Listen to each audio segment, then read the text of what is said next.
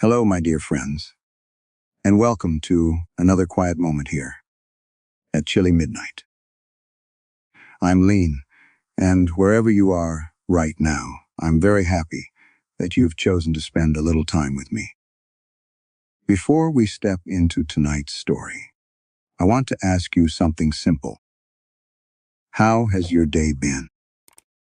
Has it been peaceful, productive, exhausting, or perhaps a little bit of everything? Maybe you've been busy with work, taking care of your family, studying, traveling, or simply trying to make it through a long day without much time to yourself.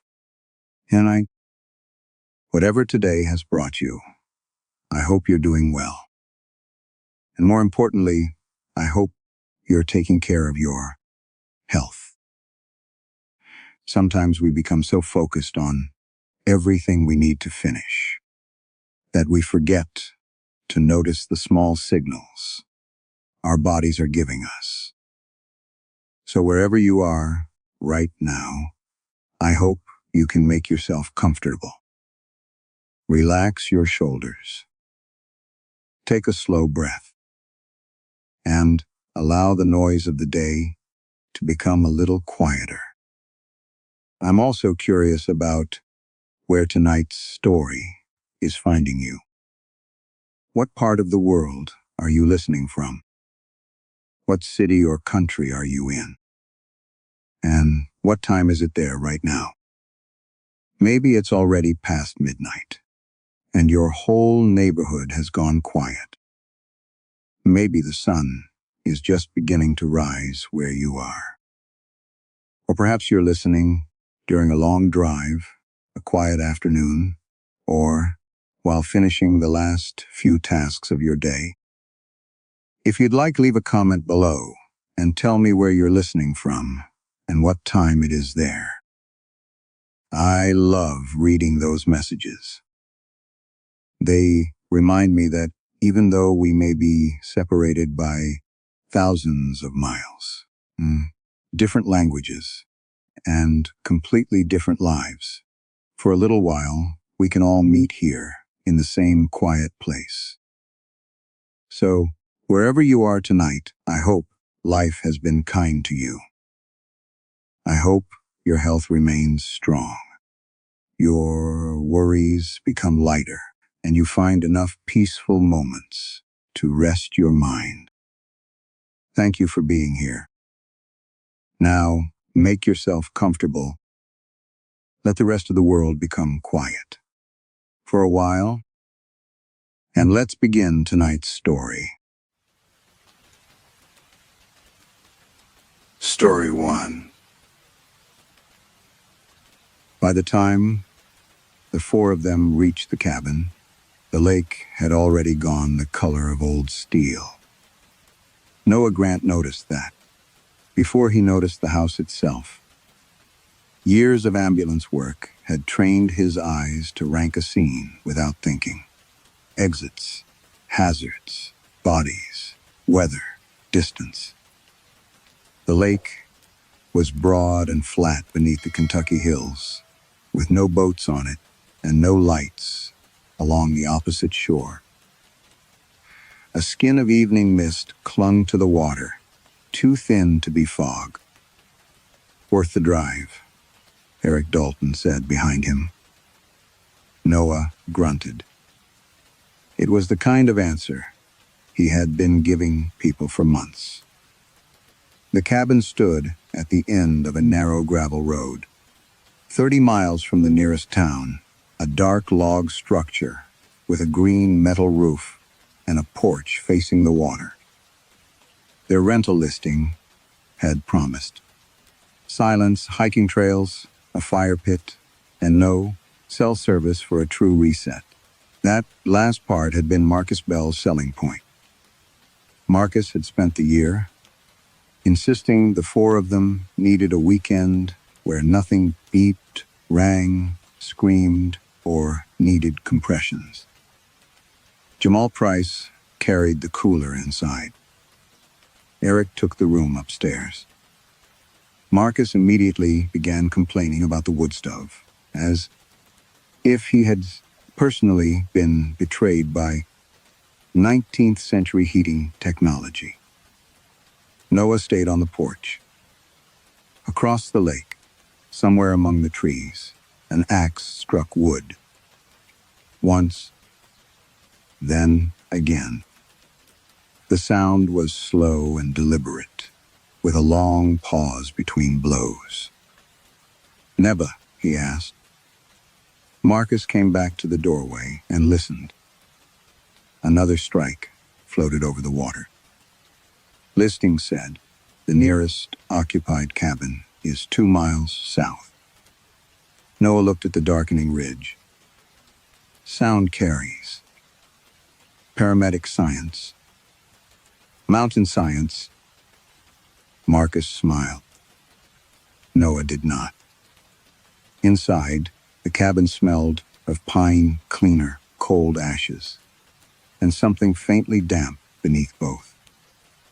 The place was clean in the over-careful way of vacation rentals. Folded towels, stacked board games, a jar of coffee filters, instructions laminated beside the sink. On the stone hearth sat a black binder, labeled House Information. Beside, it lay a thick guestbook, bound in cracked brown leather. Eric opened it while Jamal unpacked groceries. Let's see who hated the mattress. The first pages were ordinary. Families thanked the owners for peaceful weekends. Couples mentioned deer, fishing, a broken canoe paddle. Someone had sketched the lake with surprising skill. Then Eric stopped turning pages. What? He ran a thumb over an entry. Nothing weird. Noah came closer. Halfway down the page, a name had been crossed out so heavily that paper had nearly torn. Beneath, it was another name, written twice in different hands. One version looked old-fashioned, careful, and slanted. The second looked hurried, made with a cheap ballpoint pen. Same name. Same spelling. Jamal leaned over Eric's shoulder. Maybe repeat guest. 41 years apart? Noah checked the dates. Eric was right. Marcus shrugged. Family name. Same middle initial. Families do that too. Noah was already losing interest. He had spent too much of the past year watching people turn coincidence into catastrophe. A rash became sepsis in the mind. Chest tightness became death. A missed call became an omen. Panic loved empty space and filled it quickly. He took a beer from the fridge. Behind him, pages whispered as Eric kept flipping. Outside, the axe struck again. Once. Pause. Once. Then Eric said, "Okay, that's not funny." Something in his voice made Noah set the bottle down unopened. The others were gathered around the table. Eric had flattened the guestbook beneath both hands. Near the bottom of a page, dated 6 months earlier, were 4 names. Marcus Bell, Jamal Price, Eric Dalton, Noah Grant. Each name was written in a different hand. Marcus laughed first, but the laugh thinned almost immediately. Noah stepped closer. Beside each name was a checkout date. There were no check-in dates. He looked at Eric, then Jamal, then Marcus, waiting for the joke to declare itself through somebody's face. No one smiled. Noah reached for the book. The final name had been written in dark blue ink, the letters slightly compressed, the capital G formed with an inward hook. He knew that hook. He had written it on patient care, reports, thousands of times. Noah touched the page with one finger. His own name had been entered 6 months ago, in his own handwriting. Noah did not move his finger from the page. For several seconds, the room seemed to arrange itself around that single point of contact. Marcus, by the stove, Jamal with one hand on the back of a chair. Eric, leaning close enough that his breath stirred the paper. "Noah," Marcus said. "Tell me you signed this before." "No." "You ever been here?" "No." Eric looked at him. "That's your handwriting?" Noah disliked the certainty in the question. "Yes." Jamal pulled out his wallet, found an old receipt, and signed his name across the back. Then he placed it beside the guestbook. The signatures matched in the small ways. People never consciously reproduce the tall stem of the P, the cramped loop in the J, the downward slash at the end of price. One by one, they checked the others. All 4 matched. "There are dates," Eric said. The checkout column had been easy to ignore, because the handwriting drew the eye first. Marcus Bell, Sunday. Jamal Price, Sunday. Eric Dalton, Monday. Noah Grant, Tuesday. No check-in dates appeared beside any of them. Marcus stared at the page. "That's not even how rentals work. Maybe somebody copied our booking information," Jamal said. 6 months ago. The owner could have known. "No," Eric said. "We booked this place 3 weeks ago." The axe sounded across the lake. 1. Strike. Then silence. Noah closed the guestbook. "Enough." 3 faces turned toward him. It was an old reflex, using tone before argument. On calls, people obeyed certainty. Families backed away from stretchers. Bystanders stopped asking questions. New EMTs trusted the voice that sounded as if it already knew what mattered. Marcus frowned. "Enough what?" "Enough feeding it." "The book?" "The story." Noah nodded at it. "Somebody's messing with us, or there's an explanation we haven't found yet. Sitting around, staring at handwriting isn't helping." Jamal watched him. "You do that now." "Do what?" "Flatten things." Noah felt something tighten behind his ribs. Jamal continued. "Everything's just a problem with explanation, even when it isn't. This is not work." "I know." That was the trouble. Jamal said it gently. Noah walked to the sink and opened his beer. For months, people had been asking whether he was all right. Supervisors. His sister. His ex-wife, once in a text he never answered. The question annoyed him, because it assumed there was an answer more useful than yes or no. He could still do the job. He could start an IV in a moving ambulance. He could read a room before anyone spoke. He could tell, from the sound of a parent's breathing, whether the child on the floor was likely to live. What had changed was everything afterward. A year earlier, he sometimes remembered faces when he tried to sleep. Now he remembered numbers. Blood pressure, oxygen saturation, minutes without a pulse. He had begun forgetting names before his shift ended. Once, after a teenager died in the ambulance, Noah caught himself wondering whether they would clear the call in time to get dinner. The thought disturbed him for perhaps 10 seconds. What disturbed him more was that 10 seconds had been enough. Behind him, pages turned. Marcus had reopened the guest book. I'm checking the other names. Many entries had no arrival date, only departure dates.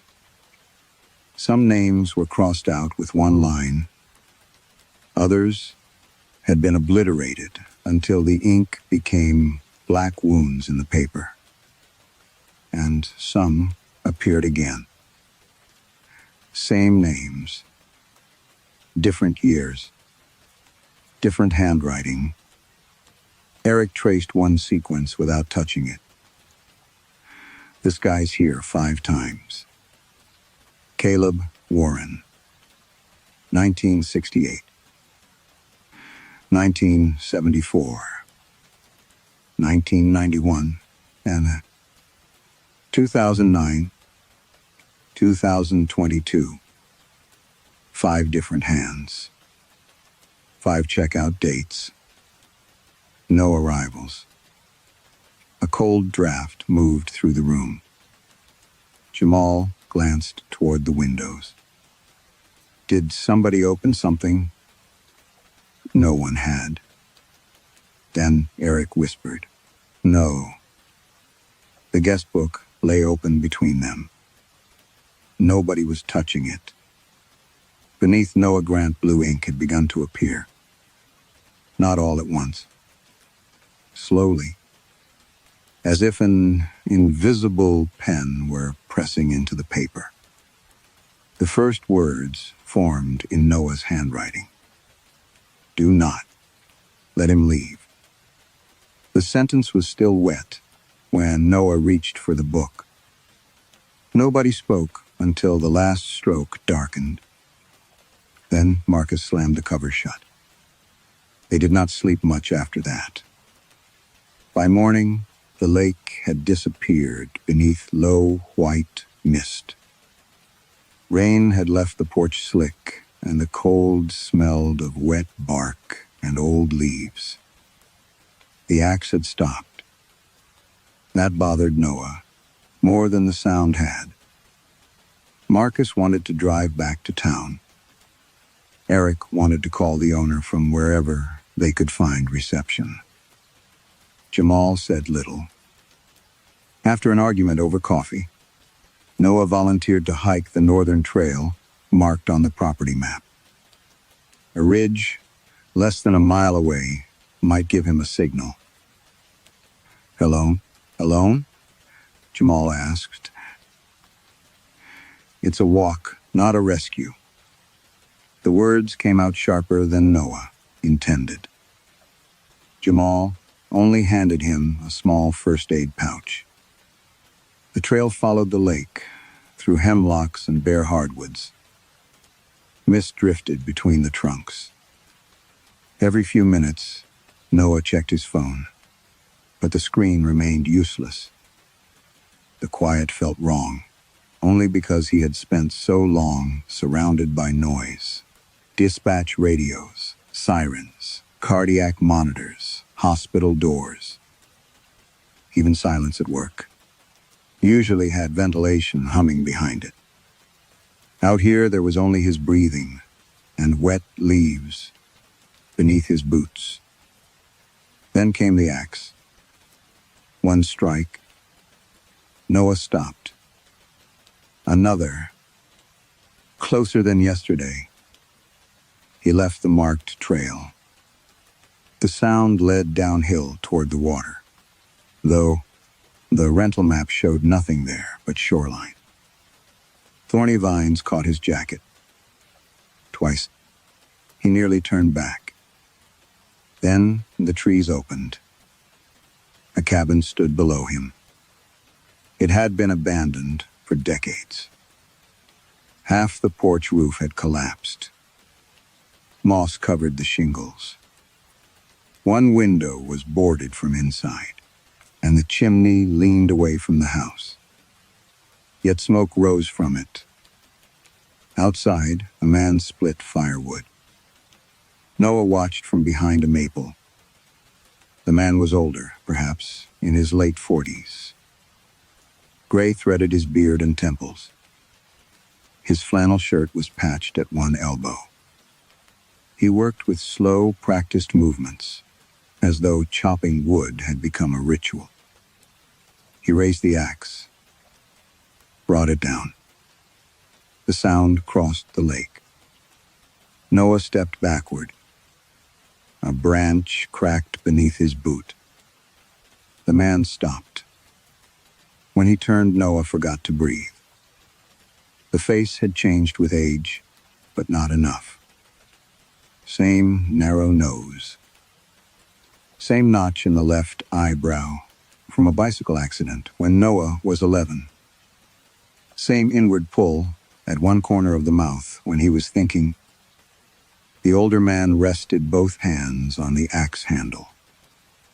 "Morning," he said. Noah stared. The man looked neither surprised nor frightened. "You're Noah Grant." A tired smile. "So are you." Noah's first thought was trick. His second was medical, concussion, exposure, hallucination. He touched the side of his head, as if checking for an injury he had forgotten. The older Noah sighed. "Still doing that." "Doing what?" "Looking for a diagnosis before you look at the thing." Noah's throat tightened. "Who are you?" "You know." "No." "You will." The older man set the axe into the chopping block. Behind him, the cabin door stood open. Noah could see a table, 2 chairs, a kettle, steaming on a stove. Only one bed. Only one coat hanging by the door. "You've been out here long?" Noah asked. "Depends which answer you need." Noah stepped closer despite himself. The older man studied him with an expression Noah had seen in mirrors after difficult calls. Exhausted sympathy, already preparing for bad news. Then he looked past Noah toward the trail. "They're still at the main cabin?" Noah froze. "You know about them?" "I knew you'd ask that too." His gaze dropped to the first aid pouch at Noah's belt. Something like grief passed over his face. "You should go back." "Why?" "Because this is the last morning all 4 of them are still yours." The woods seemed to contract. The older man pulled the axe free. Noah stepped backward, but he only placed it against the cabin wall. Then he said, "And when you get back, don't let Eric open the Guestbook." Noah stared. The older version of himself looked toward the mist-covered lake. "You didn't listen last time." Noah carried those words back through the trees. He found the marked trail without remembering exactly where he had rejoined it. By then, the axe had resumed behind him. One strike. Pause. Another. He did not turn around. When the rental cabin appeared through the mist, Marcus was standing on the porch with a tire iron. "Where the hell were you?" Noah stopped at the foot of the steps. Marcus' face was unmarked. No scar across his cheek. No pale line beneath his eye. The observation arrived before relief, as automatic as checking pupils. "Inside," Noah said. They gathered around the kitchen table. Eric had not opened the guestbook. Jamal had placed 2 unopened coffee mugs on top of it, as if weight could keep the pages from changing. Noah told them what he had seen. Nobody interrupted. When he finished, Marcus rubbed both hands over his face. "So, you met future you." "I didn't say future. What else would he be?" Noah remembered the man's answer. "Depends which answer you need." Eric stared toward the lake. "We leave now." Nobody argued. They packed quickly. But Marcus' truck would not start. The battery clicked once, though its lights remained bright. Eric's SUV did the same. Noah checked connections, cables, fuses, anything physical enough to deserve attention. Then Jamal called from behind the cabin. "There's somebody out here." A man stood among the trees beside the trail. Marcus stepped around Noah, then stopped. The stranger looked like Marcus. Not older, not younger. The difference was the scar. A thick white seam ran from his right temple across his cheek to the corner of his mouth, pulling his expression slightly crooked. Marcus touched his own uninjured face. The other. Marcus gave a humorless laugh. "Yeah, mine did that too." "What happened to you?" Marcus asked. "Windshield." Marcus went pale. His version of the crash existed only as a story. He told, after enough beers, the winter pileup, where he had almost unbuckled himself to help a trapped driver before another vehicle struck their ambulance. He had stayed belted. The second impact shattered the windshield. But Marcus had not been cut. The scarred version looked toward Noah. "You told him not to move me." Noah felt cold spread through his stomach. "I've never seen you before." "You have, just not after I got out." Marcus swore and backed toward the cabin. Scarred, Marcus did not follow. "I woke up here after the crash," he said. "Thought I'd been unconscious. Thought all of you had left me." "That crash was 3 years ago," Marcus said. "Not for me." He pointed toward the lake. "Not once I came here." A child laughed somewhere in the woods. Jamal turned so quickly. He knocked one of the porch chairs sideways. A little girl emerged between the trees. She was, perhaps, 6, wearing a yellow raincoat and carrying a branch like a walking stick. Behind her walked Jamal Price. Same age, same face, but softer somehow. He carried a small pink backpack over one shoulder. The child ran to him and took his hand. The Jamal beside Noah made a sound barely louder than breath. "No?" The other Jamal looked at him with immediate recognition.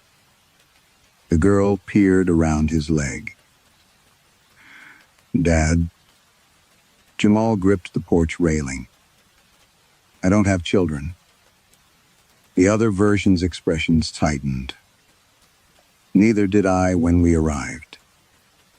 Silence settled over the yard. Noah heard water dripping from the roof. Eric whispered, "When you arrived, where?" All three impossible men looked toward the rental cabin. Scarred, Marcus answered. Here. The other Jamal nodded. Same weekend, same groceries, same argument about the stove. He glanced at Noah. You went walking the first morning. Noah's mouth dried. What happened after? That depends. On what? On what we chose. The little girl began humming to herself. Scarred, Marcus said. He had followed Noah across the lake. The other Jamal said he had stayed behind. One remembered Eric burning the Guestbook. The other remembered Eric refusing to touch it. Both remembered arriving together. Both remembered everything before the cabin, exactly as Noah did. From inside the house came the soft sound of paper turning. Everyone looked toward the doorway. The 2 coffee mugs still sat on the closed Guestbook, but beneath them, pages were moving by themselves. And from between those pages, something was scratching steadily across paper. The other Jamal pulled the child behind him. No, he said quietly. You need to decide which of us you're going to believe before the book decides for you. They left the cabin within 15 minutes. Nobody suggested packing properly. Eric took his keys. Marcus carried the Guestbook under one arm, despite insisting they should leave it behind. Jamal refused to look toward the trees, where the other version of himself had disappeared with the girl. Noah kept expecting to hear the axe. Instead, the mountain had gone completely silent. Eric's SUV started on the first try. That frightened Noah more than if it had failed again. They followed the gravel road downhill, with the windows closed and the heater running. According to the dashboard compass, they were heading south. Tonight, according to the map, the county highway should have been 12 minutes away. After 20 minutes, they passed a rusted mailbox. Marcus leaned forward. No. Noah recognized it too. A dent shaped like a crescent moon marked the side. They had passed the same mailbox when they arrived. Eric said, Road loops. It didn't yesterday, Jamal replied. Eric kept driving. 5 minutes later, the gravel became pavement. For the first time that morning, Noah felt his shoulders loosen. Then the trees opened. The lake appeared below them. From the opposite shore, their rental cabin sat across the water, small and dark beneath the ridge. Eric braked so hard. Marcus hit the dashboard with his palm. No, Eric whispered. The road had brought them back from the east. They tried again. A logging road led north. A narrow paved road climbed west. Another turned downhill through a stand of dead pines. Every route returned to the lake. Once they emerged beside the rental cabin, once beside the abandoned cabin, where Noah had met the older version of himself. Once at a broken dock none of them had seen before. The lake remained at the center of everything. Not geographically. Personally. After the 4th attempt, Marcus opened the Guestbook in the back seat. Guys. Noah twisted around. Their page had changed. Eric Dalton's checkout. Date still read Monday. Jamal Price still read Sunday. But Marcus Bell now appeared twice. One name was in Marcus's handwriting. The other was written with the same letters, pulled slightly crooked, as though the writer's face hurt while he formed them. A single black line ran through the second entry. Marcus touched his cheek. The scar. Noah said nothing. Marcus flipped backward through the older pages. Names repeated everywhere. Caleb Wren appeared 5 times. 3 were crossed out. 2 remained. A woman named Dorothy Vale appeared in entries separated by 11 years, then again 30 years later. Different handwriting each time. Most versions had been struck through. Jamal leaned between the seats. They're not repeat visitors. The meaning arrived slowly. Noah saw it first in the dates. Some crossed-out versions had check-out dates later, then versions that remained untouched. Some appeared to have stayed for years. One name had a departure date almost 18 years after its first appearance. These aren't deaths, Noah said. Eric looked at him in the mirror. What? The lines. Noah took the book from Marcus. We assumed crossed out meant dead. He turned several pages. But the older Noah is alive. Scarred, Marcus is alive. The other Jamal is alive. Then, what does crossed out mean? Noah looked through the windshield at the lake. Rejected. Nobody spoke. The word felt wrong the moment he said it. Too administrative. Too familiar. He had used language like that professionally. Non-viable. Expectant. Do not resuscitate. No pulse. Move on. Different words for the same decision. There are limited resources, limited time, and this person is no longer where we spend them. A memory surfaced. A highway collision last winter. 3 patients. 2 ambulances.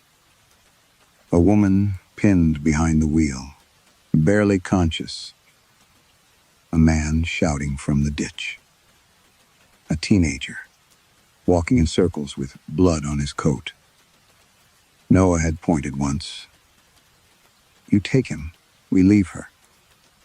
He had made the decision in less than 10 seconds. It had been correct. Everyone agreed afterward. The woman died before extrication. For weeks, Noah had defended the choice whenever nobody questioned it. Then, one morning, he realized. He had stopped thinking about her entirely. The SUV rolled to a stop. Eric stared ahead. They had returned to the rental cabin again. Noah opened the guestbook. Something moved beneath his thumb. Ink. His name had multiplied. 2 Noah Grants now occupied the page. Then 3. The second was crossed out. The third was not.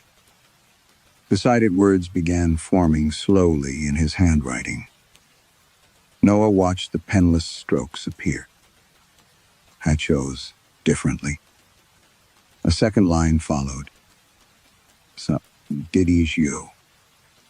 Then, from somewhere, deep in the woods behind them, dozens of axes struck wood at once. The axes did not fall in rhythm. That was what made the sound unbearable. Some struck quickly. Others came after long pauses.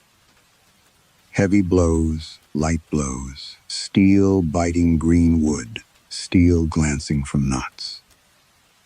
The forest seemed full of men working separately at the same endless task. Then one sound rose above the others. 3 deliberate strikes. Pause. 3 more. Noah knew, without knowing how, that someone was calling him. "Don't," Jamal said.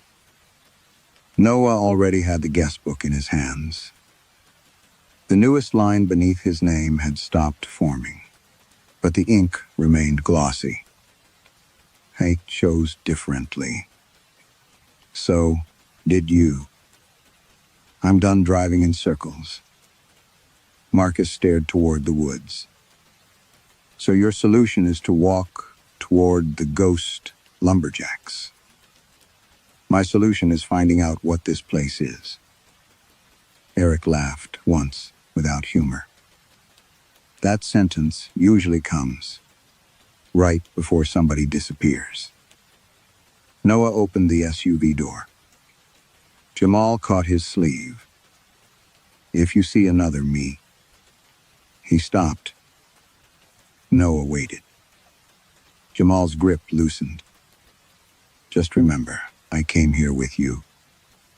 The sentence stayed with Noah as he entered the trees. The 3-strike pattern led him uphill, away from the lake. Fallen branches, slick with moss, crisscrossed the slope.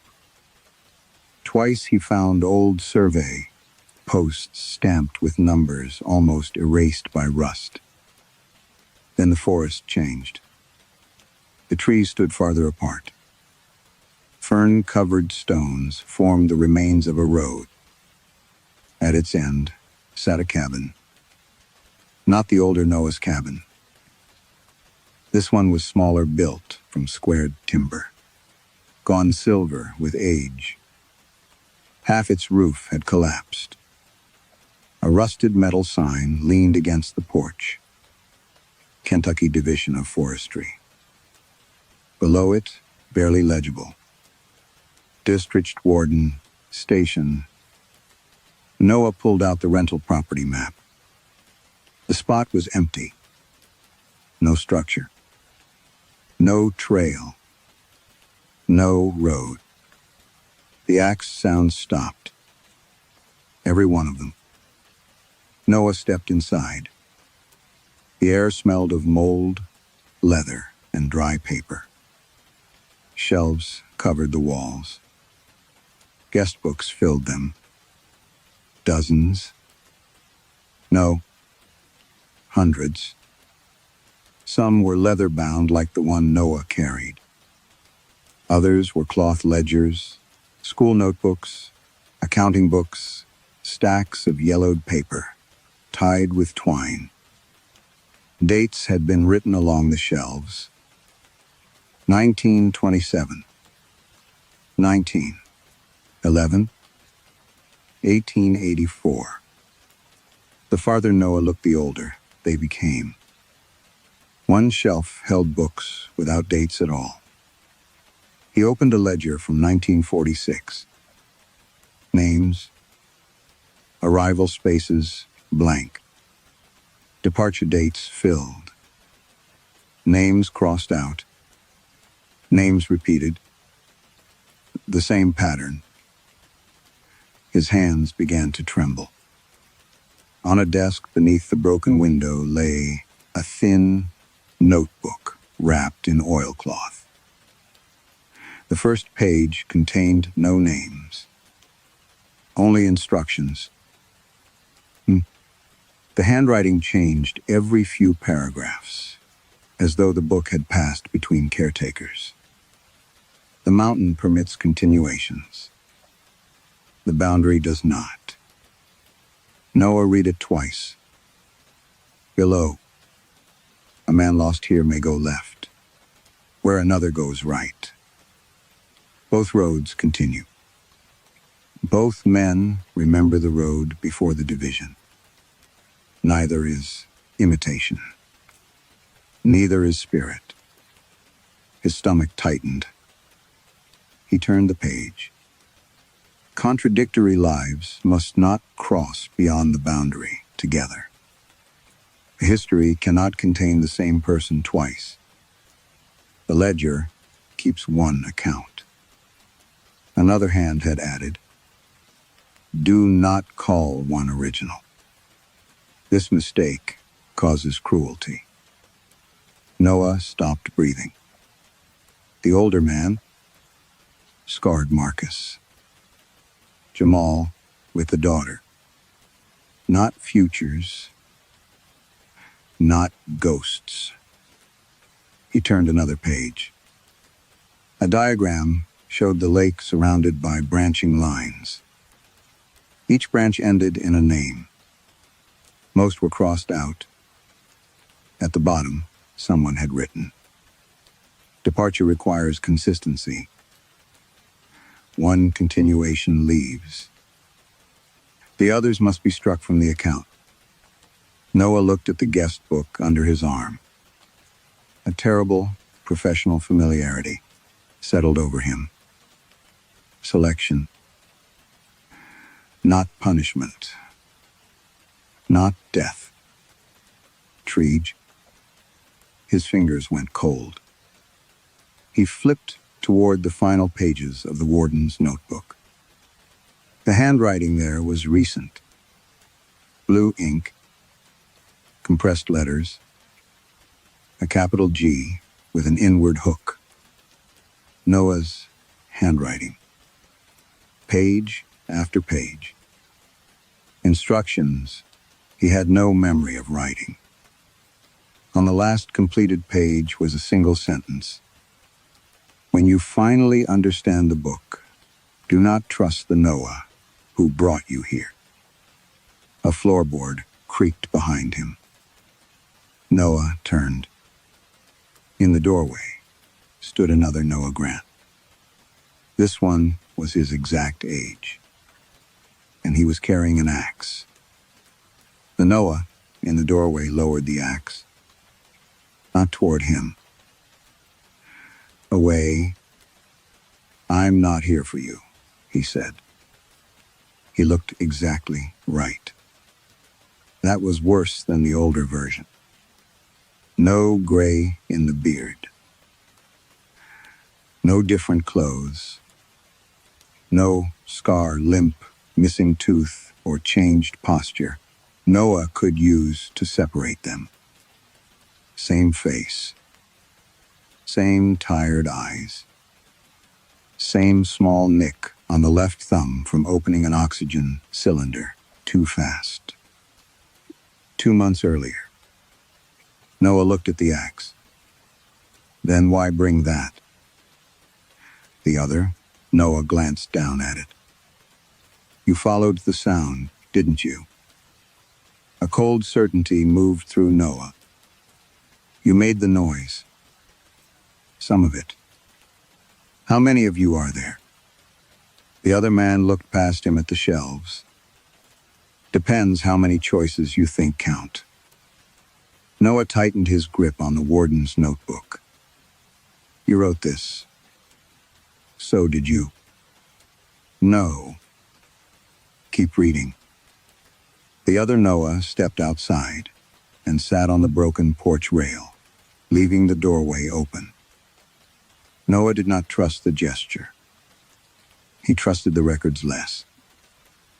He returned to the desk. Beneath the warning written in his own hand, several loose pages had been tucked into the notebook. The first began, My name is Noah Grant. I arrived at the lake with Marcus Bell, Jamal Price, and Eric Dalton. I am the man who entered the rental cabin. The second page began almost identically. Different pressure. Different slant. Same handwriting. I am not one of the later versions.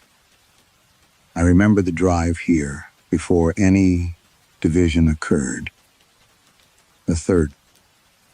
If another, Noah tells you he remembers arriving. First, Understand that memory proves nothing. I remember it too. Noah spread the pages across the desk. 7 statements. Then 11. Then more folded between the ledger pages. Each version described the same drive through Kentucky. Marcus complaining about the final gas station's coffee. Eric missing the turn. Jamal sleeping for almost 20 minutes with his forehead against the passenger window. Nice and Janu. I'm Noah, seeing the lake first. Every detail matched. Then the accounts separated. One Noah had opened the Guestbook immediately. Another had gone outside first. One had argued with Marcus. One had laughed at the repeated names. One claimed Eric had never touched the book at all. Tiny choices. Then larger ones. In one account, Noah followed the axe that first night. In another, Jamal did. In another, nobody left until morning. The history spread outward from the same arrival, like cracks through glass. Noah found an older forestry ledger and turned to a section marked with a family name repeated 17 times. A note in the margin read, "Do not search for the first branch. The branch exists only after division, and after division, each side contains the same trunk behind it." He read it again. The implication made his stomach turn. There was no man standing safely behind all these versions. No privileged Noah. No original self continuing forward while copies peeled away. At the moment of choice, each continuation inherited the entire past. Each could say, "I drove here." Each could remember childhood, marriage, divorce, ambulance calls, the woman trapped behind the steering wheel. Every regret belonged equally to all of them. Noah looked toward the porch. The other Noah was still sitting there. "You know what this means?" It was not a question. Noah said, "It means one of us has to be wrong." The man shook his head. "That's the part we keep trying to believe." Noah lifted the pages. "All of you claim to be me. So do you. I'm the one holding the book. I held it yesterday. That doesn't prove anything." Exactly. The word landed harder than anger. Noah looked back at the shelves. Hundreds of names. Thousands of crossed-out continuations.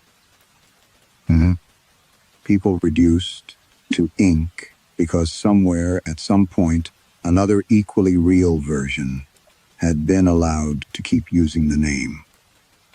His own professional language returned to him. Priority, resources, viability, choose. He suddenly understood why the notebook had warned against calling anyone original. An original could justify everything. A copy could be discarded. But if there were only continuations, the other Noah stood. "You should see the last page." Noah turned to the end of the oldest ledger on the desk. A fresh sheet had been inserted among pages browned with age. Across the top were 4 names: Marcus Bell, Jamal Price, Eric Dalton, Noah Grant. Under Noah's name were 12 entries. 11 had been crossed out. Only one remained. Beside it in handwriting that matched his perfectly, someone had written, "This one still believes he arrived first." Noah read the sentence until the words stopped feeling like language. Behind him, the other Noah said, "That's why the book keeps choosing you." Noah turned. "Choosing me for what?" The man looked at the guestbook under Noah's arm. "To finish it." Noah opened the leather cover. The pages had changed again. His own entries no longer occupied a single section. Names had appeared in clusters, branching beneath one another, like a family tree drawn by someone who hated families. Marcus Bell, Marcus Bell, Marcus Bell. Some crossed out, some untouched. Jamal's name repeated farther down. Eric's too. Dozens of continuations. Noah felt suddenly short of breath. The book does this. The mountain does, the other Noah said. The book keeps the account. What account? One history. Noah looked toward the shelves. The warning in the warden's notebook returned to him. A history cannot contain the same person twice. He had imagined that, as a rule. Now it felt like machinery. The other Noah stepped inside. When someone reaches the boundary, the book has to decide what leaves with them. Not just the body, the history. Noah stared at him. "You said it doesn't decide." "It can't." The other Noah nodded toward Noah's hand. "You do." A sound came from the guestbook. Not scratching. Breathing. Soft and papery.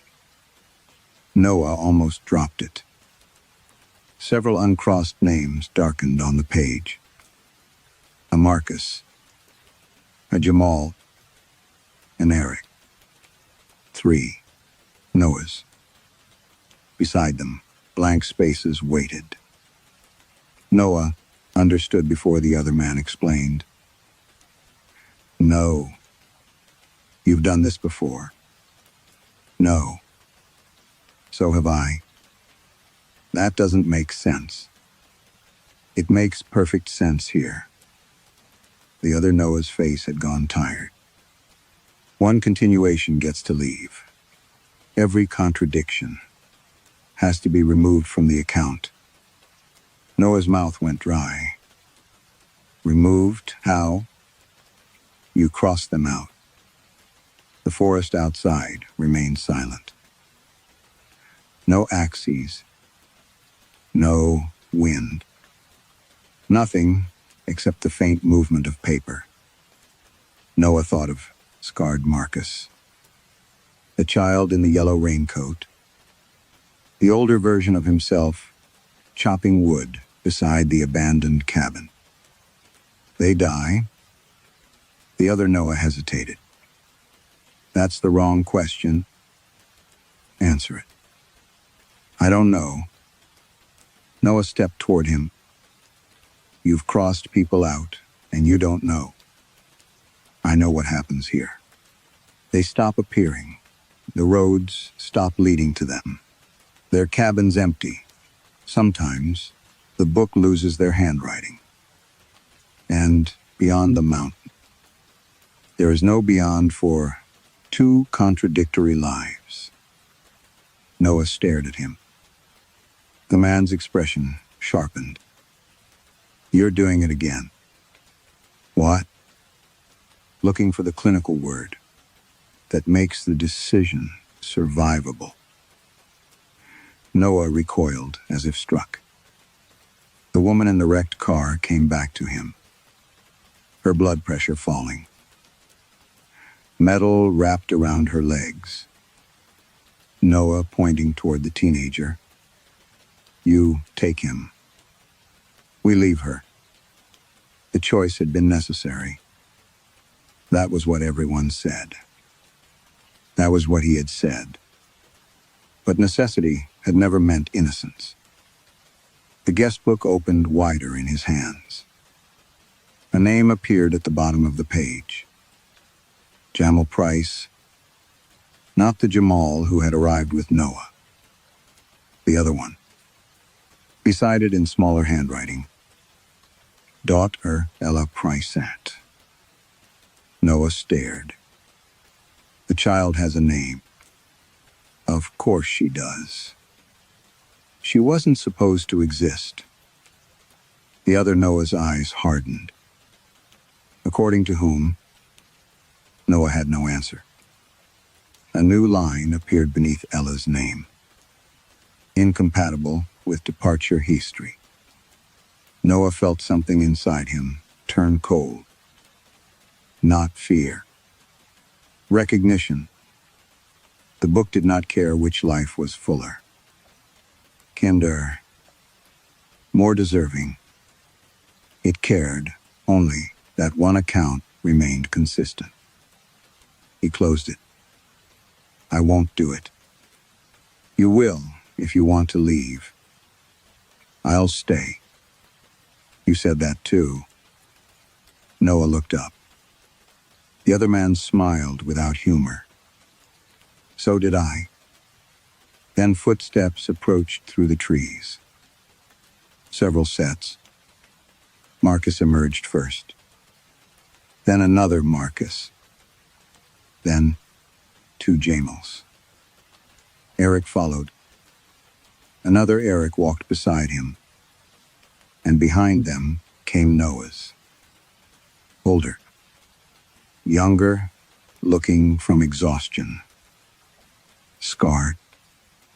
Clean-shaven. Gray-haired. One wearing Noah's paramedic jacket. One carrying a child's drawing, folded in his pocket. All of them stopped outside the ruined cabin. Every face turned toward the book. Noah, finally, understood what the horror wanted from him. Not survival. Judgment. The guestbook opened by itself. A black line began beneath the first name, then stopped, waiting for Noah's hand. The black line waited beneath the first name. Noah could feel the others watching him. Not accusing. That would have been easier. They watched the way Patience watched, when he knelt beside them, with gloves already on, waiting for him to decide how frightened they were allowed to be. He picked up the pen lying beside the ledger. It had not been there before. Marcus spoke first. Our Marcus, he said. You know which one came with us? Noah looked at the repeated names. Did he? Memory supplied a version immediately. Marcus, complaining about the stove. Marcus carrying the cooler. Marcus laughing on the porch. But every scarred and unscarred, Marcus standing outside, possessed some version of those memories. Jamal stepped forward. The one Noah believed had arrived with him. Do what you have to do. Behind him, the other Jamal held Ella's hand. The girl in the yellow raincoat watched Noah without understanding why the adults had gone silent. The pen felt almost weightless. Noah lowered its tip toward one of his own names. If somebody had to choose, perhaps choosing himself was no worse than pretending morality could solve arithmetic. He had survived before. He had made impossible calls. He had learned that hesitation could kill just as efficiently as cruelty. Mean The pen touched paper. Wait. The voice came from behind the gathered Noahs. A man stepped through them. He was Noah's age. At first, Noah saw nothing remarkable. Then he noticed the hands. No calluses where years of stretcher handles had hardened. His own palms. No small chemical burn near the wrist. No tension held permanently in the fingers. The man wore work boots, faded jeans, and a wool sweater. There was dirt beneath his nails. Noah stared at him. "What happened to you?" The other Noah smiled sadly. "I left." "Left what?" "The ambulance." Noah's grip tightened around the pen. "When?" "After the winter wreck. The woman in the crushed car. The teenager wandering the shoulder. The decision." "You quit?" "I finished the month." "Because of one call?" "No." The other Noah looked toward the lake. "Because it wasn't one call anymore." Something in his voice unsettled. Noah, more than anger would have. "What did you do instead?" "Worked maintenance at a school for a while, then with a trail crew." He glanced at his hands. "I repair cabins now. A quiet life. The kind Noah had once mocked, when coworkers talked about leaving emergency medicine. No adrenaline. No importance. No strangers, depending on you. No proof, every 12-hour shift that your presence mattered." The other Noah continued. "I started calling my sister back." Noah looked at him sharply. "I apologized to Claire." His ex-wife's name struck deeper than the supernatural ever had. For what? For making her feel weak because she still cared about things after I'd decided. Caring was inefficient. Noah said nothing. The man reached into his jacket and removed a folded photograph. He handed it over.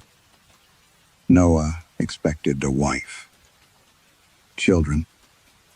Some alternate. Reward designed to make the choice unbearable. Instead, the photograph showed a volunteer crew outside a weather-beaten community center. The other Noah stood among them, dirty and smiling. Not happy in any dramatic sense. Present, that was worse. Noah studied his own alternate face. He remembered how laughter used to feel before he began measuring it against exhaustion. "You think you're better than me?" The other Noah shook his head. "No." "Then why show me this?" "Because you were about to choose yourself without looking." The sentence entered quietly. Noah looked at the names. All year, he had told himself, his detachment was the price of competence. He had confused surviving suffering with understanding it. Worse, he had begun believing that his ability to make decisions entitled him to make them without mourning what they cost. The Guestbook had not created that instinct. It had merely removed every excuse around it. Noah held out the pen. "Take it."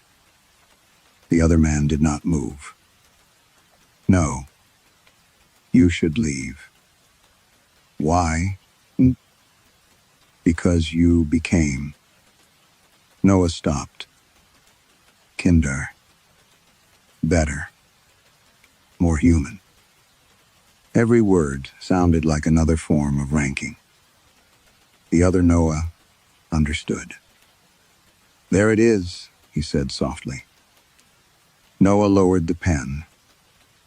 If he crossed out the crueler versions, he was still judging. If he sacrificed himself for the kinder one, he was still judging. If he selected the man with the child, the scar, the good marriage, the useful life, still triage, still pretending a human existence could become deserved through the right evidence. Noah set the pen on the desk. "I won't choose." The Guestbook shuddered. Pages began turning violently. Outside, the lake answered with a sound like distant thunder. Every uncrossed name darkened. The other Noah's face changed. For the first time, he looked afraid. "What did you do?" Noah watched fresh ink spread across the page. A sentence appeared beneath all their names. "If no history is chosen, none may remain separate." The sentence remained on the page for less than a second, before the ink began to run. Not downward, outward. Every name blurred into the names beside it. Marcus into Marcus. Jamal into Jamal. Noah into Noah. The letters overlapped until the page looked bruised. Then the cabin vanished. Noah remembered falling. He also remembered remaining on his feet. He remembered Marcus shouting from the doorway, and Marcus being nowhere near the doorway. He remembered Jamal clutching Ella against his chest. He remembered Jamal insisting there had never been a child. He remembered 12 different hands reaching for the Guestbook. All of them were his memories. When Noah opened his eyes, he was sitting behind the wheel of Eric's SUV on a county road. Morning light lay across the dashboard. The lake was gone. Eric slept in the passenger seat. Marcus and Jamal were in the back. No one spoke about how they had left the mountain. Noah tried once. "Do you remember the forestry cabin?" Eric looked at him strangely. "What forestry cabin?" Marcus said. "You mean the rental?" Jamal stared out the window. "I remember both." Nobody asked what he meant. They drove home. For the first week, Noah treated the weekend as trauma. That explanation was familiar enough to live inside. He returned to work. He answered calls. He checked pupils, counted respirations, listened for the wet rattle of lungs filling with fluid. But memories had become unreliable in a new way. He remembered quitting emergency medicine. He remembered not quitting. He knew the smell of fresh-cut pine from years on a trail crew, though his personnel file showed uninterrupted ambulance service. He remembered apologizing to Claire in her kitchen, and remembered deleting her number without calling. Once, while washing his hands at the station, he looked down and expected to find dirt beneath his nails. Another time, he reached automatically for a wedding ring he had never worn. The other Noahs were not gone. They had become impossible to separate from the man who returned. The Guestbook came home with him. Noah did not remember putting it in the SUV. Marcus swore he had. Eric said Marcus had left it on the cabin table. Jamal refused to answer. Noah kept it in the bottom drawer of his bedroom dresser. For several nights, he did not open it. Then Jamal stopped coming to work. Noah called. The number was disconnected. He called Marcus, who answered immediately. Who? Jamal. A pause. Jamal? Who? Noah hung up. He opened the Guestbook. Jamal Price's name was still there, but pale. Not crossed out. Fading, Ella Price had already disappeared. Noah drove to Jamal's apartment. A woman he had never seen answered the door and told him nobody named Jamal had ever lived there. At the station, Jamal's locker belonged to someone else. His photograph was missing from the crew board. Noah remembered him anyway. Worse, he remembered versions of him. Jamal laughing over terrible vending machine coffee. Jamal holding Ella's hand beside the lake. Jamal dying on a road Noah had never traveled. 3 days later, Eric's name began to fade. Then, Marcus's. Noah understood. At last, that crossing out had never been the only form of selection. The book could simplify history without asking permission. His refusal had not saved everyone. It had only surrendered the choice. One evening, Noah sat at his kitchen table with the Guestbook open before him. Marcus Bell was almost gone. Eric Dalton was a gray impression. Jamal Price existed, only where the paper was slightly darker. Noah turned to his own page. There was one name, Noah Grant. He should have felt relief. Instead, he stared at the handwriting. The capital G curved inward. His hand knew how to make it. So had all the others. He tried to remember who had driven away from the lake. The paramedic, the cabin repairman, the older man with the axe, the one who had refused to choose. His mind supplied every answer with equal certainty. Outside, his apartment somewhere beyond the traffic, came the clean strike of an axe against wood. Once, pause. Once, Noah looked down. The names of his colleagues had vanished completely. Beneath his own, fresh ink appeared. Not a checkout date. Not a warning. Only 4 words.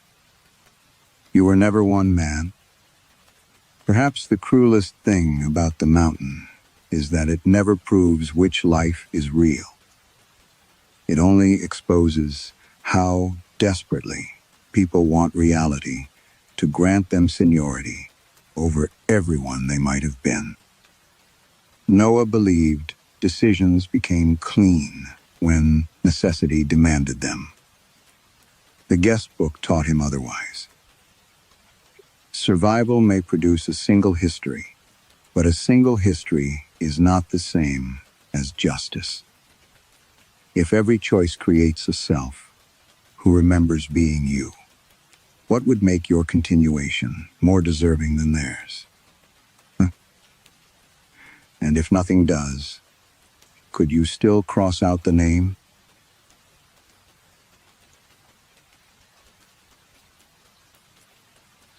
Story 2. The first thing Mara Voss noticed about the call was not the woman's voice. It was the silence behind it.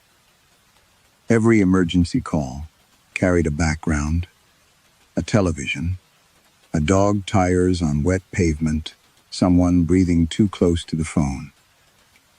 On blizzard, nights in Aroostook County, There was usually wind pressing through chimneys and loose siding, until even an empty house sounded occupied. This call had nothing. Mara sat alone beneath the fluorescent panels of Dispatch Room B, a paper cup of coffee cooling beside her keyboard. Beyond the windows, snow moved sideways across the parking lot, whitening the county vehicles. The radio console hissed softly. Then the woman whispered, "Is this emergency?" Mara straightened. "Yes, Mom. Tell me what's happening." "My kitchen smells like smoke." Mara's fingers moved automatically. "Caller. Location populated as unavailable." "Do you see flames?" "No." "Is there anyone else in the house?" "My husband. My daughter's upstairs." The woman sounded young, frightened but contained, as if fear had been sitting with her long enough to become polite. "What's your location?" A pause. 14 Weaver Street, the woman said. "Bellwether." Mara stopped typing. The name stirred a dim association. Northern Maine was full of places that had shrunk into unincorporated territory. Mill settlements, logging camps, hamlets, reduced to 3 houses and a cemetery. She entered Bellwether. The system rejected it. She tried again, adding the county. No result. Nearest cross street? Weaver and St. Luke's. Nothing. The woman breathed once into the receiver. It was the first sound Mara had heard behind her voice. "Please hurry." Mara glanced at the storm status board. 2 ambulances were tied up. 1 state police unit was handling a rollover south of town. The volunteer departments were already stretched thin. "Do you have a working smoke detector?" "What?" "A smoke detector. Is it sounding?" "I don't know what that is." Mara looked at the phone. The line remained perfectly clear. She had learned years ago that odd answers were not invitations to become curious. People in crisis misunderstood questions. Elderly callers used dead road names. Panic damaged chronology. Shock made obvious things inaccessible. She kept her voice level. "Can you leave the house safely?" "No. My husband says it's probably the furnace," he says. "I'll look foolish." "Take your daughter and go outside." The woman did not answer. Mara heard something then. A bell. 1 soft iron note, followed several seconds later by another. "Is that a church bell?" The woman whispered. "It shouldn't be ringing yet." The fluorescent light above Mara flickered. She looked toward the dark glass of the empty supervisor's office. Her reflection stared back, pale face, dark hair tied carelessly at the neck, headset over one ear. "Meme, I'm going to stay with you. I need to confirm where you are." "No." The answer came too quickly. "I need an address so I can send help." "I gave you the address." The system isn't recognizing Bellwether. For the first time, another sound appeared on the line. A child crying upstairs. The woman's voice dropped. "Then don't make it recognize us." A thin chill moved through Mara. On her secondary monitor, the mapping software refreshed by itself. A blank section of county forest, open north of Route 1. For less than a second, she thought she saw streets.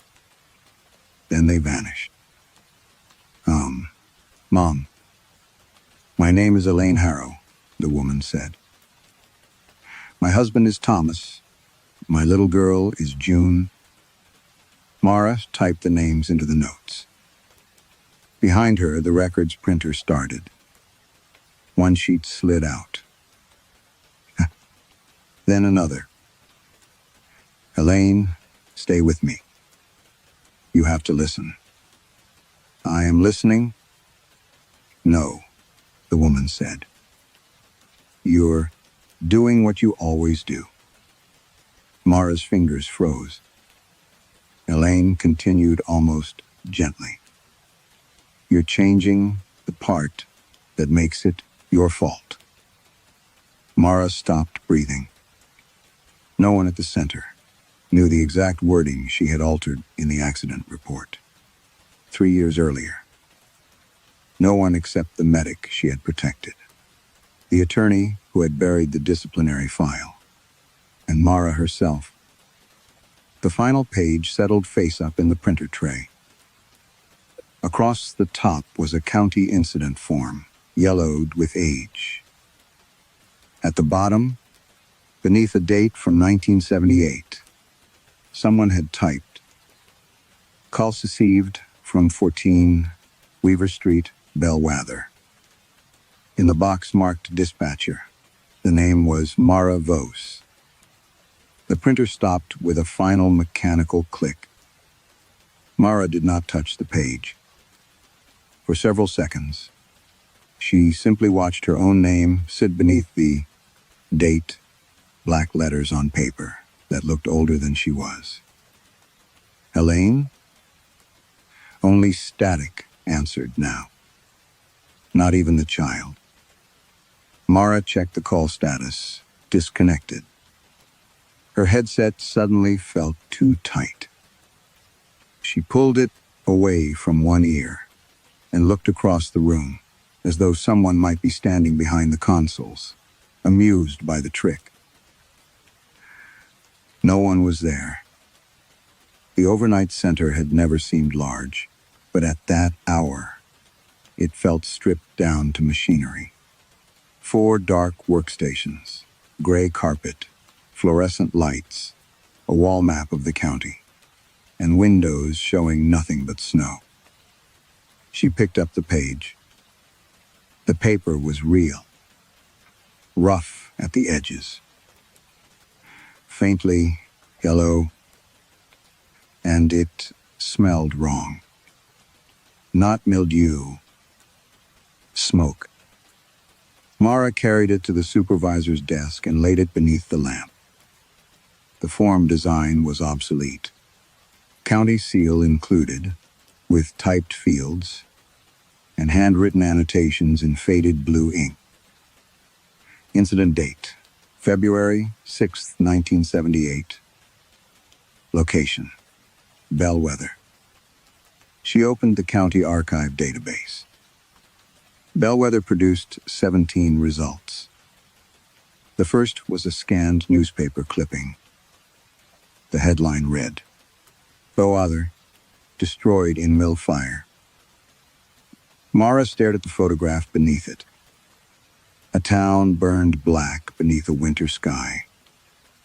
The article described an electrical fire at Bellwether Textile Works that spread through the mill complex shortly before reaching nearby company housing. Wind carried sparks across frozen rooftops. The volunteer department's engine reportedly failed to start in the cold. By dawn, most of Bellwether was gone. 63 dead. Mara scrolled. A casualty list appeared in another clipping. Harrow, Thomas, 31. Harrow, Elaine, 28. Harrow, June 6. Her stomach tightened. The address beside their names was 14 Weaver Street. Mara leaned away from the screen. Someone could have found this. That was the obvious explanation. Somebody had researched Bellwether, spoofed an incoming number, recreated an old form, and planted it in the printer tray beforehand. The theory was ridiculous, but ridiculous was still preferable to impossible. She checked beneath the printer. Nothing. Then she opened the call recording software and played Elaine's call again. The voice returned through the speakers. "My kitchen smells like smoke." Mara listened with her arms folded. When Elaine said she did not know what a smoke detector was, Mara wrote it down. When the bell sounded, she marked the waveform. When Elaine said, "Then don't make it recognize us," Mara felt the skin along her forearms tighten again. She replayed the final line. "You're changing the part that makes it your fault." Mara stopped the recording. She had not altered the accident report to escape blame. That distinction mattered. Owen had made a mistake during a roadside intubation. A small one, human. The patient had already been crashing. Mara had changed one sentence afterward because she knew what investigations did to good medics after bad nights. That was all. She had protected him. The disciplinary board had called it falsification. Mara still called it mercy. A sharp ringing broke the silence. Not her headset. The red emergency phone at Station 3. Mara looked at it. Station 3 was not logged in. The phone rang again. She crossed the room and lifted the receiver. "What? County Emergency Communications? What is your emergency?" For a moment, she heard only ragged breathing. Then a man said, "There's ash coming down." Mara closed her eyes. "Sir, where are you?" "Bellwether." The wall clock ticked behind her. Mara looked at it. The second hand reached 12. The time was 2:17 in the morning. She typed Bellwether into the archive search, adding the phrase 2:17. One result appeared immediately. A scanned coroner's register. She opened it. The entry belonged to Walter Pike, 54 night watchman at Bellwether Textile Works. Estimated time of death, 2:17 in the morning. On the phone, the man coughed. "My name is Walter Pike," he said. Mara's fingers lifted from the keyboard. Behind his voice came the faint metallic ringing of a bell. And Walter whispered, "You're early." Walter's words stayed in Mara's ear after the line went dead. "You're early." She called the number back. The system said the originating number did not exist. Mara remained at Station 3, receiver in her hand. The wall clock kept moving with ordinary precision, indifferent to Walter Pike, having died at this exact moment 48 years earlier. She reopened the coroner's register. Estimated time of death, 2:17 in the morning. Cause, smoke inhalation and thermal injury. Location recovered, east, service corridor, Bellwether Textile Works. Walter's body had been found after dawn. Yet the man who had just spoken to her had said ash was falling, not fire. Ashes. She checked the newspaper reports. The earliest confirmed sighting of flames had come from the Mills Dye building several minutes after Walter's recorded death. The emergency line rang at her station. Mara flinched and answered. County Emergency Communications. A woman was breathing rapidly. Something's wrong with the sky. Where are you calling from? Bellwether. What's your name? Ruth Danner. Mara typed it into the archive. Ruth Danner, age 42. Deceased. February 6, 1978. What do you see, Ruth? Gray things. Coming down. Everywhere. My husband says it's snow. But it isn't melting. Outside, the blizzard moved across the parking lot in white sheets. Do you see smoke? No. Flames? No. Can you smell anything burning? No. Why do you keep asking about fire? Mara stared at the clipping on her monitor. Ruth, what day is it? February 6th, 1978. A soft sound touched the desk beside Mara. A dark flake had landed near the keyboard. She brushed it with one fingertip. It smeared gray across her skin. Ash? Mara stood so quickly, her chair rolled backward. Another flake settled on the incident form. Then, one beside her coffee cup. She looked up at the ceiling vents. Nothing. Ruth? The line had gone silent. No smoke filled the room. No alarm sounded.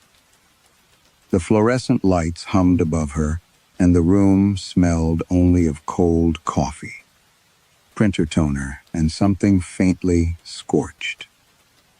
When Mara looked back down, more ash rested across the keys. The emergency phone rang again. She let it ring 3 times before answering. A child's voice said, "Hello." "What's your name?" "Samuel Cobb." She searched it. Samuel Cobb, 11. Deceased. February 6th, 1978. "Samuel, are your parents with you?" "My dad's at the mill." "Is there a fire?" "No."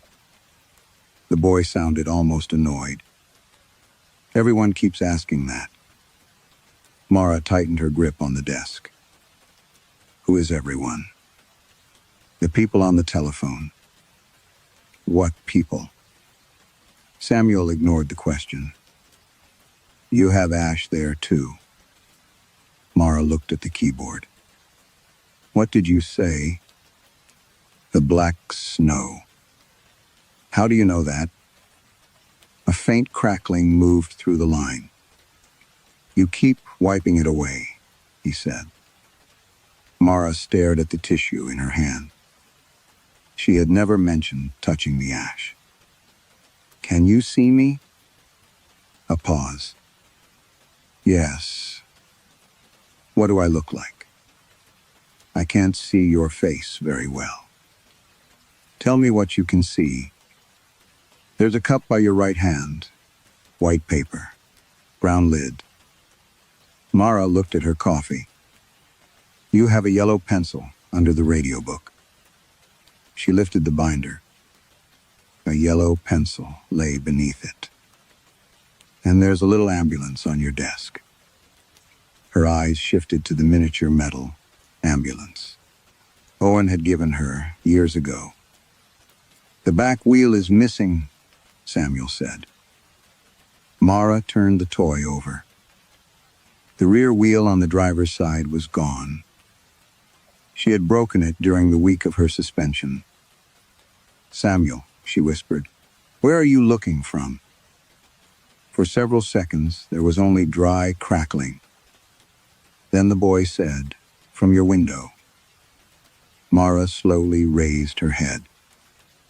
Beyond the glass, through the storm, something dark stood at the far edge of the parking lot.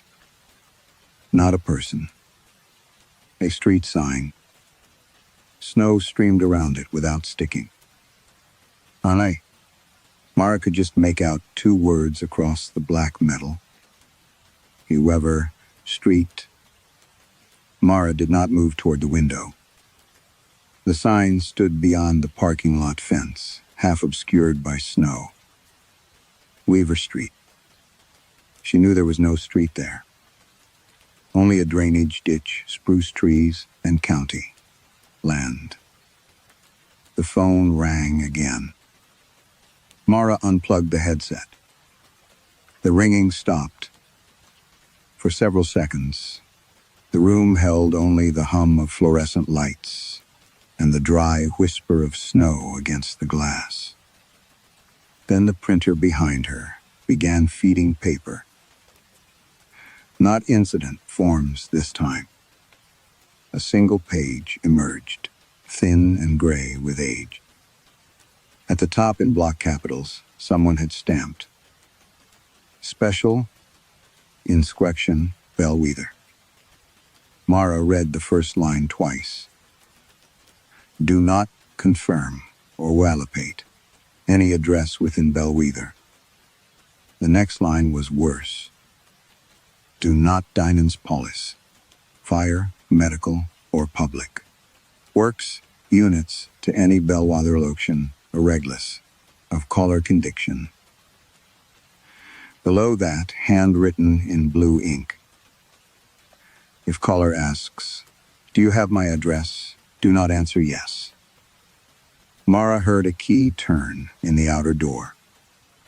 Supervisor Colin Wren entered Tees, carrying a snow-crusted thermos and wearing the same navy county jacket he had owned for years. He stopped when he saw her, standing beside Station 3. "You all right?" Mara held up the page. "Did you put this in the printer?" Colin frowned. He took the sheet, glanced at the heading, then gave a tired laugh. "Jesus, where did you find this?" "It printed by itself." "Sure. I'm serious." He read farther. Something small changed in his face. Not surprise. Recognition. Mara saw it and felt her heartbeat slow. "You've seen this before." Colin folded the page. "It's old junk." "What is Bellwether?" "You already looked it up, didn't you?" "A town that burned down." "There you go. I've had 3 calls from people who died there."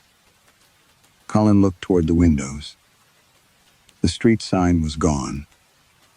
Only snow moved outside. "Mara," he said quietly, "you've been working alone in a blizzard for 6 hours. Elaine Harrow knew about my suspension." His eyes returned to her. "That isn't possible. Neither is this." She took the page back. "Why does it say not to confirm an address?" "Because dispatch centers keep obsolete procedures forever.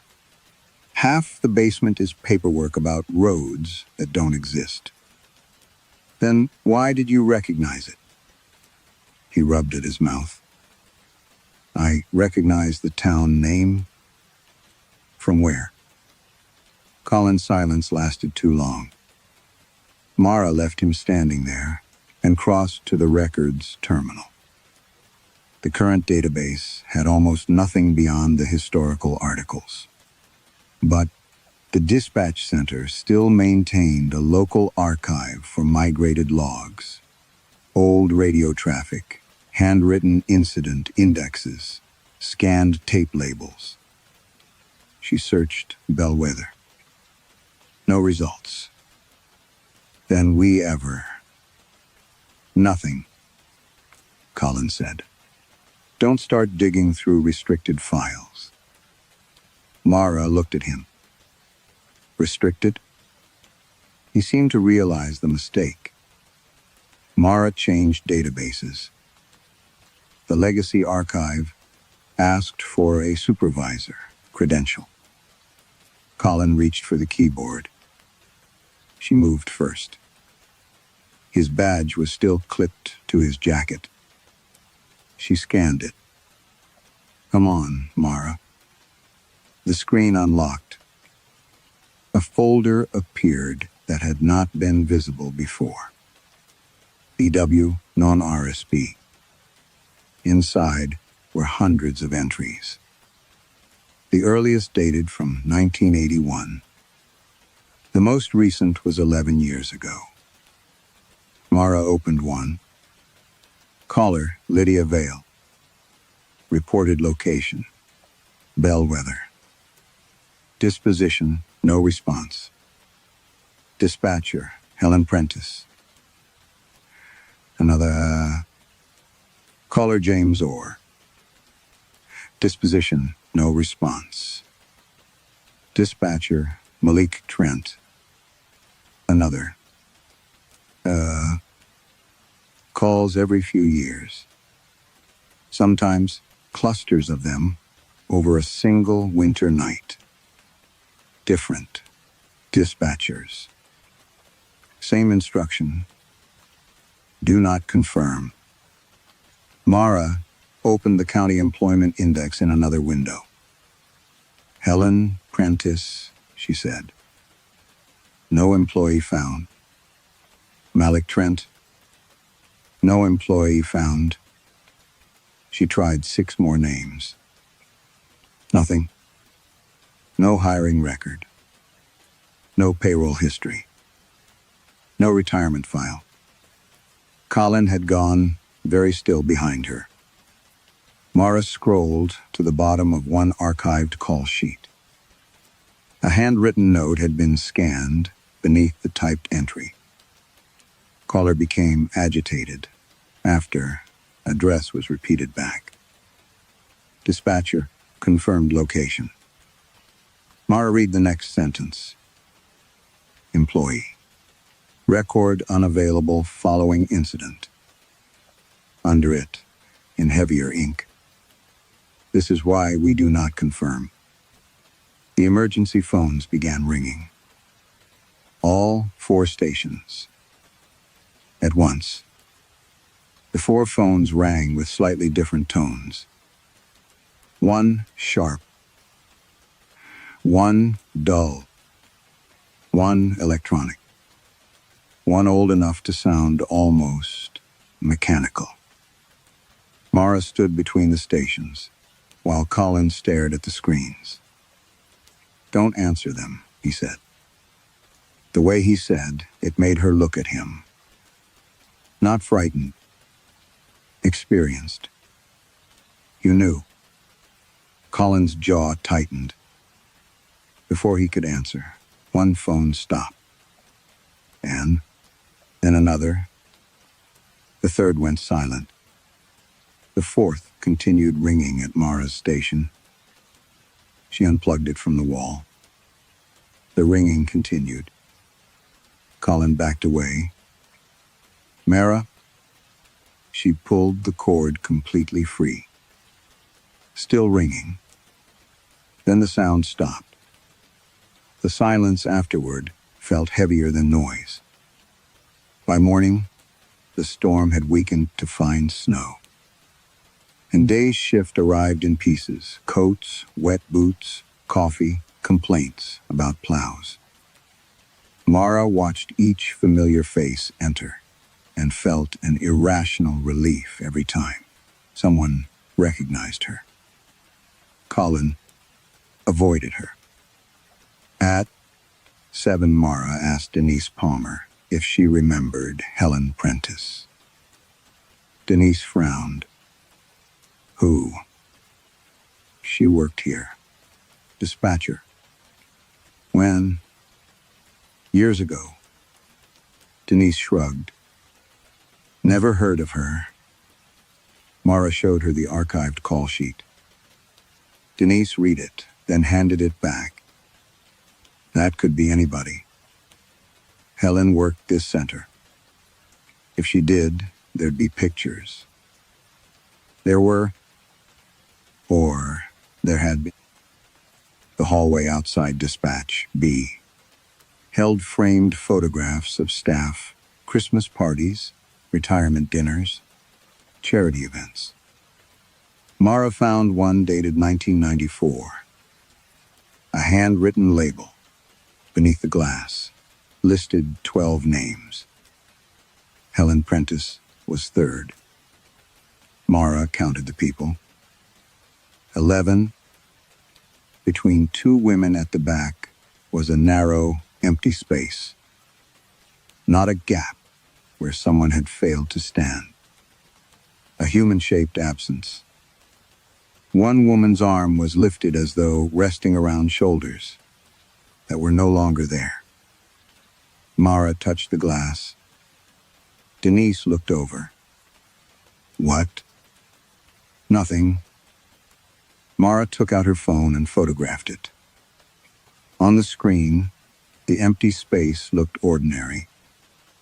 That frightened her more. She returned to the archive. The hidden folder contained 37 bellwether incidents. Most ended the same way. No response. A few did not. Those had dispatch notes. Unix sent. Address verify. Leanh. Confirmed. Mara began building a timeline. In 1987, dispatcher Ronald Beck confirmed a bellwether farmhouse and sent a deputy north. The deputy returned, saying he had found only trees. The next morning, Beck disappeared from payroll history. In 1994, Helen Prentice confirmed Weaver Street while speaking to a child reporting smoke. Afterward, no employment records for Helen existed. In 2003, Malik Trent dispatched an ambulance after validating an address on Chapel Road. Mara searched the old roster photograph. 7 names. 6 people.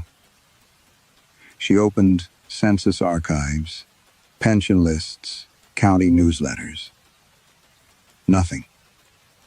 Not deceased. Not resigned. Not transferred.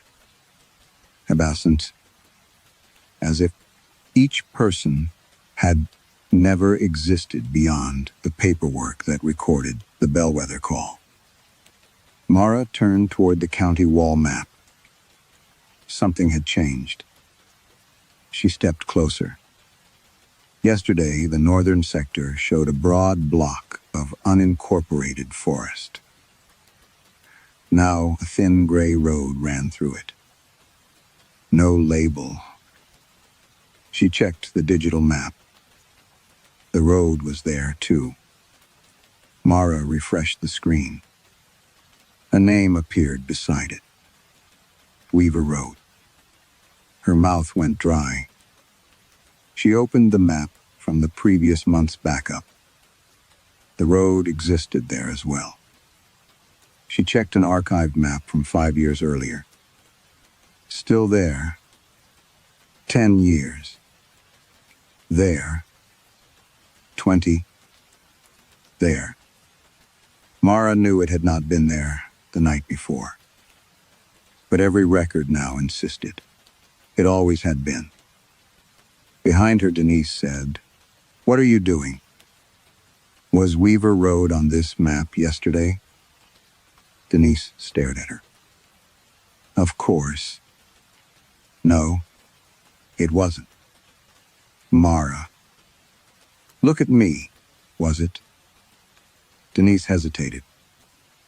Then her expression softened in the careful way. People looked at Mara after the disciplinary hearing. You should go home. Mara turned back to the archive. A new line had appeared beneath the 1994 incident. involving Helen Prentice. She was certain it had not been there before. Exchange complete. Her pulse thudded in her throat. She opened the others. The same phrase appeared beneath every confirmed bellwether address. Then, at the bottom of the current night folder, she saw a fresh incident she had never created. Caller, Elaine Harrow. Location, 14 Weaver Street. Dispatcher, Mara Voss. Disposition. Pending exchange. Mara reached for the mouse. Before she touched it, the wall map made a soft tearing sound. A second road was printing itself into the county. The second road finished forming beneath Mara's hand. Ink spread across the wall map in a thin gray vein, branching north from Weaver Road toward a place that had been blank forest less than an hour ago. A label appeared beside it. Chapel Road. Denise did not react. Colin did.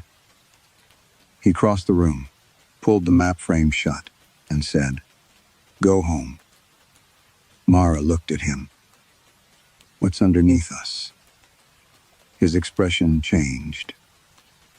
That was enough. The communications center had a basement, but staff rarely used it. The building plans called the lower level mechanical storage. Mara had been down there twice for tornado drills and remembered concrete walls, heating pipes, boxes of obsolete headsets. She also remembered a locked steel door at the far end. Colin stepped into her path. "You don't want what's down there." "That isn't an answer. It's the only one I'm giving you." Mara thought of the empty space in Helen Prentice's photograph, then of her own name beneath pending exchange. She walked past him. He did not stop her. The basement smelled of dust, hot metal, and wet concrete. Fluorescent tubes woke one by one as Mara moved along the corridor. Pipes clicked overhead. Somewhere behind the walls, water traveled with a hollow, rushing sound. The steel door had no sign. Its electronic badge reader had been disabled. Beside it was an old key lock. Mara returned upstairs, long enough to take the emergency maintenance ring from the supervisor cabinet. The fourth key opened the door. Inside, metal shelves filled a narrow room from floor to ceiling. Boxes were labeled with years. Old dispatch logs, microfiche, cassette tapes, reel-to-reel recordings. Some predated the county's current emergency number system entirely. Mara switched on a desk lamp. Ash lay across the tabletop. Not dust. Ash. At the rear of the room sat an old tape machine, wired into a telephone switching unit, the size of a filing cabinet. Its cords disappeared through holes drilled into the concrete wall. A yellow note was taped to the machine. Bell Wather, original. Mara found the matching reel. February 6, 1978. She threaded it through the machine. For several seconds, there was only hisses. Then the dispatcher's voice emerged. "County operator." A man shouted over the line. "There's fire at the mill." Behind him, Mara heard bells. Not one bell. Many. Church bells, alarm bells, metal. striking metal. The dispatcher asked for the location. Bellwether Textile Works. The recording crackled violently. "Sir, are you in the building?" "No, I'm across from it. God, it's jumped the road." Mara leaned closer. The caller coughed. Then, another voice appeared beneath his.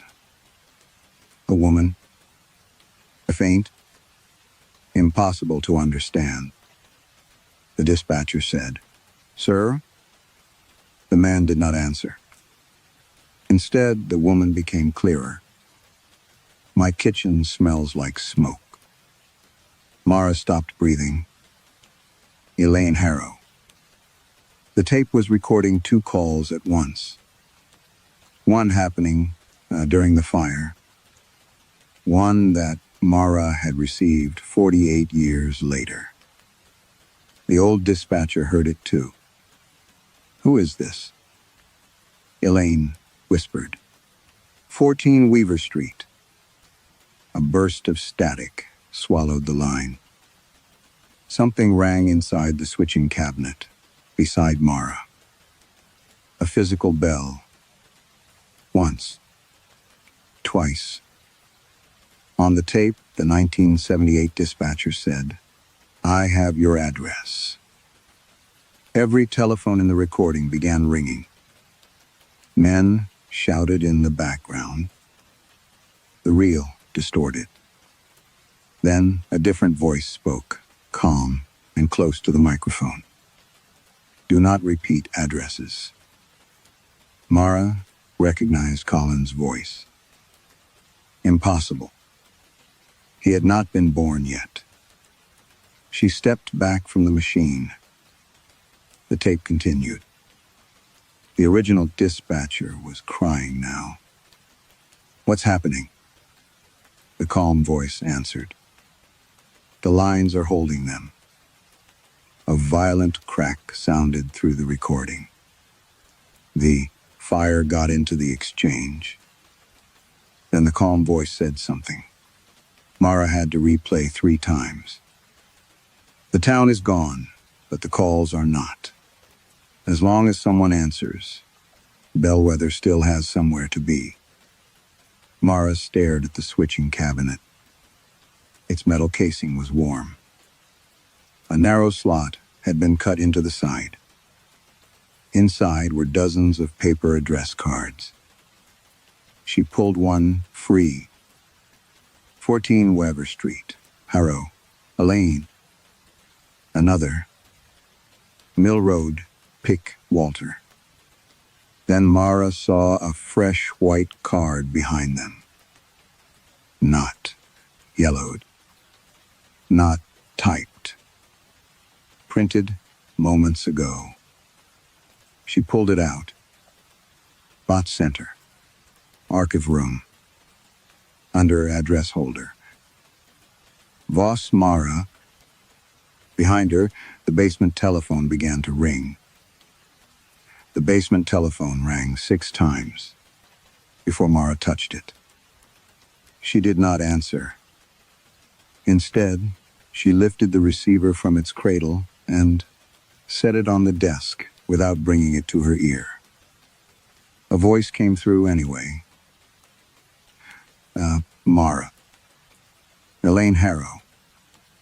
Mara backed away. "I know you're there," Elaine said. Mara looked at the fresh address card, bearing her own name. On the desk beside the switching cabinet sat a row of binders she had not noticed before. Their spines were labeled with years, but one had no date. Only one word. Exchange. Mara opened it. The first page was not a technical manual. It was a warning. Bellwether callers are not requesting transport. They are requesting recognition. Below that, someone had underlined 3 terms. Confirmation. Verification. Pianist. Mara turned the page. The document described the first years after the fire in careful administrative language, as if terror could be made harmless by formatting. Bellwether. Calls continued. After the town's destruction, telephone engineers initially blamed damaged switching equipment, crossed lines, or preserved recordings. Then a dispatcher confirmed an address. The caller survived. Not in Bellwether. In the present. Mara read the attached case. In 1981, a woman named Edith Moore called from a house that had burned 3 years earlier. Dispatcher Calvin Reese verified her location and sent a patrol unit. The patrol found no house. But the following morning, Edith Moore appeared in county records as the owner of a small property outside Presque Isle. She had a driver's license, tax history, medical records, a childhood, 32 years of life that had not existed the previous night. Calvin Reese did not. Mara turned the page faster. The rule repeated. Every successful Bellwether confirmation created a living history for the caller. Every time someone in the present disappeared, not merely died, or erased, the archive called it occupancy substitution. A handwritten note crossed out the phrase. Underneath, someone had written, "One address cannot belong to 2 lives." Mara felt cold, despite the warm switching cabinet beside her. The documents explained that Bellwether had become less a place than an unresolved emergency location, preserved inside the network that had tried to reach it while it burned. The system required certainty. Emergency communications were built on certainty, name, location, nature of emergency. Confirm the address, verify the caller, assign the unit. Those words were not merely procedure anymore. They were permissions. Each official confirmation gave Bellwether something reality could recognize. A valid location, a valid resident, a place to return to, and reality corrected the contradiction by removing someone else. Mara thought of Helen Prentice vanishing from photographs. Malik, Trent losing his entire employment history. The empty spaces no one else noticed. She had assumed the dispatchers themselves were always the cost. The next page corrected her. Substitution trekket is not necessarily the dancer. Her throat tightened. Examples followed. A dispatcher confirmed a Bellwether child's address. His own sister disappeared. Another sent firefighters to a Bellwether boarding house. A stranger across the state ceased to exist. No pattern had ever been identified. Except one. The replacement tended to possess what the caller needed. Age, history, family, connection, a legal identity, capable of making the impossible life fit. The basement receiver crackled. Leanh said, "Do you understand now?" Mara stared at the page. Yes. The word left her mouth before she could stop it. The switching cabinet clicked. Every light inside it turned green. Mara froze. Leanh inhaled sharply. "No," Mara whispered. On the desk, the address card changed. 14 Waver Street, Harrow, Leanh. Beneath it, new text began printing. Location. Akin nudged. Mara grabbed the card. "I didn't confirm your address." Elaine's voice trembled with something that sounded almost like pity. "You confirmed that you understood." The cabinet began printing another card. Slowly, letter by letter, Mara watched a name emerge. Not hers. Someone else's. And before the surnames finished printing, she recognized the first name. Owen. Mara reached for the paper. The telephone voice changed. A child said very softly, "Please don't hang up." The child stayed on the line. Mara kept one hand away from the receiver. "What's your name?"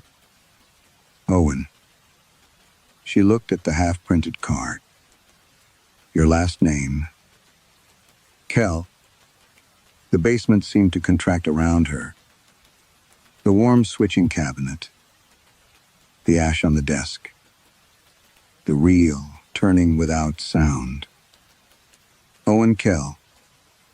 Mara knew his adult voice, well enough to hear nothing of it in the boy's. This voice was thin and careful, trying not to cry. "How old are you?" 8. "Where are you calling from?" "My house." Mara closed her eyes. "Do not confirm. Tell me what you can see outside." "Snow." "What else?" "The mill lights." "Is there fire?" "No." A pause. Why does everyone keep asking that?" Mara opened the archive search and typed his name. The first result was not a death record. It was a survivor list. Kalawanar, age 8. Found before dawn on County Road 6. Suffering from smoke exposure and frostbite. Parents presumed dead. Mara stared at the screen. "You got out," she whispered. "What?" She did not answer. She opened the next record. A school enrollment form from 1979. Then a driver's license application. An EMT certification. Paramedic training. Employment with North County Ambulance. The photographs changed with each document. The face, lengthening jaw, hardening eyes becoming familiar. Then Mara reached the disciplinary file. The roadside crash. Black ice. 2 vehicles. 1 patient trapped inside a crushed sedan. Owen had attempted an intubation, while Mara stabilized the patient. He had advanced the tube incorrectly. Mara had seen the oxygen saturation fall. She had seen him realize what he had done. Later in the report, she changed the sequence. She wrote that the airway had already been compromised before Owen's intervention. 1 sentence. 1 merciful sentence. The patient died. Owen kept his license. Mara lost hers. The boy on the telephone said, "Miss?" Mara looked at his 8-year-old photograph. Same eyes. Not metaphorically. The same slight downward turn at the outer corners. The same pale scar beside the left eyebrow that adult Owen once said came from falling through ice as a child. The survivor record said. The scar had been documented. The morning after Bellwether burned. Her skin prickled. How did you get hurt? Near your eye? I didn't. Mara leaned closer to the screen. What? I don't have a cut. The photograph refreshed. The scar disappeared. Mara stepped back. One of the archive binders slid from the desk and struck the floor. Pages opened beneath her feet. A diagram showed two timelines connected by a single emergency call. One line ended inside Bellwether. The other continued into the present. Between them was written, Identity continuity, repurs a vacancy. Mara understood. The records were not proof that Owen had escaped. They were proof that the system had already written an escape for him. Somewhere in the shifting history of Bellwether, a dispatcher had once given Owen Kell a legal path out of the fire. A childhood after Bellwether. A career. Mistakes. Mara. But the child himself was still calling. The pocket had not released him. It had only projected the life that could belong to him if someone completed the exchange. The adult Owen Mara knew was not a ghost or an imposter. He was the consequence, waiting, at the end of an unfinished sentence. Mara. The boy had used her name. She went cold. I never told you that. He did. Who? The man on the other phone. Behind Owen's voice, Mara heard another line open. An adult was breathing there. Then Owen Kell's older voice said faintly, Don't. Mara gripped the desk. The child began crying. My mom says there's smoke upstairs now. On the screen, the disciplinary report flickered. The sentence Mara had falsified vanished. For an instant, the original wording returned. Then both versions appeared, layered over each other. The cabinet printed a new card. Kel Owenr. Beneath it, Krakang continuity a variable. Then another line emerged. Existing version may be released. Mara understood what Bellwether wanted. Not merely an address, a correction. It was offering her the same temptation she had accepted years ago. Change the record, protect Owen, and call the altered version Mercy. The child whispered, Please tell them where I am. Every light in the switching cabinet turned red. On the final page of the binder, a single instruction appeared in fresh ink. To save Owen Kell confirm his address. The instruction remained on the page. The boy was still crying. Mara could hear someone moving behind him now. A woman calling his name. Furniture scraping, a door opening and slamming shut. Then came coughing. Miss. Mara put both hands flat on the desk. What's your address, Owen? The question escaped by instinct. Procedure. Training. Years of asking frightened people to turn panic into information. The switching cabinet clicked eagerly. Mara shut her mouth. Owen answered, anyway. 29 Chapel Road. The cabinet began humming. On the wall, beyond the archive shelves, something scratched behind the concrete.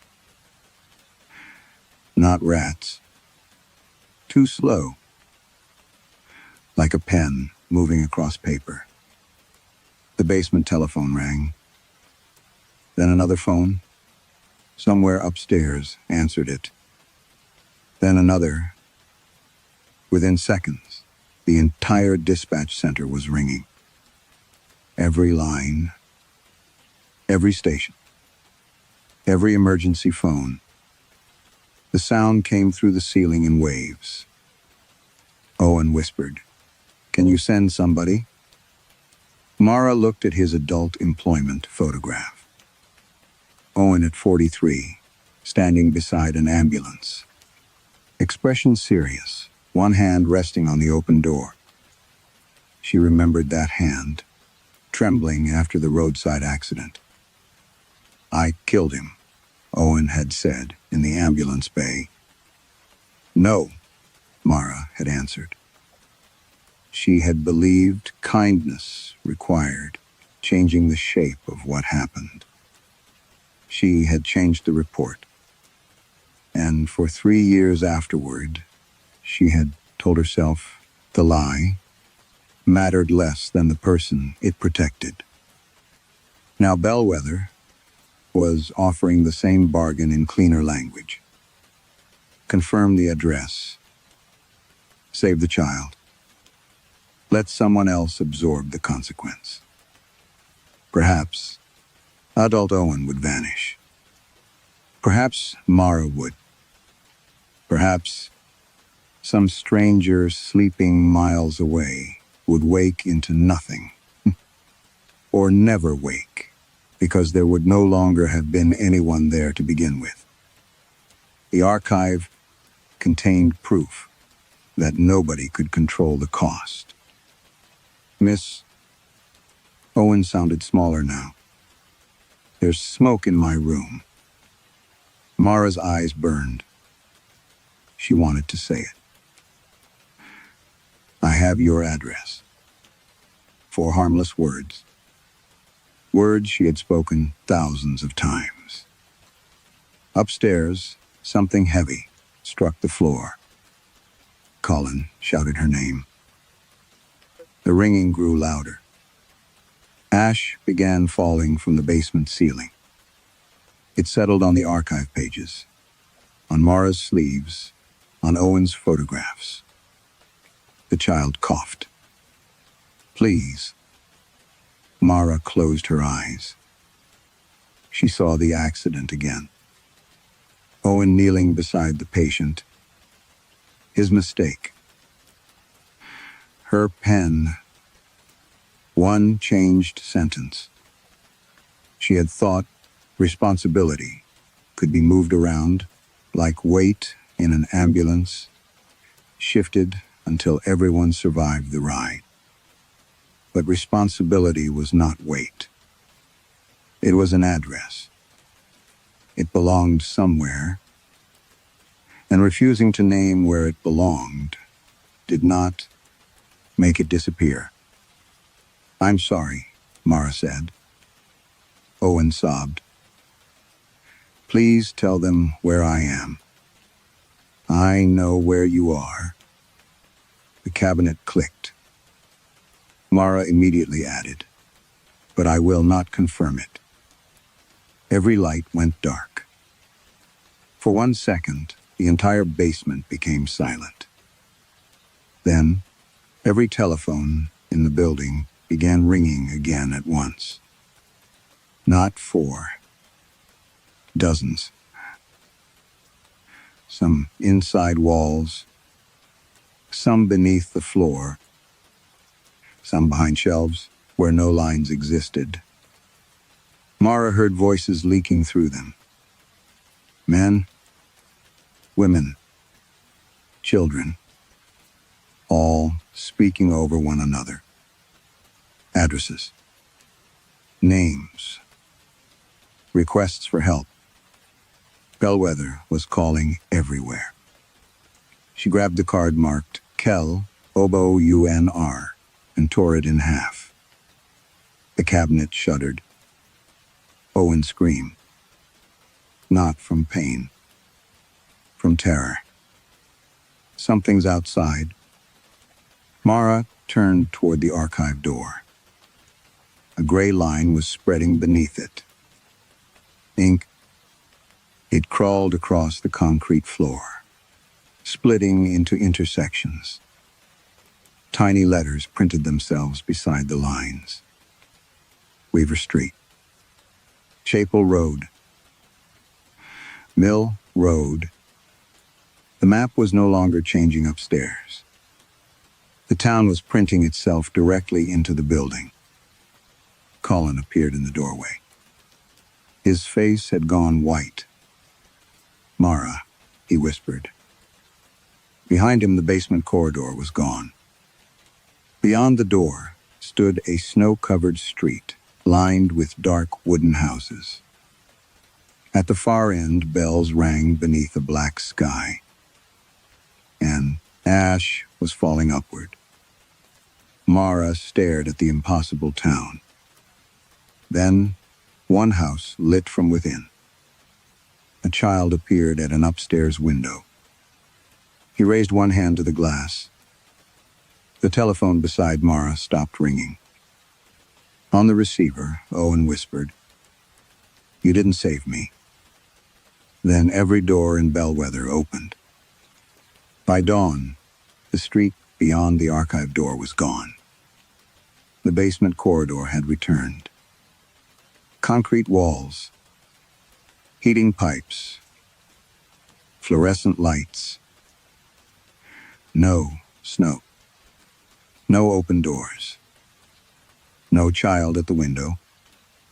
Mara stood with one hand still gripping the torn halves of Owen's address card.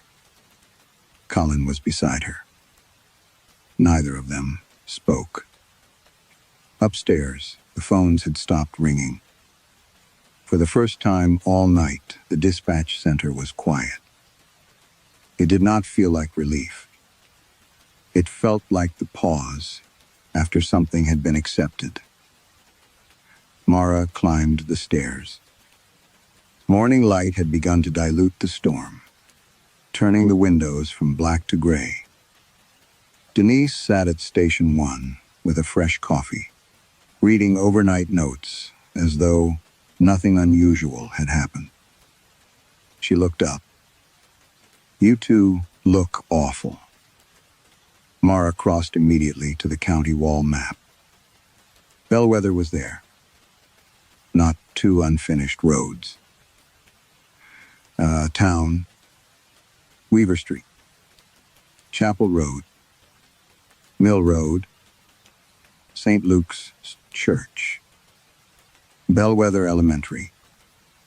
The textile works had been replaced by an industrial park, marked Bellwether Commerce District.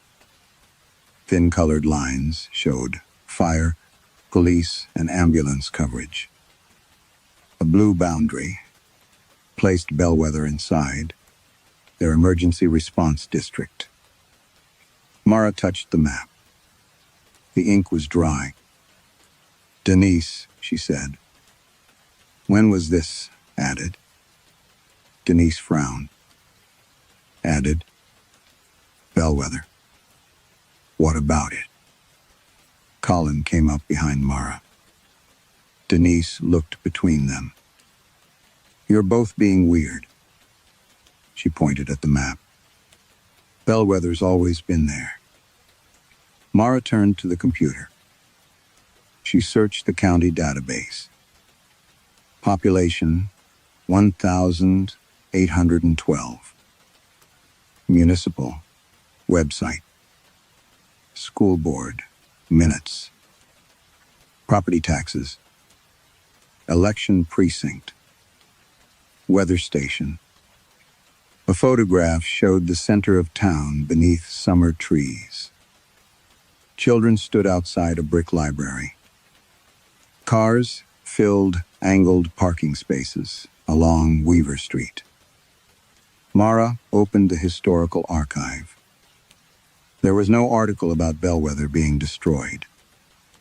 The 1978 fire still existed, but now it was described as a mill disaster that killed 17 workers before being contained.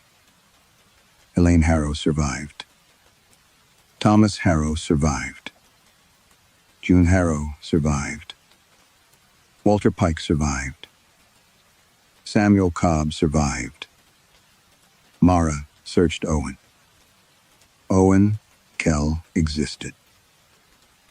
His entire adult life remained intact. Paramedic license, disciplinary record, the roadside accident, Mara's falsified report. Everything, nothing had been exchanged. At least, nothing she could see. Then Colin said, "Mara?" His voice sounded strange. She turned. He was staring at her employee badge. "What?" He took a step backward. "I'm sorry. Who are you?" The room seemed to lose sound. Mara looked down. Her badge still showed her photograph, but the name beneath it was fading, not disappearing all at once. Letter by letter, Vos Mara became Vos Mar. Then Vos Same. She grabbed the edge of the desk. Colin. He flinched at his own name in her mouth. Denise stood. "Mame, are you lost?" Mara looked at the staff photographs in the hallway. She found last year's Christmas party. There was a space between Colin and Denise. A narrow, human-shaped absence. Her arm had once been around Denise's shoulders. Now Denise's sweater simply bent strangely toward empty air. Mara understood. Bellwether had not needed her to confirm an address. It had needed her to refuse. The system had been held together for decades by dispatchers, making the same choice again and again. Preserve the present by denying the trapped town official existence. Mara had broken something deeper. She had acknowledged the people without completing the exchange. She had made Bellwether real while leaving its dead untraded. Reality still required a vacancy, and the vacancy was becoming her. The emergency phones rang. Every station, every line. Denise rushed to Station 1. Mara crossed the room. "Don't." Denise looked at her as she lifted the receiver. "County Emergency Communications. What is your emergency?" Static spilled from the speaker. Then a woman began breathing. Mara heard her own voice. Thin, distant, terrified. "Please," the voice said. "Don't pick up." Denise went pale. On the wall map inside Bellwether, a new road began printing itself. At its end, a small square appeared. The label formed slowly. Scanty Emergency Communications. Mara looked toward the windows. Across the parking lot, beyond the falling snow, a street sign stood where the trees had been. Weaver Street. The bells began ringing. And this time, everyone heard them. Bellwether survives because emergency systems are built to turn uncertainty into official fact. A name, an address, a person who can be found. Mara once believed changing a record could protect someone without changing what was true. Right? In the end, she learns the opposite lesson too late. Refusing the lie does not erase its consequences. and recognizing the forgotten can demand a place in the world for them to return to. Perhaps the most frightening question is not whether Mara should have saved Owen. It is whether any system or any person can correct an old wrong without making someone else pay for it.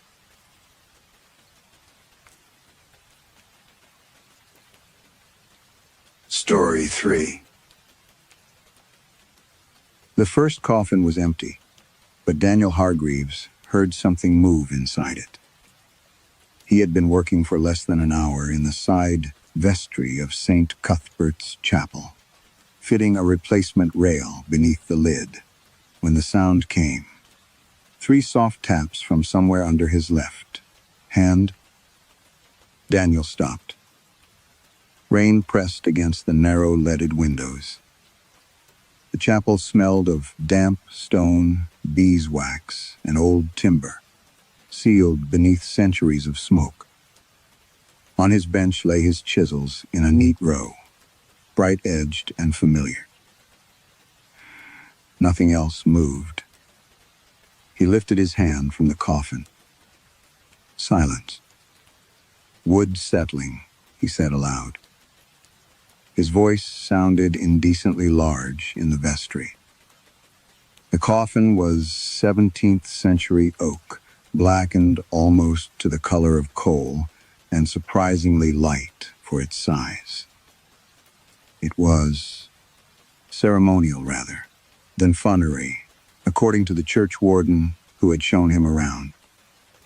One of 6 stored beneath the chapel gallery, brought out for processions, that she had added, weren't really done anymore. The wood was dry enough to split, if handled carelessly. Daniel had seen old oak complain in a dozen ways. Clicks, creaks, little reports, like knuckles cracking. He knew the difference between timber, under strain, and imagination, under strain. He bent over the rail again. Tap, tap, tap. This time the sound came from the lid. Daniel straightened so quickly. His stool scraped the flagstones. A shape crossed the frosted glass in the door, and a moment later, the church warden entered carrying 2 mugs. Mrs. Elspeth Vale was a narrow woman in her 60s, with silver hair pinned severely at the back of her head. She wore a wool cardigan the color of ash and moved through the chapel as though every object in it had already been placed correctly. "You'll freeze in here," she said. "Tea." Daniel accepted the mug. "Does the wood usually make much noise?" Her eyes went to the coffin. "Old things do. I mean these." For the smallest instant, her expression changed. Not fear, exactly, but the look of someone hearing a private name spoken in public. Then she smiled. "You'll get used to them." M. Daniel almost asked what she meant, but she had already turned toward the door. Beyond the vestry, the chapel nave was narrow and severe, with box pews scarred by generations of rings, buckles, walking sticks, and bored children. Daniel had been hired to restore 8 of the worst pew ends, consolidate rot in the gallery rail, and repair the ceremonial coffins before the autumn. Damp deepened. The money was better than he had expected, especially for a village he had never heard of. Ashkel did not appear on most road maps. It sat in a fold of the Cumbrian fells where the hills crowded, close enough to make afternoon feel like evening. There was one inn, one shop, and a row of slate cottages facing a green that was more mud than grass. Daniel had accepted the contract. 2 days after a London, dealer stopped returning his calls. He did not think about the dealer now. Instead, while Mrs. Vale spoke about keys and heating oil, he looked through the west window toward the graveyard. The graves were old, packed close to the chapel wall, their stones tilted by roots and frost. But beyond the marked stones lay 3 long rows of low earth mounds, with no headstones at all. Fresh earth showed on one. Daniel nodded toward it. Burial recently? Mrs. Vale followed his gaze. No. It looks newly turned. We turn the ground. For drainage? She looked at him for a moment, then at the coffin behind him. For maintenance. That afternoon after she left, the rain weakened to mist. Daniel worked until the light thinned, and the grain of the oak became difficult to read. He was cleaning a split near the foot of the coffin when his blade caught in something. At first, he thought it was old filler. He leaned closer. A crack ran lengthwise through the oak. Hairfine at one end, it widened near the center, then narrowed again. Dust sat pale inside it. Daniel brushed the surface with his thumb. The crack was not random. It bent in short, deliberate angles. He moved the lamp nearer. 3 letters had formed in the wood. L-I-E. Daniel stared at them until the chapel bell, though no one was near the rope, gave a single dull knock above his head. From somewhere beneath the floor, another knock answered it. The answering knock beneath the floor did not come again. Daniel remained beside the coffin until the bell rope stopped its faint sway. He told himself. Vibration traveled strangely through old buildings. A bell could shift in wind. A timber lid could split into suggestive shapes. The mind was a pattern-making instrument, and his had been overworked for months. Before leaving, he rubbed wax into the crack until the letters disappeared. By morning, he had almost convinced himself they had never been letters at all. Ashkeld looked gentler in daylight. Mist clung to the lower slopes, and sheep moved beyond the dry stone walls like scraps of dirty wool. Daniel took breakfast at the Black Lamb, where the landlord, Martin Sayer, served him eggs and sat opposite with tea. You're the churchman, Sayer said. Restaurant. Same difference here. He was perhaps 50 broad-faced, with 2 fingers missing from his left hand. Daniel noticed automatically. Old crushing injury. Workshop accident? Sayer glanced at the hand. Brother shut it in a baller when we were boys. Daniel winced. Christ. He was showing off. Did he get in trouble? Sayer shrugged. For what? The answer was so mild that Daniel smiled, waiting for the rest of the joke. None came. A woman entered, carrying bread for the kitchen. Sayer introduced her as Margaret Foss, who ran the village shop. She had a dark birthmark along her jaw, and the brisk manner of someone permanently halfway through a task. You'll want gloves, she told Daniel. Chapel gets into the hands. Splinters. Cold. Seer laughed. Margaret did not. At the shop later, Daniel bought paraffin, rags, and cigarettes. He had supposedly stopped smoking. A teenage girl stacked tins behind the counter. Your daughter? Daniel asked.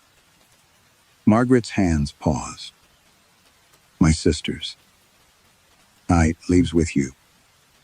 Since she was 5. Something in Margaret's tone closed the subject. Daniel apologized, though he could not have said what for.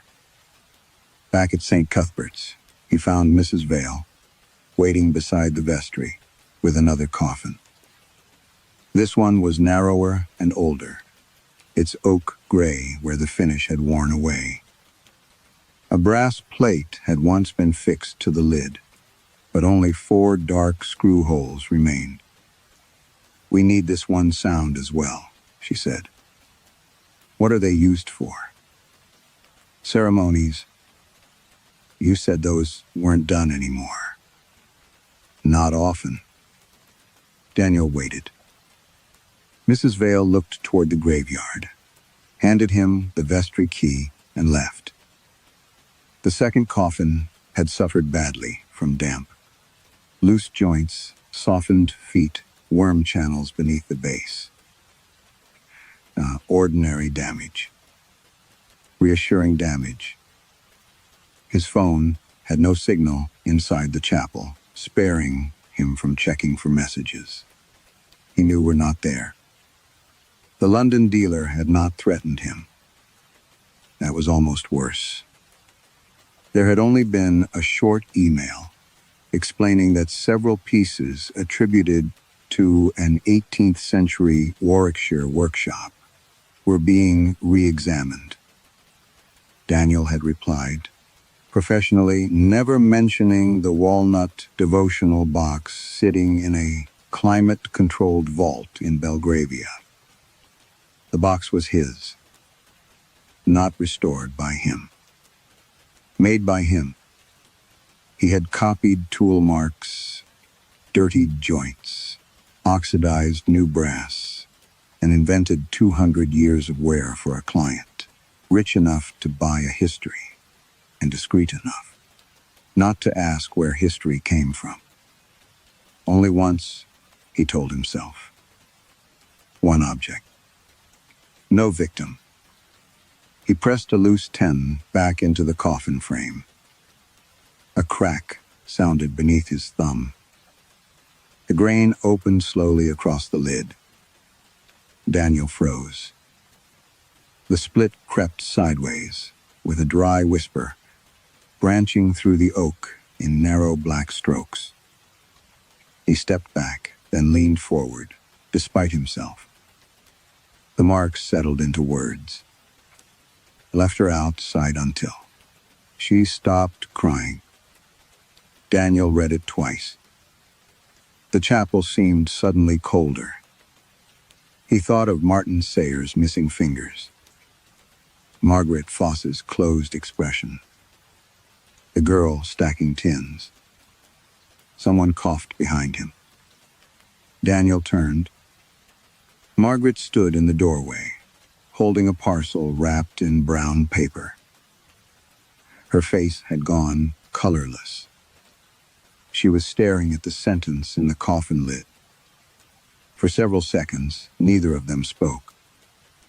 Then Margaret whispered, with no surprise at all, "That wasn't his to give you."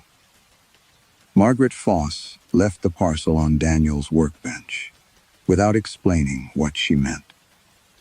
Inside were strips of linen, a tin of wax, and a folded note in Mrs. Vale's handwriting, listing repairs for the second coffin. When Daniel looked up again, Margaret was already crossing the graveyard. He followed her to the chapel door. "Who is he?" She stopped, but did not turn. "You should finish the work you were hired for."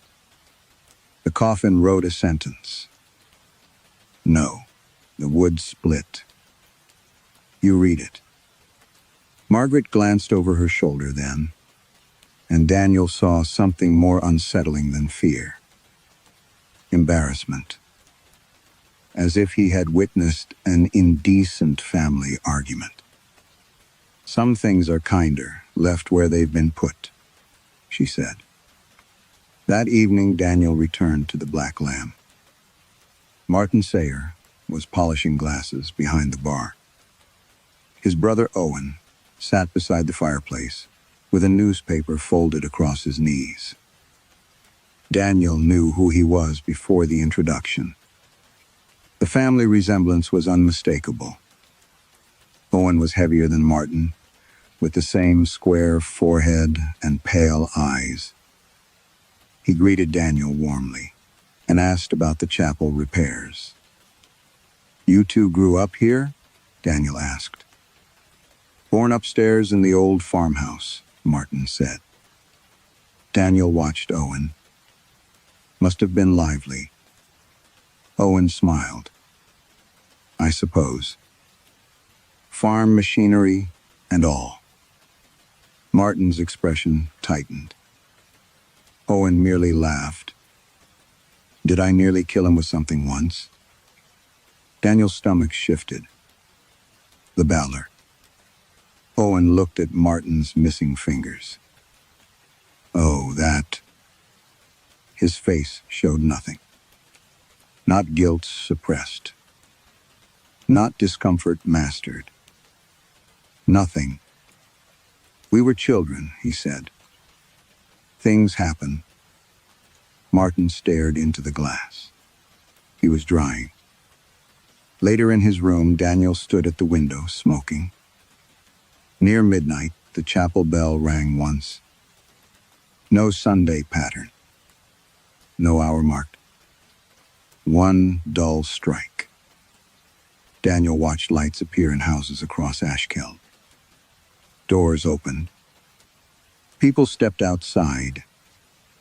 Nobody spoke. Within minutes, figures were moving toward St. Cuthbert's. Daniel dressed and followed. He kept behind the churchyard wall, crouching where yew branches obscured him. Lanterns surrounded the unmarked graves. Nearly 30 villagers stood in a loose circle. Mrs. Vale was among them. Margaret Foss stood beside Martin Sayer. Owen stood opposite them, coat buttoned neatly to his throat. 4 men carried a coffin from the chapel. Daniel recognized it immediately. The first one he had repaired. The lid bore no inscription now. The crack that had formed the word Ali was hidden beneath fresh wax. They lowered the empty coffin into the newest grave. Mrs. Vale opened a small black book. Her voice carried through the mist.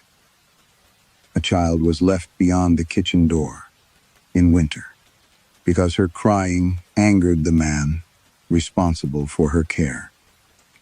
Nobody moved. She remained there until she could no longer cry. Daniel looked toward Margaret. Her face was rigid. Mrs. Vale continued. "Who claims this?" Silence. One by one, the villagers spoke. "Not mine. Not mine. Not mine." The words traveled around the grave. Martin said them. Margaret said them. Finally, Owen Sayer said, almost casually, "Not mine." Daniel's skin tightened. Mrs. Vale closed the book. "So it is given." The villagers began shoveling earth into the grave. No prayer followed. No hymn. Only soil striking oak. Each impact produced a hollow knock.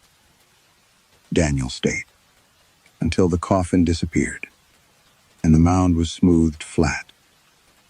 Then something beneath the surrounding graves seemed to shift.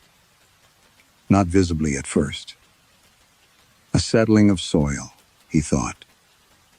Then another mound rose a fraction and fell. Another followed. Across 3 rows, the nameless graves lifted and sank, one after another, like sleeping bodies taking slow breaths. Daniel backed away. A twig snapped beneath his shoe. Mrs. Vale's head turned. He ran. By breakfast, the village had returned to normal. Daniel found Owen Sayer outside the shop, repairing a loose bicycle chain for Margaret's niece. The girl laughed at something, he said. Owen smiled at her with easy affection.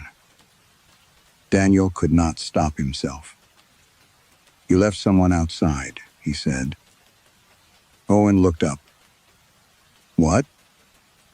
"A girl in winter."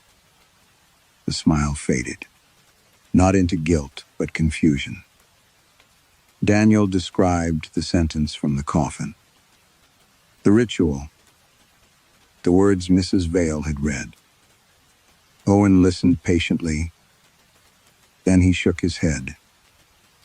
"I'd remember doing something like that." Margaret emerged from the shop. Her face hardened when she saw Daniel. Owen glanced at her. "You know what he's talking about?" Margaret said nothing. Owen stood and brushed grease from his hands.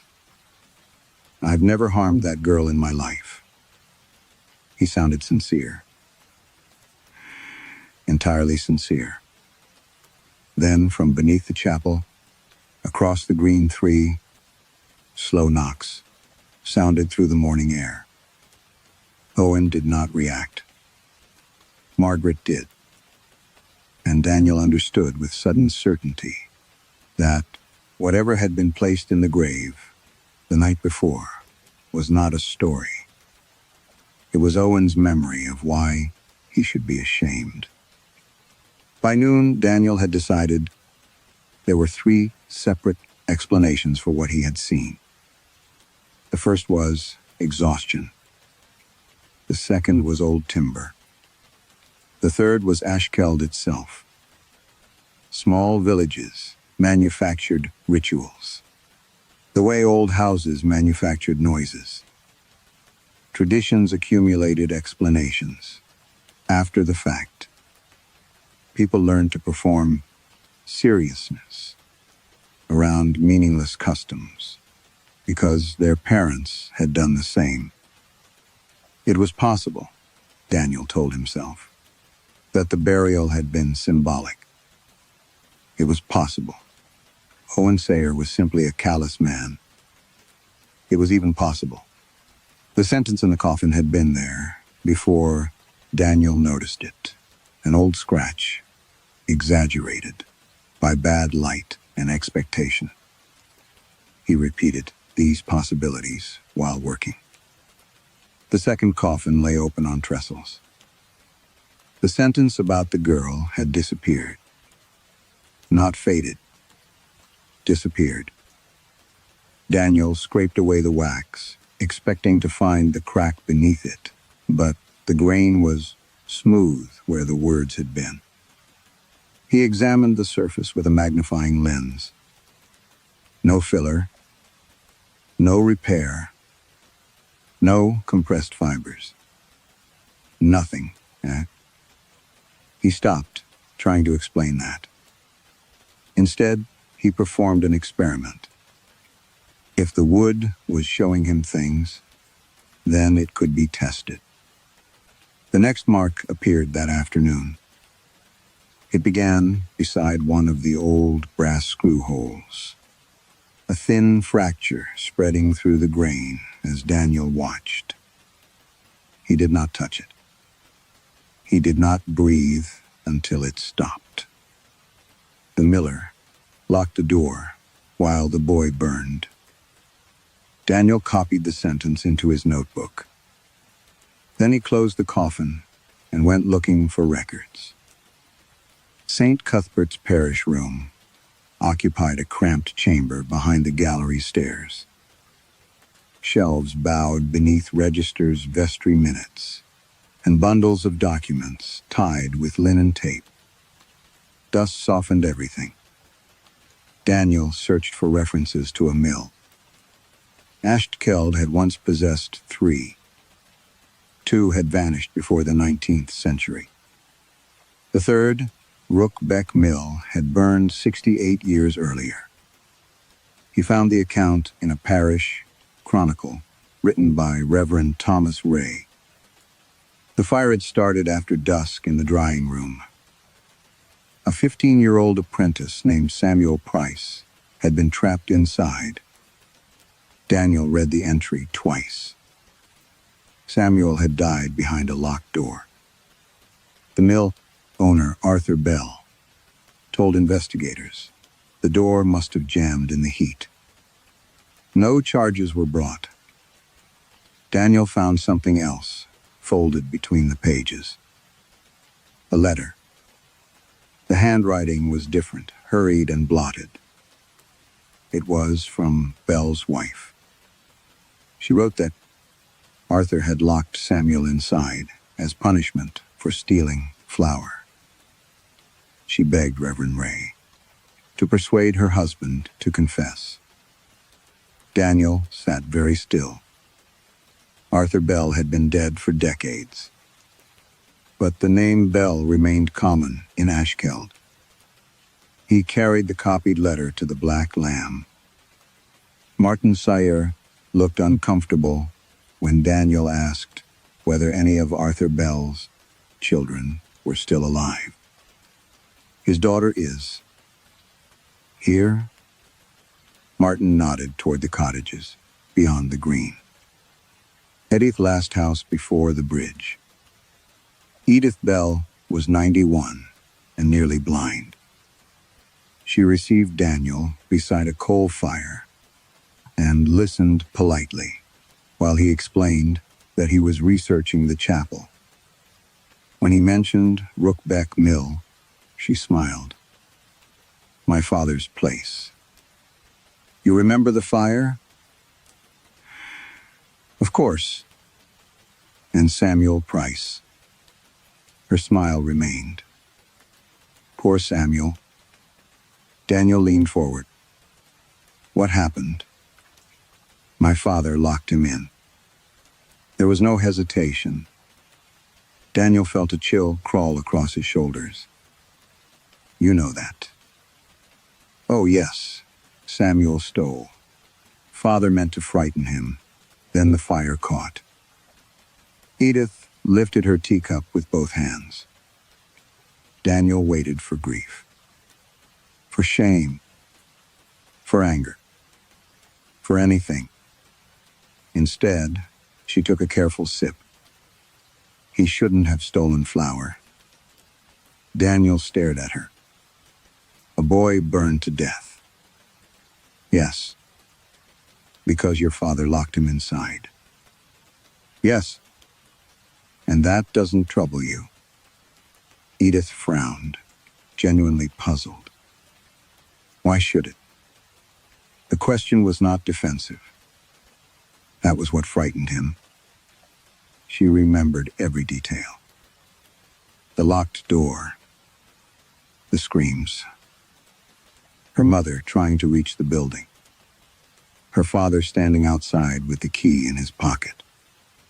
Nothing had been erased except the meaning. Daniel returned to St. Cuthbert's near dusk. The second coffin waited in the vestry. The sentence had changed. He brought the lamp closer. The old words were gone. A new crack ran across the lid. This one formed only 4 words. You think forgery hurt nobody. Daniel stepped back. From beneath the floor came a slow, deliberate knock. Then another. Then another. Not from the graveyard, this time. Directly beneath his feet. Daniel did not move until the knocking stopped.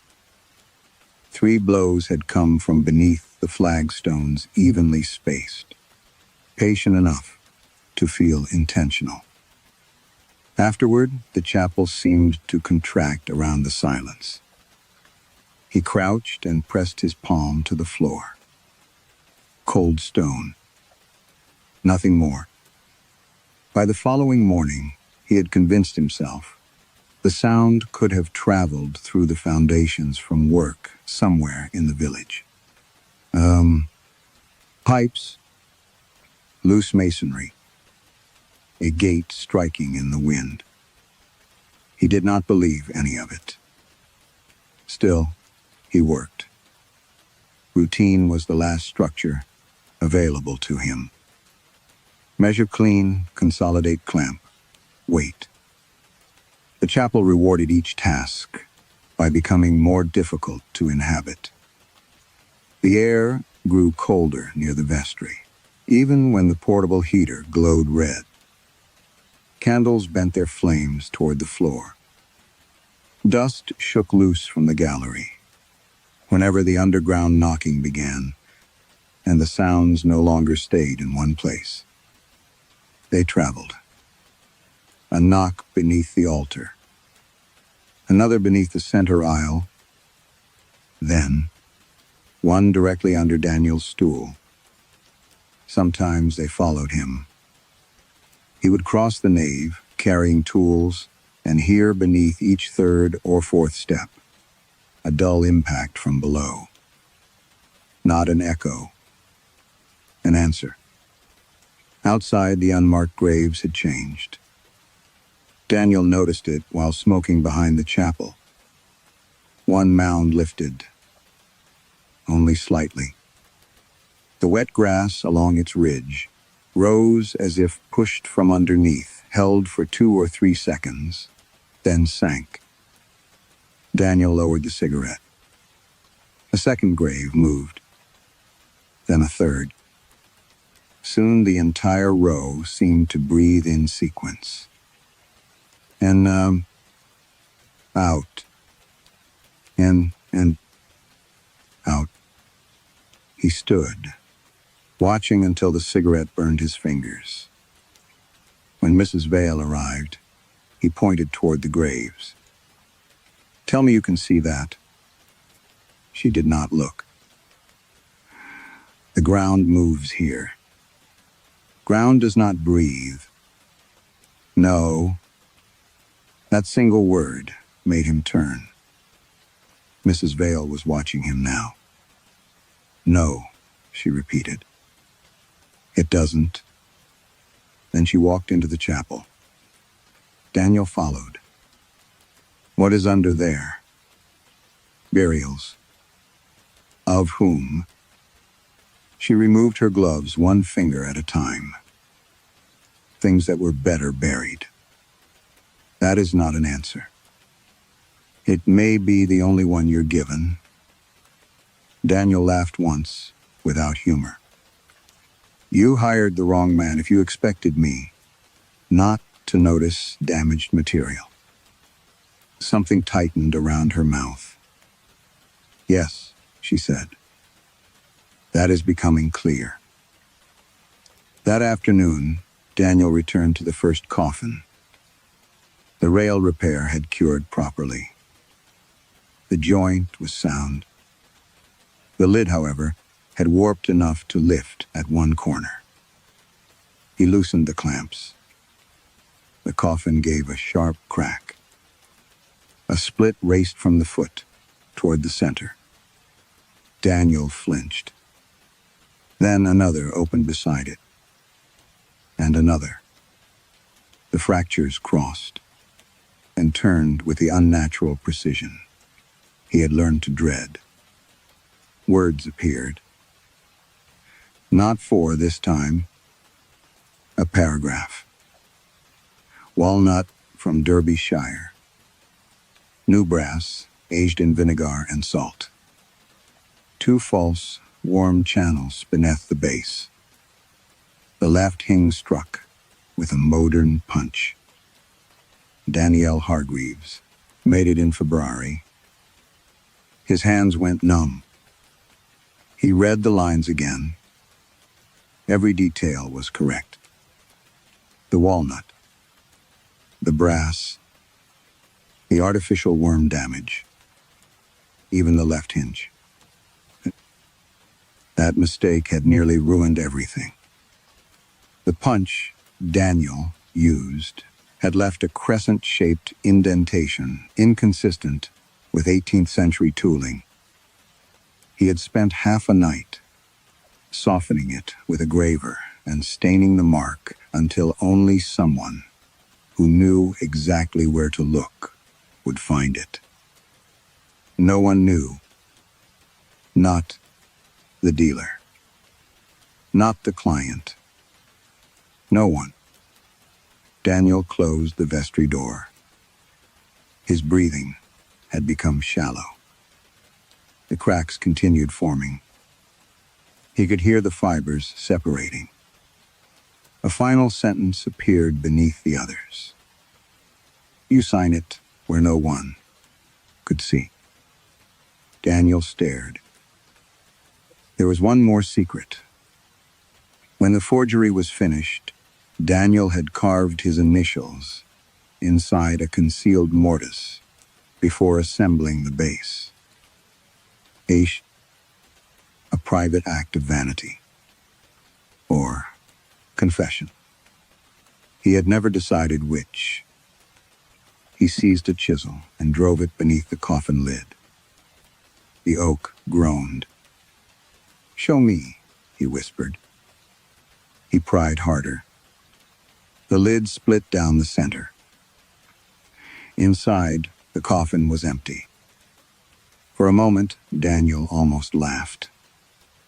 Then he saw the underside, carved into the inner wood, where no one could have reached without opening the coffin, were two small letters.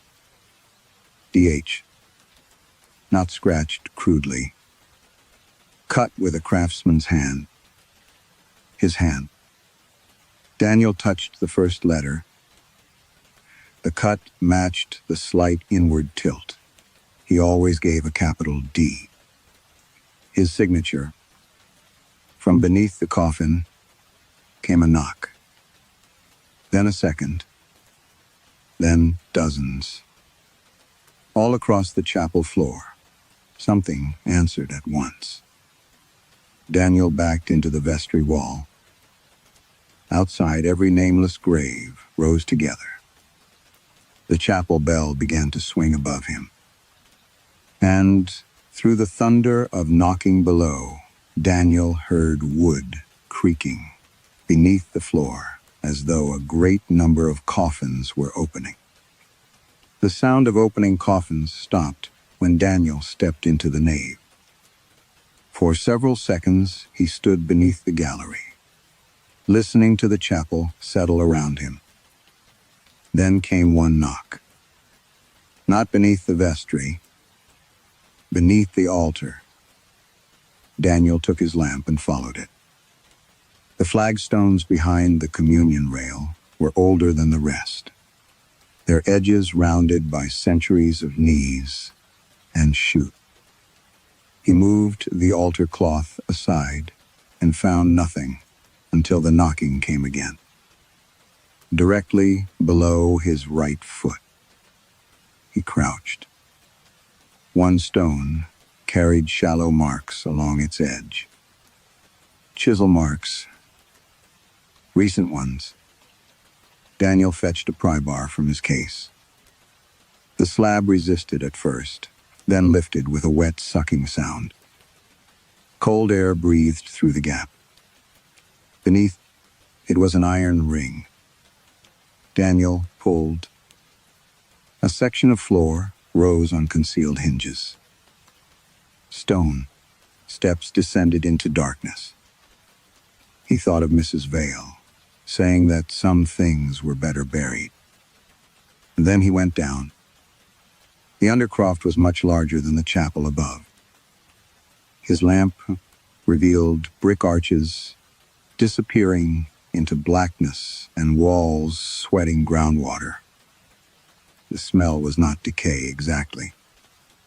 It was damp soil, old oak, and something faintly sweet. Like apples stored too long. The first coffin lay against the wall.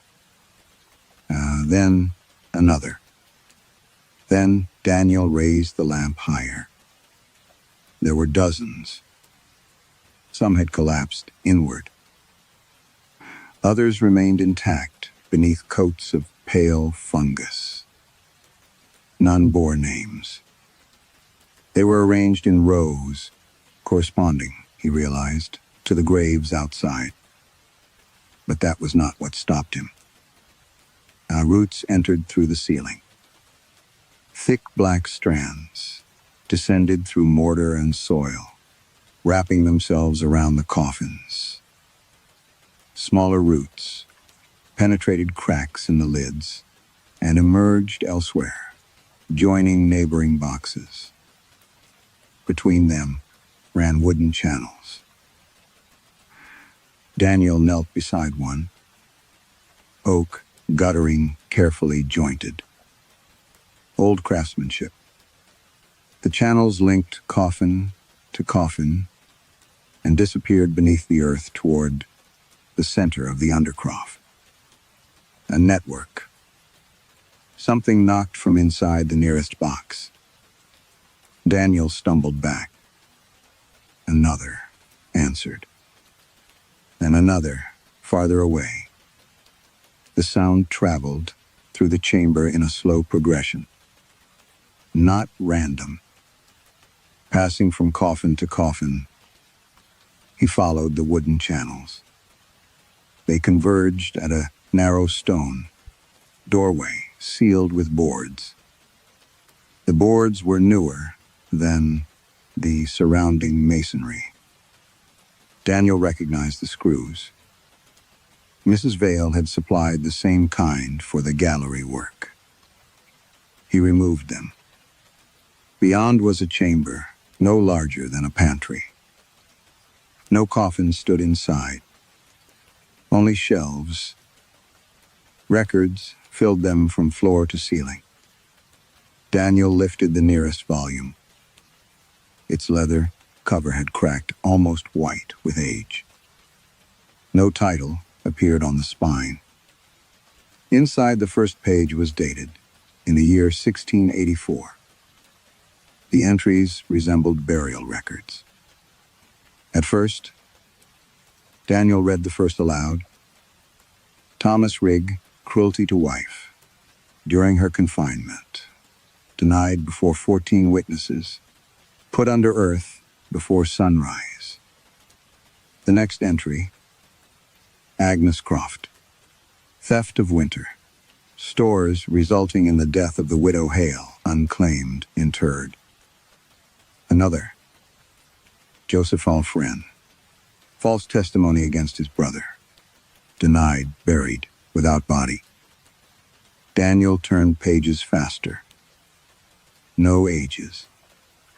No causes of death. No locations of actual graves. Only names. Acts. Witnesses.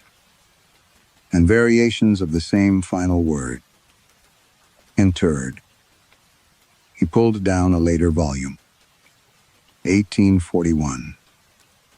A mine foreman who knowingly sent men into an unsafe shaft. Interred. A mother who abandoned an infant and accused another woman. Interred. A magistrate who accepted money to dismiss an assault. Interred. The handwriting changed over generations. The language modernized. The ritual did not. Daniel found the Rookbeck fire. Arthur Bell. Punitive confinement of Samuel Price, resulting in death by fire. Beneath it, responsibility denied and received by the ground. His mouth went dry. Received, not forgiven, not absolved. Received. Daniel opened another ledger. The most recent entries were in Mrs. Vale's handwriting. He found Owen Sayer. The date was from the previous night. Cruelty toward dependent child. Exposure to winter cold. Remorse surrendered successfully. Daniel stared at the final two words. Remorse surrendered. A sound came from behind the shelves. Scratching. Daniel moved the lamp. There was a narrow gap between the last bookcase and the wall. Inside, it stood one more ledger. Unlike the others, its leather was new. Daniel pulled it free. The first pages were blank. Then he found writing near the middle. Not Mrs. Vale's hand. The letters seemed pressed into the paper by something without ink. Daniel Hargreaves. Below his name was a space for an act not yet entered. Below that, Bear candidate. Daniel stopped breathing. At the bottom of the page, another line slowly darkened before his eyes. He has begun to hear yes. Behind him, every coffin in the undercroft knocked once. The single knock from every coffin merged into a sound. Daniel felt through his teeth. Then the undercroft fell silent. He looked again at the words pressed into the ledger. He has begun to hear yes. Daniel closed the book. For several seconds, he stood with both hands resting on its cover, resisting the urge to run upstairs. Running would not change the fact that his name had been entered before he found the room. Instead, he searched. The oldest references to bearers were scattered through the ledgers under different names. Receiver. Penitent vessel. Living repository. By the 19th century, the phrase had become consistent. Living coffin. Daniel found the first detailed account in a volume, dated 1732. Elias Mott, itinerant joiner, received during the swelling of the ground. Mott had arrived to repair the chapel roof. 3 weeks later, villagers recorded that graves had begun opening during rain, and residents were dreaming of crimes committed by grandparents they had never known.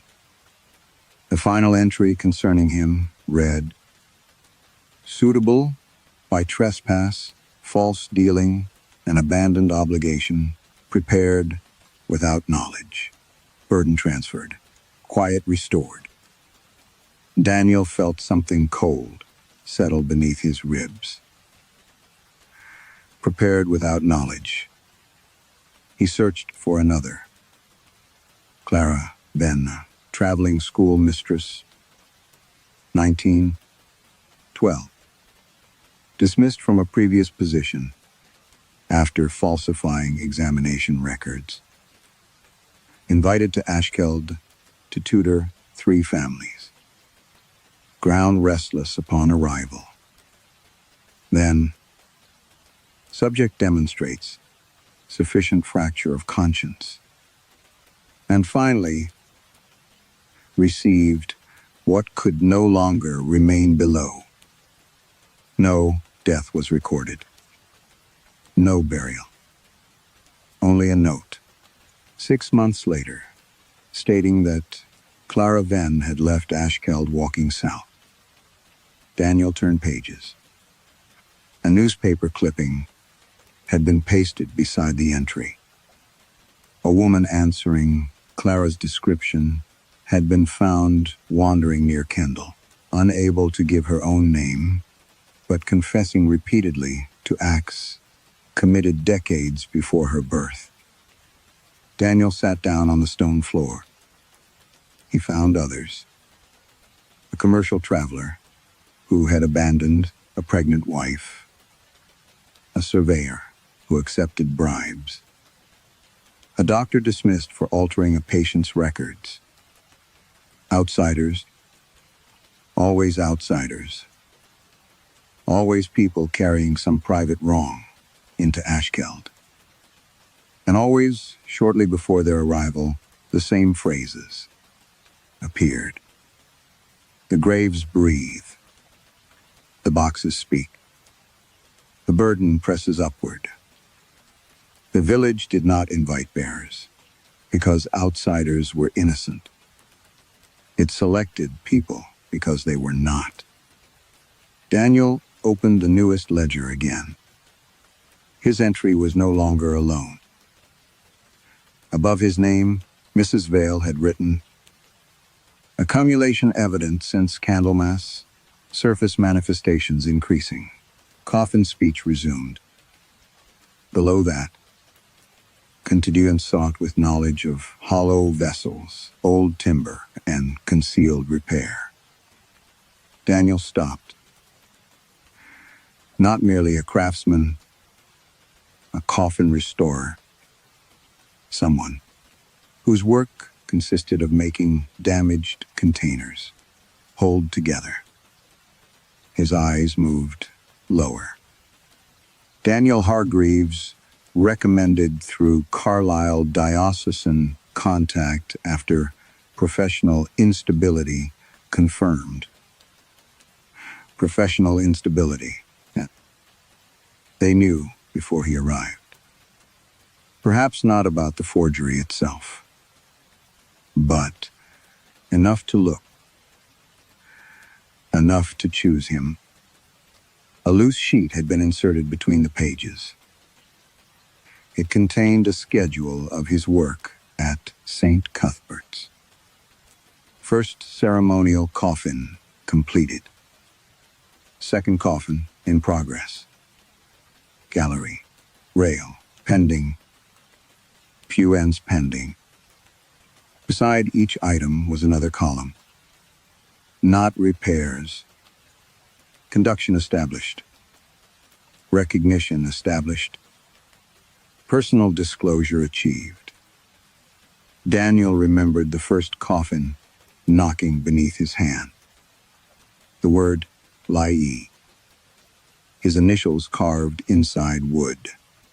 He had never touched before. He had assumed the coffins were warning him. Now, another possibility opened.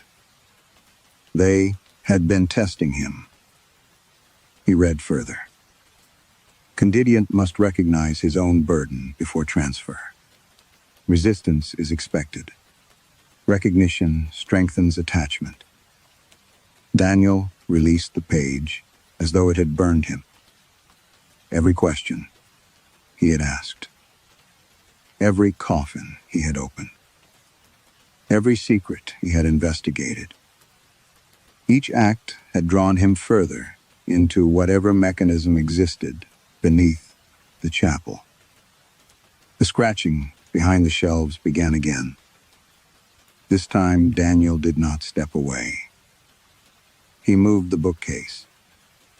Behind it was a narrow cavity in the stone. Something had been placed there deliberately. A photograph. Recent. Daniel pulled it free, and it showed him outside the Black Lamb on the afternoon of his arrival, carrying his tool case toward St. Cuthbert's, taken from across the green. On the back, Mrs. Vale had written one sentence. The next coffin has arrived. Daniel stared at the words. Then he noticed the date beneath them. It was 3 weeks before he had accepted the Ashkeld contract. Daniel read the date again. 3 weeks before he had accepted the contract. The photograph trembled slightly in his hand. There were explanations for forged documents. Explanations for planted records. Even explanations, however elaborate, for villagers conspiring to frighten an outsider. There was no explanation for a photograph of him in Ashkeld before he had chosen to come, unless the choice had never been his. A sound rose from the darkness beyond the shelves. Not knocking, breathing, The air in the undercroft moved in slow pulses, carrying the sweet rot smell through the chamber. Dust lifted from the ledgers. Roots tightened around the coffins with faint, fibrous creaks. Daniel backed toward the steps. Someone stood there. Mrs. Vale. She carried no lamp. "You weren't meant to find this room yet," she said. Daniel held up the photograph. "What is this?"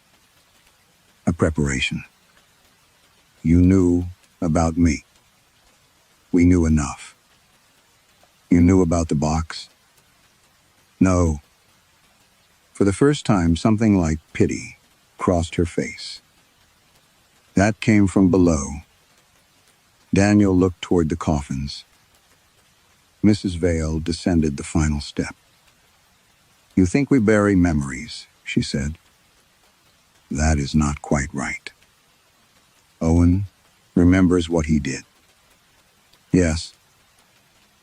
"Edith Bell remembers her father killing Samuel Price." "Yes." "They remember everything except why it matters." Mrs. Vale nodded. "That is what is surrendered." Daniel understood before she explained. "Not memory. Moral memory. The inward weight that made an act belonged to the person who committed it. Guilt, shame, remorse, the part that connected knowledge to consequence. You put it in the ground. We give it somewhere to go." Daniel laughed, breathless and disgusted. "And you call that, what, mercy?" "Survival." She gestured toward the shelves. "Ashkeld has done this for more than 300 years. A man confesses nothing. A family refuses disgrace. A child is protected from knowing what his father became. The act is named, denied, and interred. And everyone carries on." Yes." "Clean?" "No." Mrs. Vale looked toward the nearest coffin. "Nothing is clean." The coffin knocked once. Another answered. Then another. The first generations believed the earth absorbed what they gave it, she said. Later they understood. The coffins did. Wood holds impressions. Houses do. Churches do. Objects, handled long enough by human beings, become records of pressure. Daniel thought of tool marks. Wear patterns. The shine left by hands. "You can read a craftsman from a joint," Mrs. Vale said quietly. "Why should conscience leave no grain?" The undercroft breathed again. Daniel's stomach tightened. "What is down here?" Mrs. Vale did not answer immediately. Too much. A row of coffins shifted almost imperceptibly. 3 centuries of consequence without owners. Cruelty without remorse. Betrayal without shame. Deaths nobody wished to carry. Daniel looked across the roots, connecting one box to another. It joined together. Yes. The word barely left her mouth. Daniel felt suddenly watched by the entire chamber. Not by separate ghosts. By one attention distributed through soil, wood, roots, and darkness. The sentences in the coffins. The knowledge of his forgery. The photograph. It chose me. We chose you first. Why? Because the ground had become restless. We needed someone capable of holding what was rising. Daniel stared at her. A living coffin. Mrs. Vale closed her eyes briefly. You were suitable. Because I lied? Because you altered truth and made the alteration convincing. The words landed harder than accusation. Daniel remembered the devotional box beneath his hands. The false wear, the invented age, the satisfaction of making deception beautiful. You don't merely hide damage, Mrs. Vale continued. You make the hidden thing structurally sound. Daniel looked toward the repaired coffins. His work. Every tightened joint. Every filled crack. Every restored rail. The repairs, he said. Mrs. Vale said nothing. Daniel felt sick. They weren't maintenance. No. He understood. The first coffin had established contact. The second had taught him to read the grain. His restorations had renewed the network, piece by piece. He had strengthened the vessel, preparing to transfer its contents into him. From somewhere beneath the central chamber came a long wooden groan. Every root tightened. Daniel's repaired coffin knocked 3 times. Then the others began answering. Not randomly. In rhythm, a sentence formed inside his mind without sound. Not words heard through his ears, but knowledge arriving whole. We remember what they refuse to feel. Daniel clutched the shelf. Images struck him. A locked room. A child outside in snow. A mine shaft collapsing. A woman screaming behind a kitchen door. A hand signing a false statement. Hundreds more. Not memories. Consequences. He understood what the buried thing wanted. Not freedom. Ownership. Someone to whom all of it could finally belong. Daniel looked at Mrs. Vale. What happens when you put it into me? Her face answered before she spoke. You leave Ashkeld. And after that, the coffins fell silent. Mrs. Vale whispered, if you are strong enough, you remember for everyone. From beneath Daniel's feet, something enormous knocked once. And if I'm not? Mrs. Vale did not answer. She did not need to.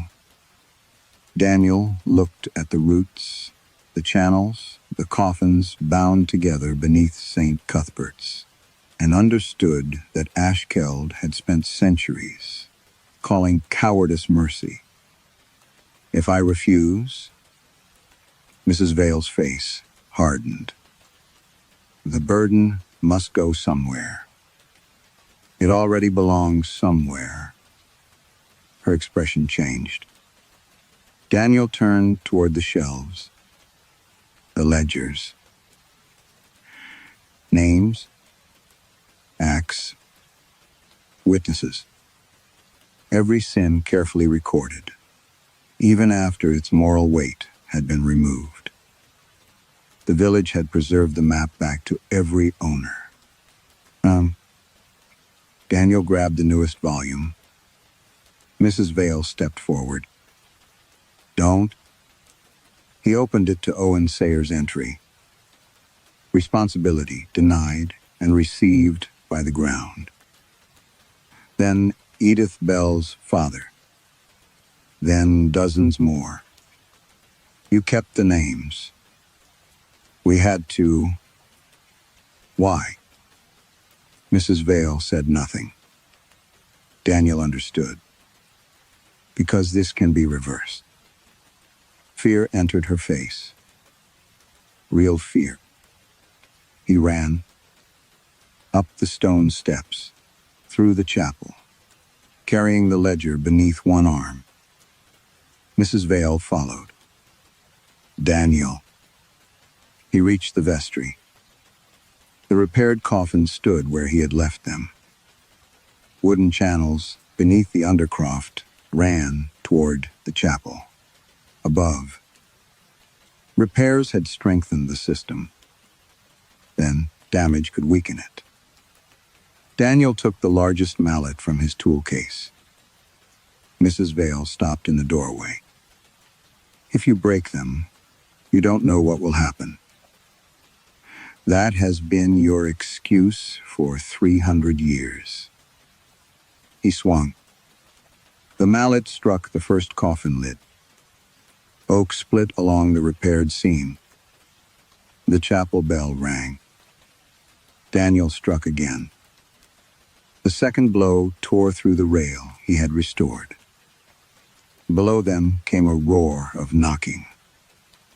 Outside dogs began barking. Mrs. Vale seized his arm. You'll give it back all at once. Yes. To children, husbands, wives, people who never committed those acts. But they inherited the peace. Daniel pulled free, so they can inherit the truth. He brought the mallet down again. The coffin burst apart. Something moved through the chapel. Not wind, pressure. Daniel's ears popped. Every candle went out. Then the screaming began outside. He ran to the door. Across Ashkeld, people were emerging from houses. A man dropped to his knees in the road. An elderly woman stood against a garden wall, clawing at her chest. Margaret Foss stumbled from the shop. Owen Sayer followed. He took 3 steps before stopping. His face changed. Daniel saw memory acquire, meaning. Owen looked at Margaret. No. She backed away. No, Owen whispered again. His hands began shaking. I left you there. Margaret's face collapsed. You knew yesterday. I knew it happened. He stared at her as though seeing her for the first time. But I didn't know. His voice broke. I didn't know what it was. Margaret struck him. Owen did not defend himself. Across the green, another scream rose. Then another. Doors slammed. Someone shouted. A name Daniel could not make out. A woman began sobbing that she had lied at an inquest 40 years earlier. 2 brothers attacked each other outside the Black Lamb. An old man vomited beside the war memorial, repeating the name of someone buried long ago. The village had not forgotten its history. It had forgotten how to suffer from it. Now consequence moved house to house. Mrs. Vale stood beside Daniel, pale with horror. You've destroyed them. No. Daniel watched Owen collapse onto the wet road before Margaret. I've returned what was theirs. And what of those who were innocent? Daniel looked toward the cottages. Children cried behind windows. Spouses recoiled from people they had trusted. Families were breaking beneath crimes committed before some of them were born. For one terrible moment, Daniel wanted to undo it. Restore the coffins. Repair the joints. Make the damage invisible. That was what he did. That was what he had always done. Then he remembered walnut, stained to resemble age. False wormholes. A beautiful object made convincing enough that truth became inconvenient. No more repairs, he said. He returned to the chapel. One by one, he smashed the remaining ceremonial coffins.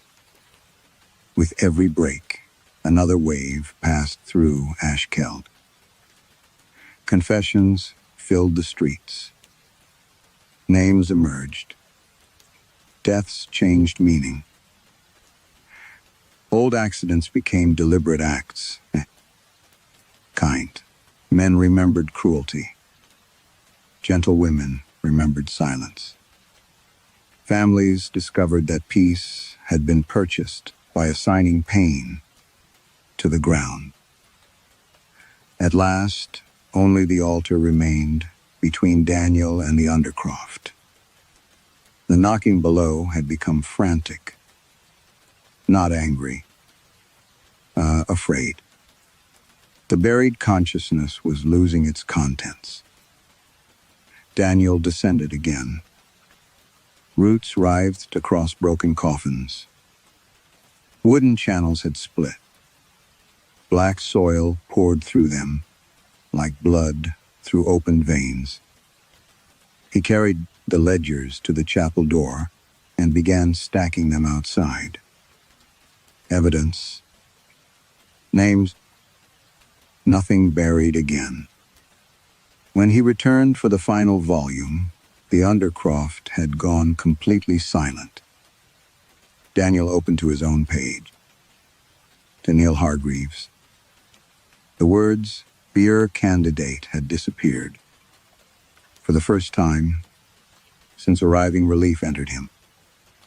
Then, letters began, pressing themselves into the blank space below his name. Slowly, deeply, as though written from the other side of the paper. Ranzifer Incleat. Daniel stared. A second line appeared. One burden, Riemanns unreinend. Then beneath it, your own. Daniel left Ashkeld before sunrise. No one tried to stop him. The village green was littered with the remains of the night. Broken glass, abandoned coats, a bicycle lying in the road with one wheel still turning. Somewhere behind the cottages, a man was crying with the exhausted regularity of someone who had run out of words. St. Cuthbert's bell did not ring. Daniel packed his tools into the van, but left the mallet behind. Mrs. Vale stood beneath the chapel porch while he loaded the last case. "What happens now?" Daniel asked. She looked older than she had the day before. "People remember. That is not the same as justice. No. Then, perhaps, they can begin." Mrs. Vale glanced toward the unmarked graves. "You think returning pain makes a thing honest?" Daniel closed the van door. "No, I think hiding it made us liars." Us. The word stayed with him as he drove out of Ashkeld. He had meant the village. At least, he thought he had.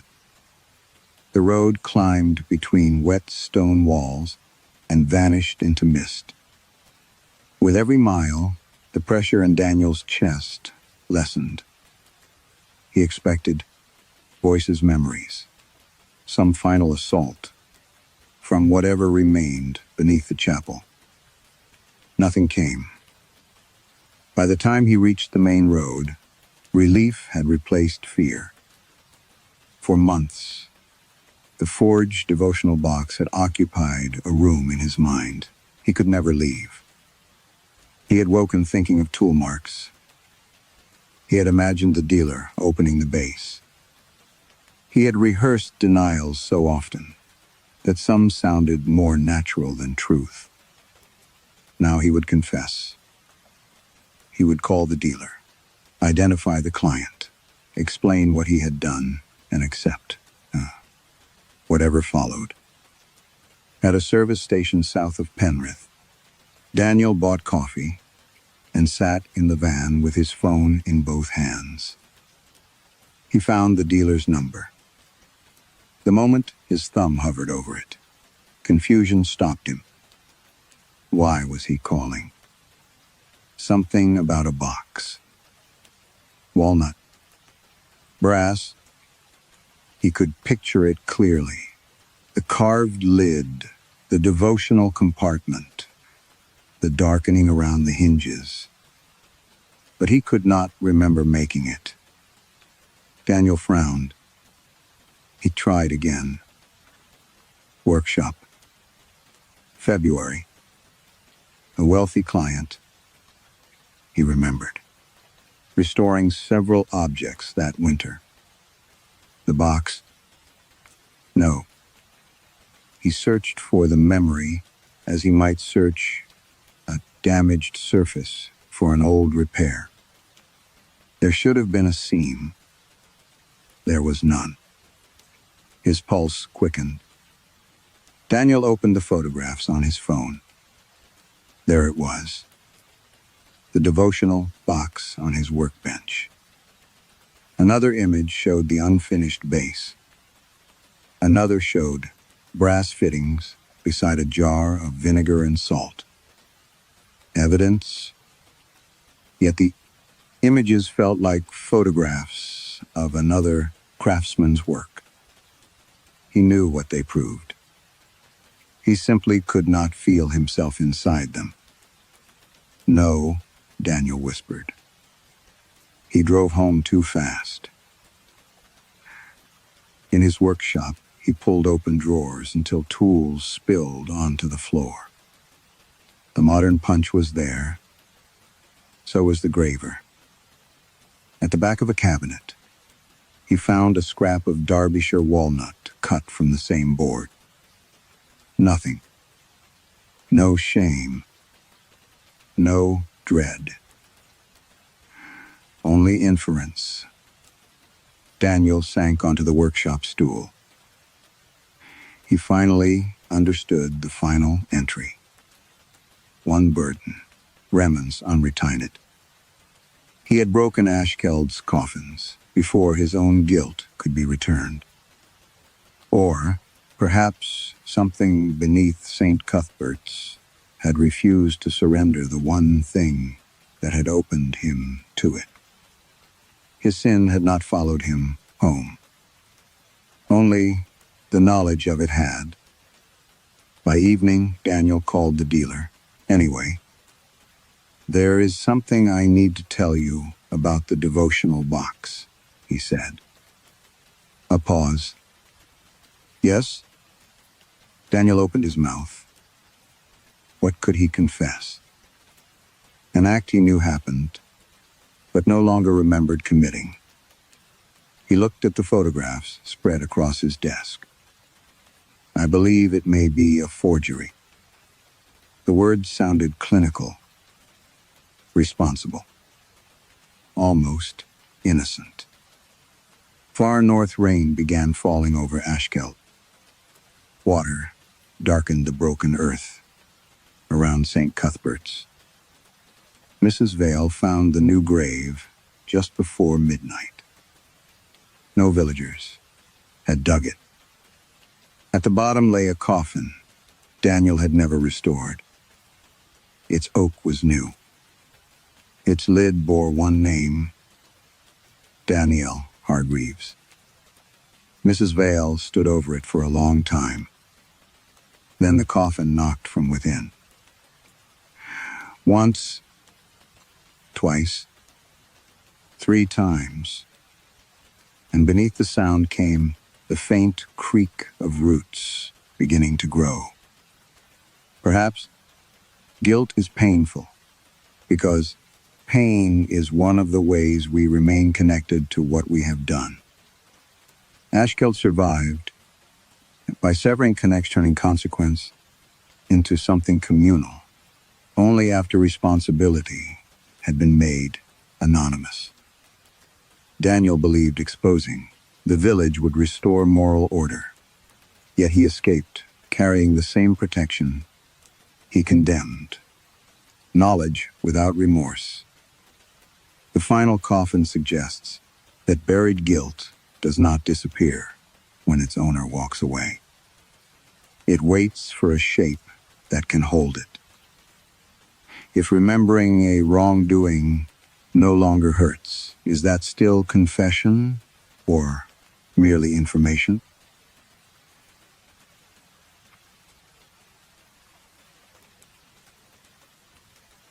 Story 4.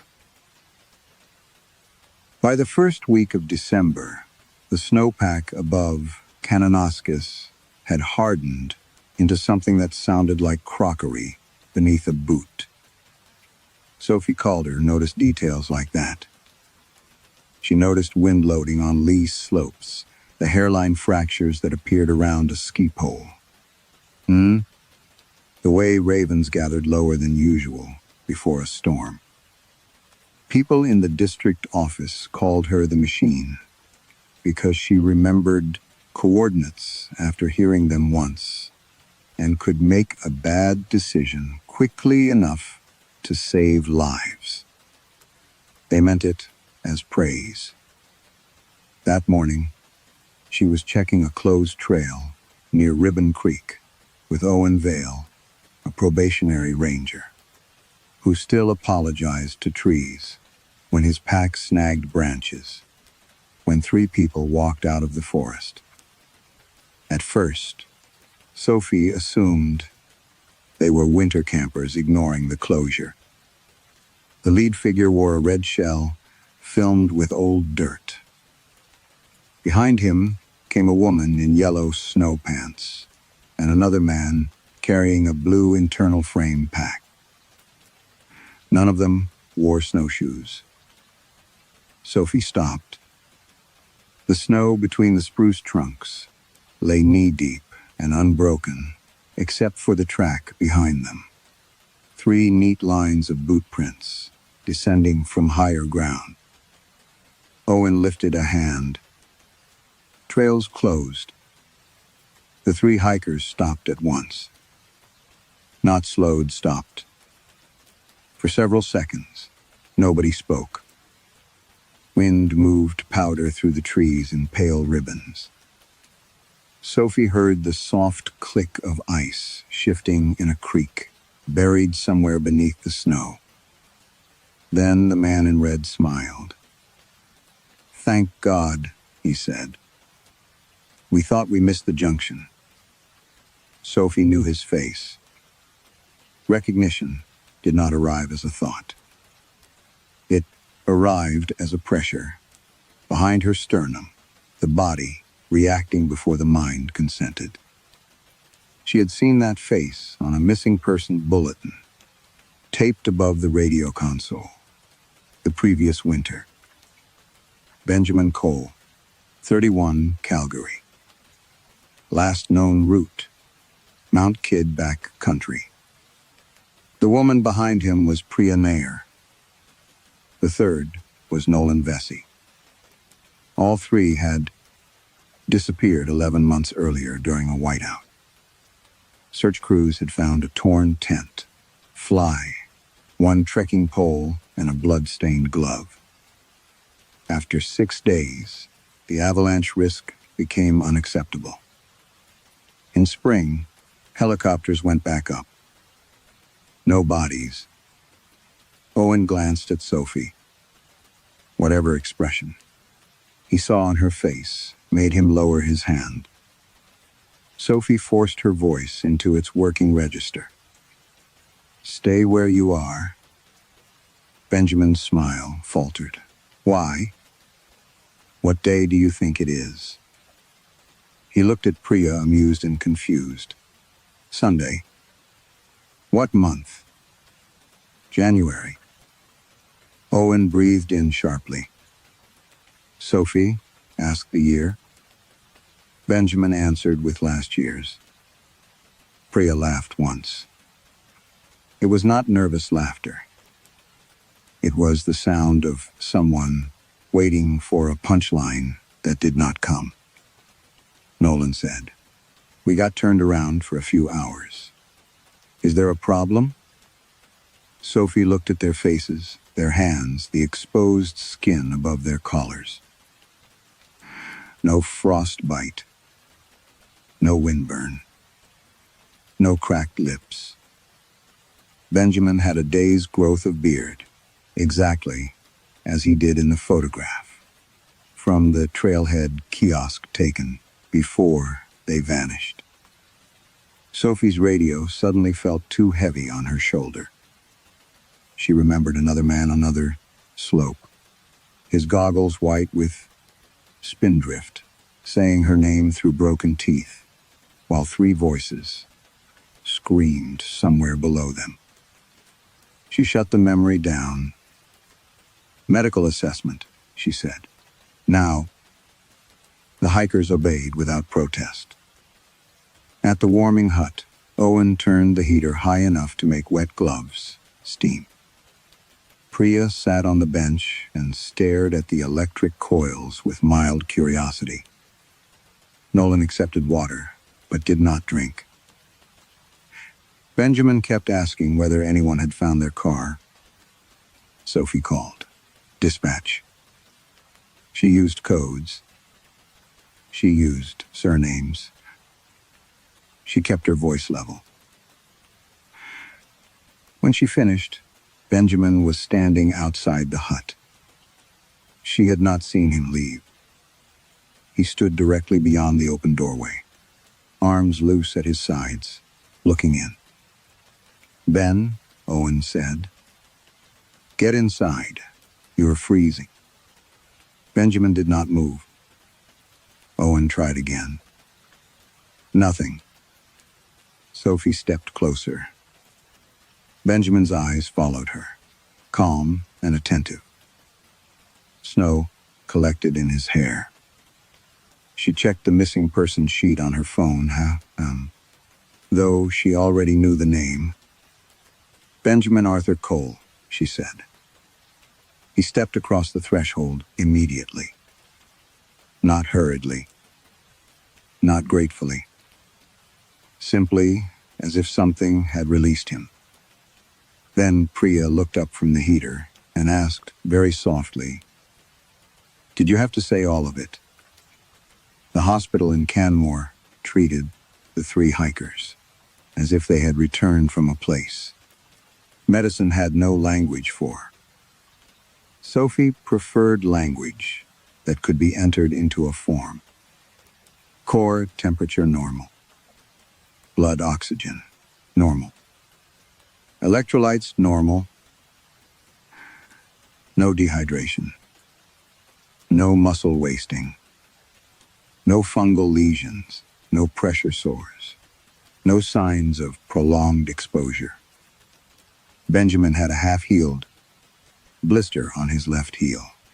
That matched a note from the original search file, recorded by his girlfriend before he disappeared.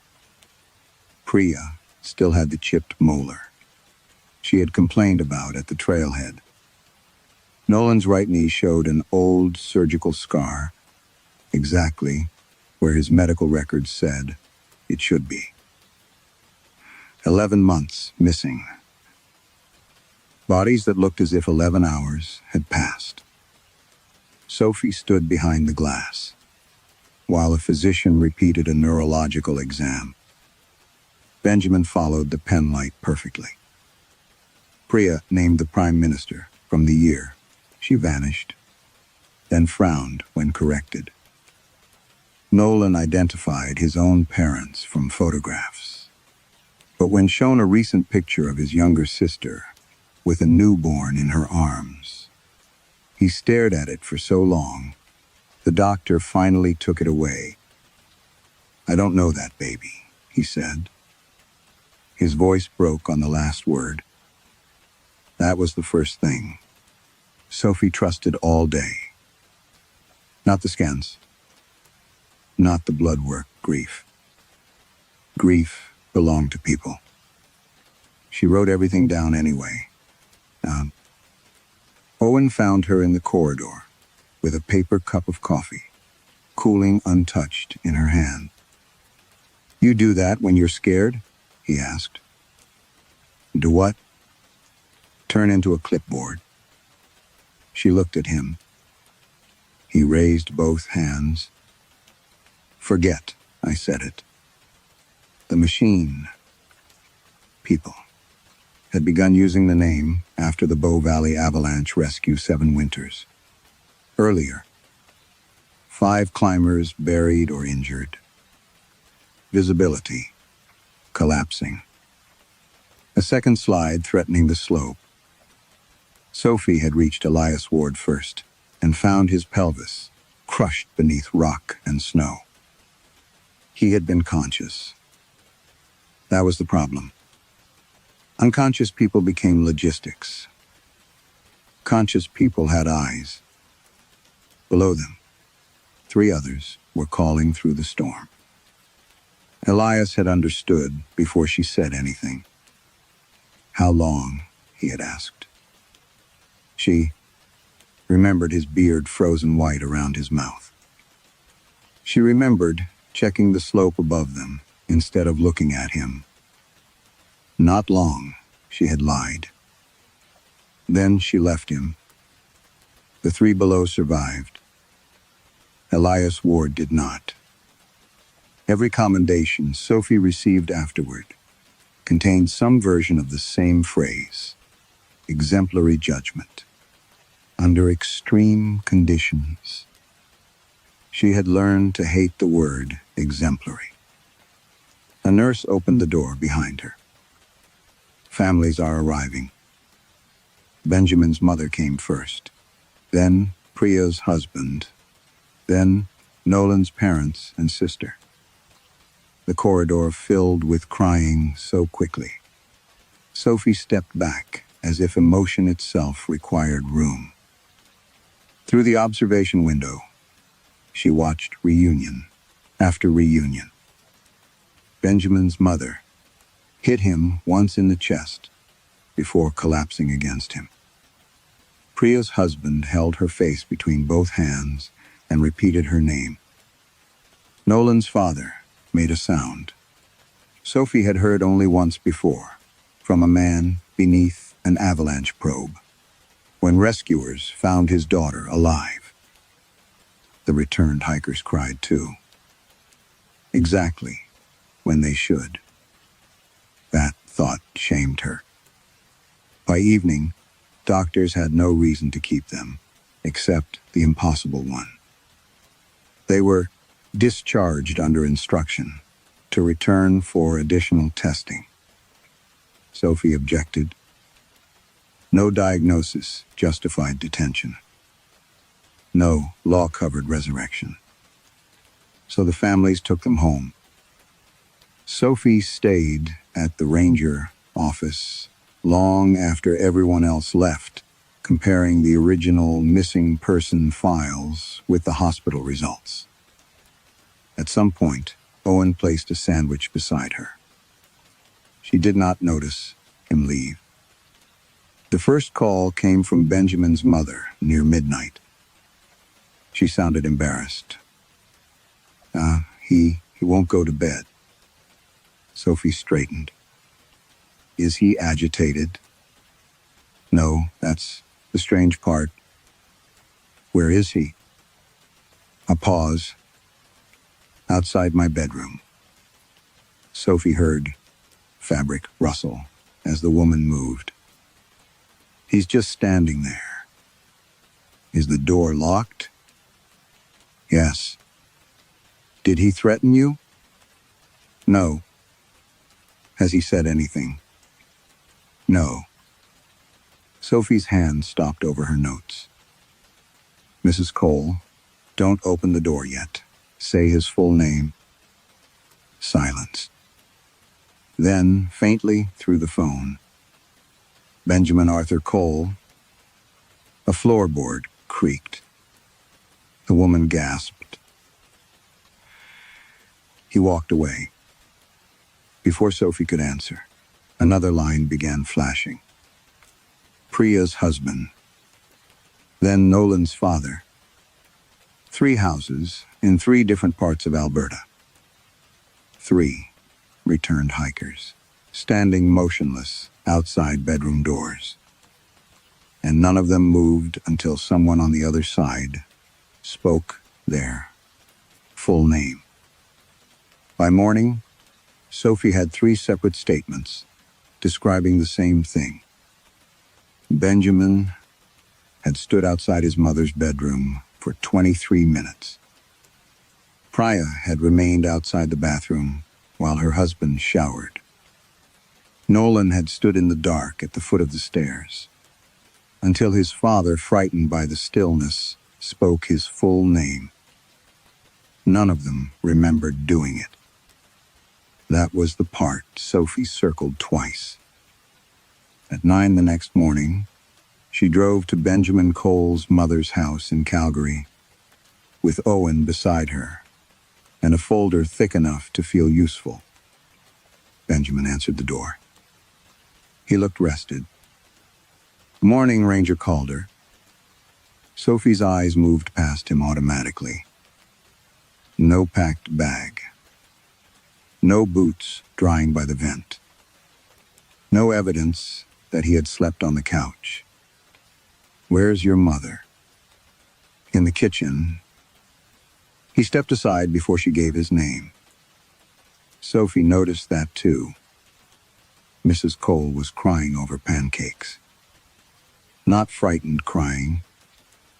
The other kind. "He made them," she said. Benjamin smiled, embarrassed. His mother pressed a hand over her mouth. "He hasn't cooked breakfast for me since he was 12. Benjamin corrected her gently. 13. The morning after Dad left. I burned the first batch because the pan was too hot. Mrs. Cole stared at Sophie as if this proved something. Maybe it did. Sophie opened the old interview transcript. "What did your father say before he left?" Benjamin's expression changed. "Do we have to do this?" "Yes." He looked at his mother. He said, "Don't make me the villain because I'm the one who finally said it out loud." Mrs. Cole's chair scraped backward. She whispered, "I never told the police that." Benjamin looked wounded. "You were standing behind me, Mom." There were dozens of tests after that, none of them official.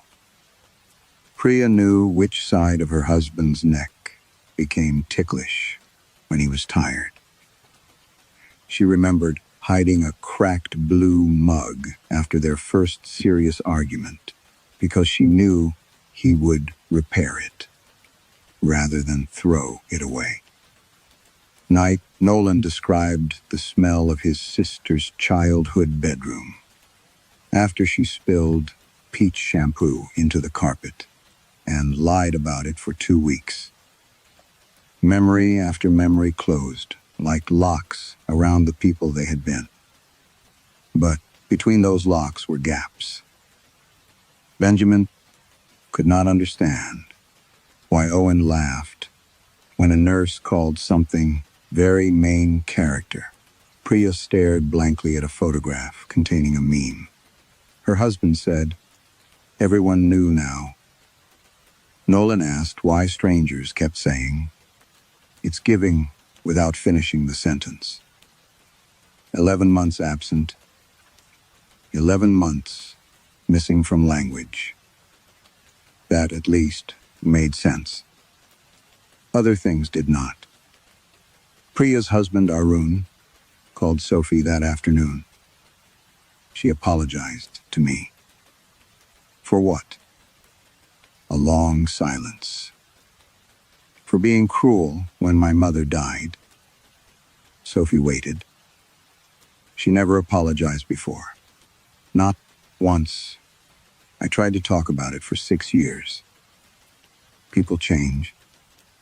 In a few hours, Sophie almost said 11 months. She stopped herself. Nolan's sister reported something similar. Nolan had struggled with opioids before the hiking trip. Since returning, he had not asked for pain medications, despite headaches and muscle aches. He poured the remaining pills from an old prescription into the toilet while his mother watched. Benjamin repaired a loose cabinet hinge his mother had complained about for years. Priya began making tea for Arun before he asked. Nolan called his sister every evening. Small acts. Kind acts. Nothing Sophie could put into an incident report without sounding insane. That evening, she met Owen in the ranger office. Snow tapped softly against the dark windows. "They're improving," he said. Sophie looked up from her notes. People don't improve in patterns. Maybe nearly dying changes you. They don't think they nearly died. Owen had no answer. Sophie spread the family interviews across the desk. Benjamin's mother had wanted responsibility. Arun had wanted tenderness. Nolan's family had wanted sobriety. Each returnee was moving toward the precise shape of the absence. Their disappearance had left behind, not randomly, accurately. Her phone vibrated. A message from Mrs. Cole. It contained a photograph. Benjamin stood at the kitchen sink with his sleeves rolled up, washing dishes, while his mother laughed beside him. For 1 second, Sophie saw nothing wrong. Then she zoomed in. The black window above the sink reflected the kitchen. Mrs. Cole was laughing. Benjamin's reflection was facing her. But Benjamin himself was facing the window. And in the photograph, his hands were practicing the shape of an embrace. The photograph stayed on Sophie's screen until dawn. She enlarged it until the pixels broke apart. Benjamin at the sink, his mother beside him, their reflections caught in the black glass above the basin. In the reflection, Benjamin's head was turned toward his mother, his expression soft with attention. In the room itself, his face pointed toward the window. His hands were lower than his reflection's hands. The reflection was already embracing someone who was not there. Sophie forwarded the image to the Provincial Forensic Unit with instructions to check for editing, lens, distortion, delayed exposure, anything that could reduce the impossible to equipment. Before they answered, dispatch called. Another missing person had walked on to Highway 40. Her name was Lillian Shaw. She had vanished 3 winters earlier. By noon, there were 2 more. A trapper, missing since the previous February, emerged near Spray Lakes, wearing a canvas coat too thin for the temperature. A university student, lost during a solo snowshoe trip 5 years earlier, appeared beside a maintenance shed south of the pass and asked why everyone kept calling her mother. The mountain was giving people back out of order. Sophie drove north with Owen through blowing snow, moving from one recovery site to another. At each location, the first facts changed, and the important ones did not.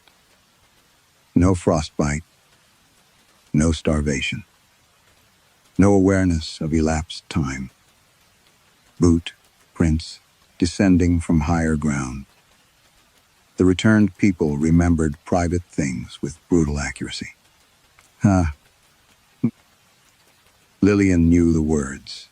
Her husband had whispered against her hair. On the morning, she disappeared.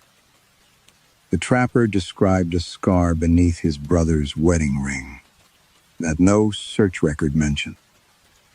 The student knew the password to an old laptop that had been sitting untouched in her parents' basement. And each of them hesitated at thresholds. Not every threshold. That bothered Sophie more. Hospital doors were crossed without difficulty. Vehicle doors were crossed. The entrance to the ranger station meant nothing. But bedroom doors mattered. Family homes mattered. Once Lillian stood smiling on her own porch, while her husband sobbed 6 feet away, unable or unwilling to step inside until he said, "Lillian Grace Shaw." Then she crossed and buried her face against his chest. By evening, the explanation Sophie wanted had become biological. Toxic exposure parasite. Fungal agent. Some unknown effect of glacial microorganisms preserved in ice. She called universities. She sent blood samples. She requested environmental tests near the original search areas. Anything alive can be measured, she told Owen. He looked at the names covering the whiteboard. Can memory? Sophie ignored him. The forensic unit called about Benjamin's photograph. No manipulation. No rolling shutter artifact. No double exposure. The analyst spoke carefully, as if choosing words around a sleeping animal. The reflection is geometrically consistent with the room, he said. It just isn't consistent with him. That night, Sophie went downstairs, into the district archive. The oldest rescue files were stored in gray boxes beneath maps that still used retired trail names. She began with avalanche reports from the 1970s, then park warden logs, then handwritten incident ledgers, copied from older forestry records. She searched for disappearances, followed by unexplained recoveries. At first, she found nothing. Then she stopped searching for the word return. Older records used different language. Found, alive, exposure absent, confused regarding date. Family declined examination. One report from 1952 described a shepherd who disappeared above a glacial moraine and came home after 4 months wearing the same wool jacket. His wife refused to let wardens question him further. A note in the margin read, "Subject waits outside sleeping room unless invited by complete baptismal name." Sophie stared at the sentence until the basement seemed colder. She opened another ledger. 1921. A missing railway surveyor was found walking beneath the ice field after a winter storm. Then, 1889. A handwritten missionary account described 2 hunters lost near the Blue Caves, who returned during deep winter. Their families claimed the men had become unusually gentle. At the bottom of the page, in faded ink, someone had added, "They come back, improved, in the manner most desired by the household." Sophie sat very still. The heater clicked off. Somewhere among the shelving, paper shifted. She reached for her flashlight. A final folder had slipped halfway from a box she had not touched. There was no title on the cover. Only a sentence written across it in pencil. When the icy hears you're dead, do not teach them what you miss. Sophie read the sentence until the words lost their grammar. The folder contained only 6 pages. 3 were copies of older reports she had already found. 2 were photographs of people standing outside cabins in winter, clothes, their faces pale from overexposure. The last page was a handwritten note, dated decades later than the photographs. No author. No signature. It said, "They are not learning the dead. They are learning us." Sophie took the folder upstairs. By morning, the families had begun refusing interviews. Benjamin's mother stopped answering her phone. Arun Nair sent a short email saying Priya had already endured enough testing. Nolan's parents threatened legal action if anyone attempted to detain their son again. Sophie understood their anger. That made it worse. She drove to Nolan's family home first. His mother opened the door, only far enough to show one eye. "We're done. I need 10 minutes. You've had days." "Mrs. Vesey, my son is home." Behind her, Sophie heard laughter. Not television. "Nolan." His sister said something from the kitchen, and he laughed again, warm and easy. Mrs. Vesey's face changed at the sound. Sophie knew then that facts would not matter. "He's been clean since he came back," the woman said. "Do you understand what that means?" Sophie said nothing. For 7 years, every phone call after midnight made me think he was dead. Every birthday, we checked the bathroom. Every Christmas, we counted pills. Her voice dropped. "Now he makes coffee before I wake up." Behind her, Nolan appeared carrying 2 mugs. He saw Sophie and stopped. Not unnaturally. Almost sadly. "Mom," he said. "Let her in." Mrs. Vesey did. That was worse, too. Nolan answered every question calmly. He remembered treatment centers, relapses, thefts, promises. He remembered hiding his mother's jewelry inside an air vent. He remembered his sister finding him unconscious on a laundry room floor.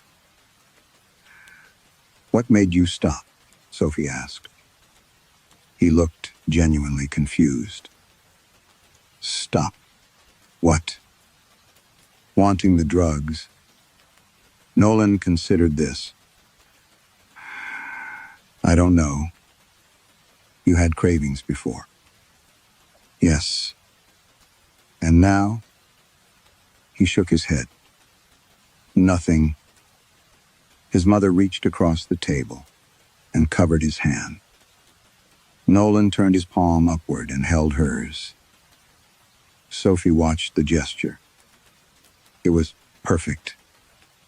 Too perfect. Not theatrical. Not stiff. Specific. Mrs. Vesey's thumb rubbed twice across the side of his index finger. Nolan immediately did the same to her. Something in Sophie went cold. That afternoon, she visited Priya. Arun let her inside reluctantly. The apartment smelled of cardamom and laundry detergent. Priya was folding towels on the sofa. "You never folded towels," Arun said when Sophie mentioned it. Priya smiled. Apparently I've matured. He laughed. But Sophie noticed that Priya folded them exactly the way Arun did. Corners aligned. Thirds, not halves. She watched them for nearly an hour. Priya anticipated when Arun wanted tea. She softened her voice when he became frustrated. When he rubbed the back of his neck, she touched his wrist. Not once did she ask what he needed. She already knew. On the drive back, Sophie pulled over beneath a line of black spruce. Snow moved through the headlights. She opened the family interview files again. Before Benjamin disappeared, his mother had described him as unreliable. Arun had described Priya as emotionally distant. Nolan's mother had spent half her interview begging rescuers to find her son before. That poison finished what it started. Sophie read the older archive note. Do not teach them what you miss. But perhaps no one had taught them. Perhaps the teaching happened another way. Through relief. Through disappointment. Through every argument remembered inside the people who vanished. If the returnees possessed the missing person's memories, then they also possessed memories of every expression directed at them. Every sigh, every accusation, every withheld touch, every sentence, beginning with, "Why can't you?" The thing in the mountain did not need to read the families. It only needed to absorb the dead. Well enough. The dead already knew what everyone wanted from them. Sophie drove straight to the coal house. Benjamin opened the door before she knocked. Behind him, his mother was decorating a small spruce tree. He watched Sophie with a troubled tenderness that made her want to step backward. "Something wrong?" he asked. Sophie looked at his face. What did your mother want you to become?" Benjamin frowned. Then his eyes shifted toward the room behind him. His mother was humming as she hung an ornament. When he looked back, his expression had changed. Not blank. Afraid? "I don't know," he whispered. From the living room, Mrs. Cole called, "Ben, sweetheart?" Benjamin smiled immediately. The fear vanished. He turned toward her, and Sophie understood that whatever had come down from the mountain was not merely imitating love. It was surviving by becoming impossible to reject. Elias kept smiling through the ice. Sophie could not make herself move. 7 winters collapsed into that expression. The torn, orange tape, the white beard, the moment she had chosen 3 voices below him, over the one directly in front of her. Owen touched her shoulder. "We have to go." Sophie looked at the translucent strands webbing the chamber. Not empty-handed. She cut a section from the nearest filament with her field knife. The reaction was immediate. Every unfinished figure in the chamber stopped moving. Hundreds of practiced gestures froze at once. Then Elias's eyes shifted toward the sample in Sophie's hand. His smile disappeared. They ran. By the time they reached daylight, something was moving through the glacier behind them. Not footsteps, but a rolling succession of cracks, following their route beneath the ice. The sample went into a sterile evidence container. Within 24 hours, it had divided. The biologist in Calgary called Sophie personally. "I don't know what you brought me. Living tissue? Technically. That isn't an answer. It's the best one I have." Under magnification, the specimen was not a single organism. It was thousands of translucent units linked by hair-fine membranes, sharing chemical signals so rapidly that disturbing one portion altered the behavior of the entire sample. A colony, but there were human proteins inside it. Not contamination. Integration. Fragments of neural tissue appeared, threaded through structures resembling neither nerves nor fungal hyphae, but performing functions disturbingly similar to both. Then came the part. The biologist repeated twice. The tissue reacted to recordings, not sound in general. Voices. When Sophie played Benjamin's archived search interview beside the sample, electrical activity increased. When his mother's voice followed, the entire colony reorganized. "Recognition?" Sophie asked. The biologist hesitated. Memory would be a reckless word. But, I don't have a safer one. Owen found the expedition records the same afternoon. The glacier had exposed a rusted metal cylinder near the cave entrance after wind stripped away part of the moraine. Inside were oilcloth notebooks belonging to a geological expedition from 1936. Most pages described ice depth and mineral deposits. The final entries described something else. One expedition member, Thomas Bell, disappeared while surveying a lower crevasse. 3 days later, the others found his body beneath blue ice. Not trapped. Contained. The expedition leader wrote that translucent fibers entered Bell through the mouth, eyes, and wounds on his hands. They tried to recover him. The ice fractured. 2 men died.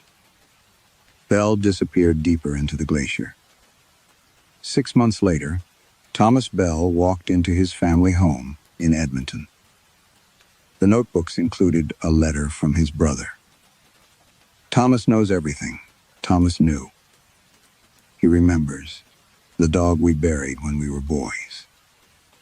He remembers the song Mother sang when Father was drinking.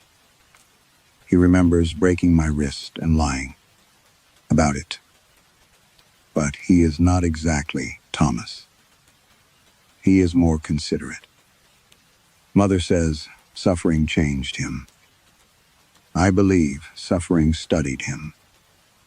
Sophie read the sentence again. A later page contained the expedition leader's theory. The colony did not consume human beings for calories. It absorbed complexity. A deer could provide flesh. A person provided relationships. Human memory gave the organism maps of affection, resentment, dependence, shame, habit, language. And those maps helped it leave the glacier. The copies that behaved incorrectly were rejected. Those that matched remembered needs were sheltered, fed, protected, kept warm. Acceptance was not sentiment. It was environmental selection. Owen leaned against the archive table. So, Benjamin isn't Benjamin. Sophie looked at the photographs spread before her. I don't think that's what this says. She thought of Nolan, remembering his sister finding him on the laundry room floor. Priya, remembering the broken mug. Benjamin's fear when Sophie asked what his mother wanted. Those memories were not being recited by puppets. They hurt. The colony had copied people so completely that the distinction had become impossible from inside. They think they're human, Owen said. No. Sophie closed the notebook. They remember being human. Her phone vibrated. The Calgary laboratory. The biologist did not say hello. Sophie, the sample is gone. She stood. What? The container is still sealed. That's impossible. I know. A photograph arrived. The sterile container sat empty beneath laboratory lights. Across its inside wall, condensation had formed 5 words. Not random trails. Letters. Sophie enlarged the image. I remember you. Left me. She did not need to ask whose memory had written them. By cutting the colony beneath the glacier, Sophie had not taken a sample from Elias. She had given Elias a way out. Elias came down from the mountain at dawn. A highway maintenance driver saw him first, walking along the shoulder south of Canmore without gloves. He wore the same torn climbing jacket from 7 winters earlier. The same black trousers. The same boots. Sophie remembered cutting away from his injured leg before she understood there would not be enough time to carry him. By the time she reached the road, police had blocked traffic in both directions. Elias stood beside a patrol vehicle drinking nothing from a paper cup someone had given him. Steam rose past his face. He looked 34. He had been 34 when Sophie left him beneath the avalanche. Sophie? Nobody introduced her. Her body answered. Before she did. A tightening in her throat. A tremor in the fingers. She immediately closed into a fist. Elias smiled. Not the smile from inside the glacier. This one was smaller. Tired. Human. You took your time. One of the officers glanced at Sophie. She heard herself say, "Clear everyone back." Elias laughed softly. You still do that? Do what? Make the world orderly before you let yourself feel anything. The road seemed to tilt. Only Elias had ever said something similar. Not during the avalanche. Before. They had met twice, during rescue training, years earlier. He had teased her for arranging carabiners by size. On a table no one else cared about. She had forgotten that. He had not. At the hospital, Elias answered every question. His childhood address. His climbing certifications. The scar on his left shoulder from a bicycle accident. The name of the woman he had almost married. The cheap bourbon he hated, but drank anyway at his brother's wedding. Then Sophie entered the examination room alone. Elias looked toward the door. Are you going to say my full name? No. Good. Why? He considered the question. I don't know. That frightened her more than if he had explained. She placed a recorder on the table. Tell me what happened on Mount Leanh. His face changed. Snow seemed to enter the room with the memory. We triggered the slab above the traverse. Then, I got hit by debris. Then, you found me. She waited. Elias looked down at his hands. My pelvis was broken. Left femur too, I think. You were conscious. Yes. And I left you. Yes. The word landed without accusation. Sophie's breath shortened. There were 3 climbers below us. I remember. I could reach them or stay with you. I remember that too. You told me you couldn't feel your legs. Yes. Sophie stared at him. I lied to you. Elias lifted his eyes. You said you'd come back. I knew I probably couldn't. I knew too. The room became impossibly quiet. Sophie had imagined this conversation for 7 years, but in every version, Elias hated her. Sometimes he screamed. Sometimes he asked why. Sometimes he simply looked disappointed. She had built her life around surviving those imaginary verdicts. What happened after I left? Elias was silent for a long time. The snow came in. And after that, cold. Then, I don't know. His face tightened with genuine fear. There's something after the cold. It feels like remembering a room I never entered. Sophie leaned forward. What room? Blue.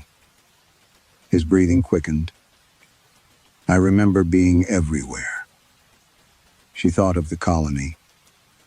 The strands, the bodies practicing gestures. Are you Elias Ward? He looked almost offended. Yes. Your body isn't. He stared at her. Sophie watched understanding move across his face. Not calculation. Horror. He stood so abruptly. The chair struck the wall. No. Elias. No. He pressed both hands to his chest, as if searching for proof beneath the skin. I remember my mother dying. I know. I remember being 13. I remember my first climb. I remember you leaving me.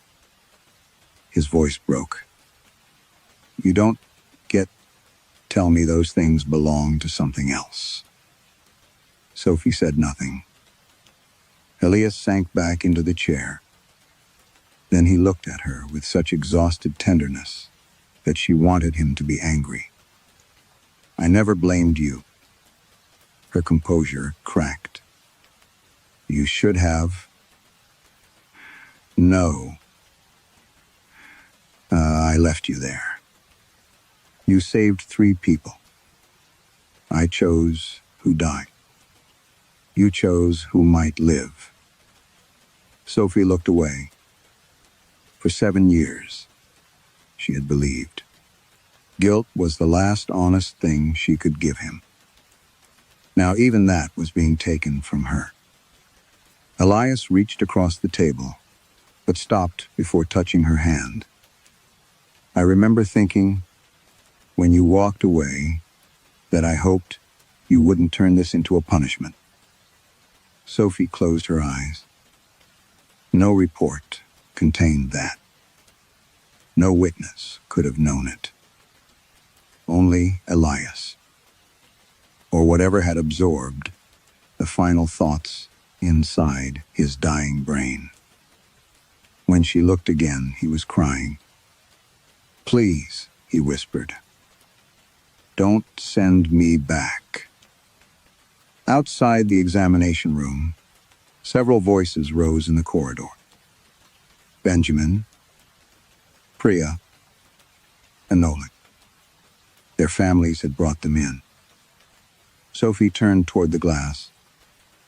All 4 returnees were standing completely still, not looking at their families, looking at Elias, and one after another, they began to smile. The smiles lasted only a few seconds.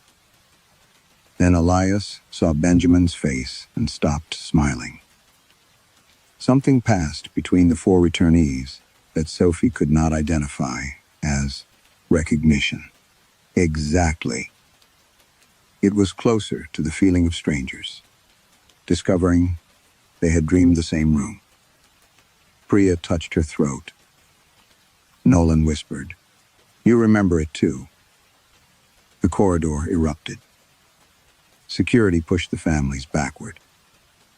Provincial officials arrived before noon, followed by 2 federal biological response specialists who spoke about containment with the relieved precision of people finally encountering a problem that fit inside policy. The returnees were moved to separate rooms. The word patients disappeared. They became subjects. Then, organisms. Sophie watched the vocabulary change and understood how easily fear could make a person simpler. A federal officer named Mercer showed her the preliminary order: isolation, transport, environmental sterilization of the cave system, if feasible. "What does sterilization mean?" Sophie asked. Mercer did not insult her by pretending. "Destroying the colony." "And them?" His silence answered. Behind the glass, Benjamin sat with his mother. She held both his hands. "You have evidence they're human?" Mercer asked. "No." "Evidence they're not dangerous?" "No." "Then what exactly are you arguing?" Sophie looked through the glass. Benjamin's mother was speaking. Benjamin listened, with the complete attention he had never given her before. He disappeared. That was the problem. He had become better at being her son after the original Benjamin died. But the grief on his face was his own. Wasn't it? Sophie went room to room. Nolan understood first. "They're going to kill us." His mother gripped his sleeve. "No. They think we're the thing in the ice," Sophie said. "Aren't you?" Nolan stared at her. Then he began to cry. Not elegantly. Not correctly. He folded forward, shaking, and his mother wrapped herself around him. "I don't want to go back," he said. There was no performance in it. Sophie could detect. That frightened her most. Priya became angry. "If I'm not Priya, tell me where she ends." Sophie had no answer. "My memories," Priya touched her chest. "My love for Arun, my embarrassment, the fact that I still hate coriander stems because my father put too many in everything when I was a child." Her voice sharpened. "What percentage has to be original before you let me be a person?" Arun stood beside her. He did not look at Sophie. Elias was last. He sat on the floor with his back against the bed. "They're afraid of what comes next," Sophie said. "So am I. I mean, what the colony is doing." Elias looked up. Does that make what I feel counterfeit? Sophie thought of the glacier, practicing embraces in darkness. No. The answer came before procedure could stop it. Elias closed his eyes. For years, Sophie had believed the worst thing she had ever done was choose which life to abandon. Now, the mountain had returned that choice in a different form. 4 leaves on one side. An unknown number of future lives on the other. No calculation could make it clean. That evening, Mercer prepared the transfer. Families blocked the corridor. Benjamin's mother stood in front of 2 armed officers and refused to move. Nolan's sister screamed that they had already buried him once without a body. Arun simply held Priya. Sophie stood between them and the containment team. For the first time in years, everyone waited for the machine to decide. She thought of Elias beneath the avalanche. 3 voices below, 1 voice beside her. There had been no correct choice then, only consequences. This facility has no confirmed evidence of communicable transmission, Sophie said. Mercer stared at her. You're obstructing a federal containment order. I'm documenting an objection to unnecessary lethal action against conscious persons. They are not persons. Sophie looked through the glass at Elias. He was watching her. Not pleading. Waiting. Then prove it before you kill them. The transfer stopped. Not permanently. Only long enough for lawyers, physicians, ministers, and frightened officials to begin arguing over what counted as a human life. It was enough. Within days, the returnees went home under monitoring orders. Elias did not. He had nowhere to go. Sophie found him standing outside her cabin after sunset, snow gathering on his shoulders. He did not cross the porch. She knew what he was waiting for. For one terrible moment, she considered leaving him there. Instead, she opened the door. Elias Nathaniel Ward. He stepped inside. Far above them, beneath, miles of blue ice. Hundreds of unfinished hands began practicing how to knock. The argument over the returnees lasted longer than winter. By March, containment had become supervision. Supervision had become paperwork. And paperwork had become a way for frightened institutions to postpone deciding what kind of lives they were dealing with. Benjamin went home to his mother. Priya returned to Arun. Nolan began attending recovery meetings, though he told Sophie he still did not understand why he had once needed the pills so badly. Elias stayed in a small staff cabin outside Canmore. He never crossed Sophie's threshold without hearing his full name. Eventually, neither of them mentioned it. The snow receded from the valley floor. First, dirty berms collapsed beside roads. Water began moving beneath the frozen creeks audible before it became visible. Sophie disliked spring. Winter preserved evidence. Spring changed it. Every few days, she received reports about the returnees. Nothing violent. Nothing impossible. Benjamin learned to disappoint his mother again. He forgot to call one evening. He snapped at her over nothing. When Sophie heard, she felt an irrational relief. Priya and Arun argued about money. Nolan skipped a family dinner because he wanted to be alone. Imperfection returned gradually, like circulation to a numb hand. It did not prove they were human. But Sophie had stopped believing. Humanity was something that could be proved. One evening, Elias sat with her on the porch while meltwater ticked from the roof. "Do you regret it?" he asked. "Which part?" "Letting us stay."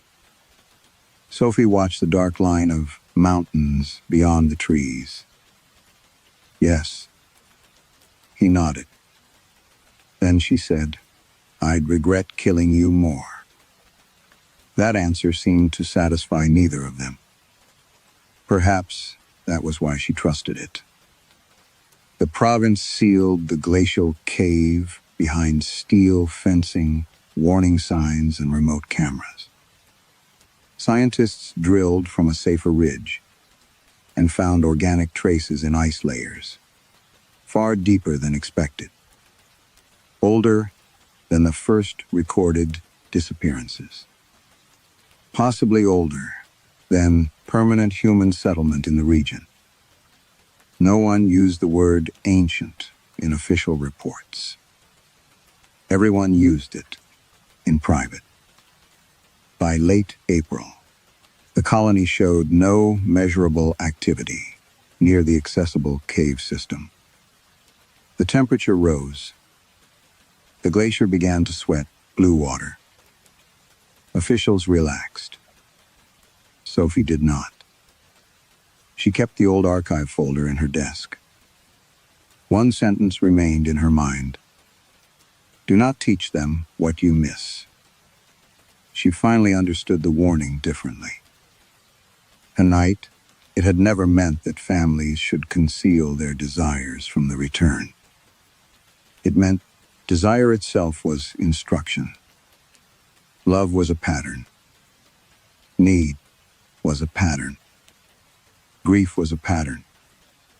And anything that could learn patterns could eventually learn the shape required to enter them. In May, Elias asked whether Sophie believed he loved her. They were walking beside the river. The question stopped her. "Do you?" "Yes." Because Elias did? He thought for a while. "I don't know where his feelings end and mine begin." Sophie looked at him. "That sounds human enough." He smiled. Not perfectly. That mattered. The wildlife camera alert arrived 3 nights later. Sophie was alone at the ranger office when the system flagged movement beneath the glacier. The first image showed only moonlit ice. The second contained a figure. The third contained 12. By the 10th frame, there were too many to count. Sophie opened the video. Hundreds of human shapes stood beneath the retreating face of the glacier. Men, women, children. Some wore modern climbing clothes. Others wore wool coats, work shirts, dresses, uniforms from decades she could not immediately place. None moved toward the valley. Not yet. They were practicing. One pair stepped together and embraced. Separated. Tried again. A woman-shaped figure knelt, while a child-shaped figure ran into her arms. Again. Again. Again. Several figures shook hands. Others practiced laughter without sound. One old man repeatedly raised a trembling hand to an unseen cheek. The movements became smoother. With every repetition, more natural, more loving. Sophie watched until her eyes hurt.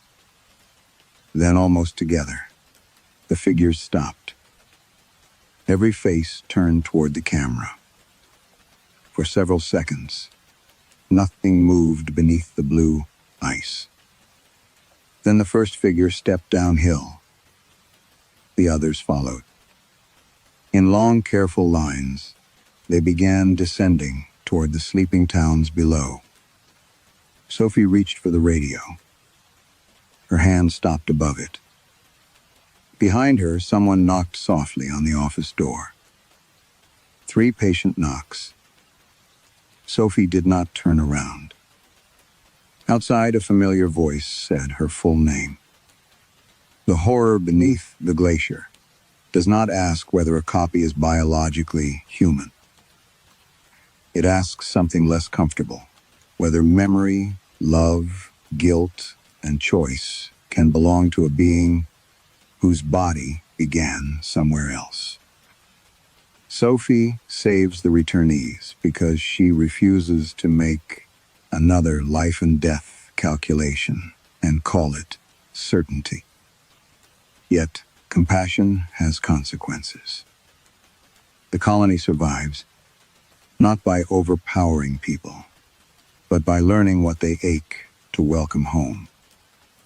Perhaps the final danger is not that the figures can imitate love. Perhaps it is that, given enough time, imitation may become indistinguishable from the real thing.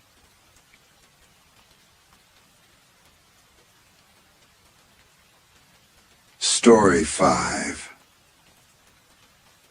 The first thing Julian Mercer noticed after signing the continuity addendum was the taste of parsley. It was 6:40 in the evening when he stepped out of the elevator into the underground car park beneath Helix Assurance Group's Frankfurt headquarters. The building above him was a grid of steel, smoked glass, and disciplined silence. 42 floors, designed to suggest that nothing unfortunate could happen without first being measured. Julian stood beside his car with his briefcase in one hand and the faint taste of garlic and parsley at the back of his mouth. He did not remember eating dinner. For several seconds, he simply remained there, listening to the ventilations. Fans push cold air through the concrete levels. A fluorescent tube above bay. C-17 flickered without going dark. His reflection trembled in the black window of a parked Audi. Then, he remembered the form. Continuity, department, information, retention, Procol. He had signed it that morning with the same pen he used for everything important. Dark blue ink, medium point, no smudging. The addendum was 11 pages long and written in language so cautious, it seemed afraid of itself. It authorized Helix to remove exactly 1 hour of episodic memory at the end of each workday, beginning at a time determined by operational security requirements. The procedure, according to Human Resources, was painless. Temporary confusion was normal. Mild sensory residue was normal. The brain often preserved traces of an erased experience, taste, muscle tension, emotional afterimages, without retaining the event itself. Julian had asked whether anyone ever refused. The woman from Human Resources had looked at him, as if he had asked whether anyone refused a salary. Continuity is voluntary, she had said. Then, she slid the promotion letter across the table. The salary increase was 38%. Julian had signed. Now, standing in the car park, he checked his watch. He remembered leaving his desk a little after 5. He remembered closing a spreadsheet concerning commercial aviation exposure. He remembered Petra Leanh from legal, walking past with a folder pressed to her chest. After that, nothing. His next clear memory was the elevator doors opening underground. 1 hour, precisely. He unlocked his car. A paper napkin lay on the passenger seat. Julian stared at it. There was a grease mark in the center and a green smear near one corner. He picked it up carefully. The smell was unmistakable. Roasted potatoes, butter, herbs. He searched the car. Nothing else. No takeaway. Container. No receipt. No cutlery. He checked his phone. No delivery confirmation. No restaurant charge appeared in his banking app. His messages ended before the missing hour and resumed afterward with an automated notification from Helix, thanking him for completing his first continuity session. Julian read the message twice. Welcome to Secure Retention. He disliked the phrase. Retention was the opposite of what they had done to him. On the drive home, rain began tapping against the windshield. Frankfurt's towers blurred into white and red streaks. Office lights suspended in the wet dark. Julian kept tasting parsley. At a traffic light near West End, he noticed something on his right hand. Ink. A narrow blue line crossed the side of his index finger, exactly where his pen rested when he wrote quickly. He rubbed it with his thumb. The mark did not come off. At home, he placed his briefcase on the kitchen table and stood for a moment in the apartment's quiet. He lived alone now, although he still owned 2 coffee mugs, and still kept the second dining chair, angled toward the table, as if someone might return and complain that it was crooked. He opened the refrigerator. On the middle shelf sat a glass container of roasted potatoes with parsley. Julian did not cook. He was certain of that much. A small square of company stationery had been folded beneath the container. His stomach tightened before he touched it. The note was written in his own handwriting. 3 words. Check your Sennemail. Julian took out his laptop. There was one message in the sent folder from that evening, time-stamped during the missing hour. No recipient, no body text. Only a subject line. Do not agree, to Thursday. Julian read it until the screen dimmed. Then, from inside his closed briefcase, his blue pen began clicking. Julian did not open the briefcase immediately. He stood in his kitchen with one hand resting on the latch, while the clicking continued inside. Click. Pause. Click. The rhythm was irregular, almost thoughtful. When he finally opened the case, the sound stopped. His blue pen lay across a stack of continuity onboarding documents. Nothing else had moved.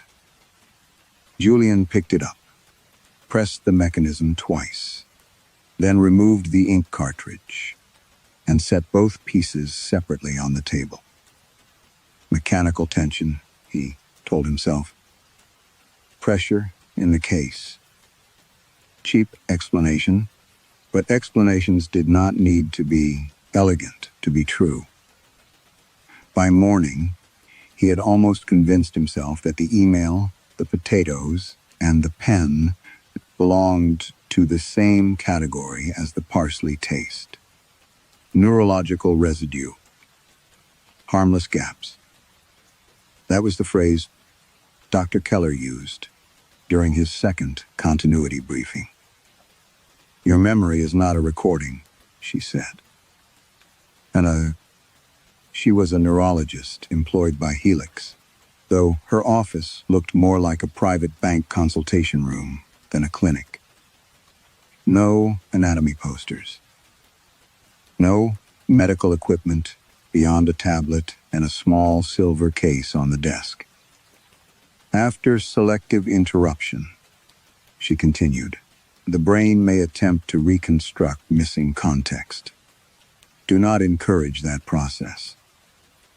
Julian looked at her. "Meaning? Do not investigate the missing hour." She smiled, as if she had made a joke. "People become anxious when they discover evidence of actions they cannot remember. A meal, a purchase, a conversation. Once anxiety enters the reconstruction process, the mind becomes inventive. And messages sent to yourself?" Her smile remained. "Especially messages." He almost showed her the subject line. He did not. Silence. Julian had learned, long ago, often looked indistinguishable from professional judgment. That lesson had once saved his career. 7 years earlier, when Helix dismissed a claims manager named Stefan Weiss, Julian had known the stated reason was false. Stefan had raised concerns about manipulated internal reports.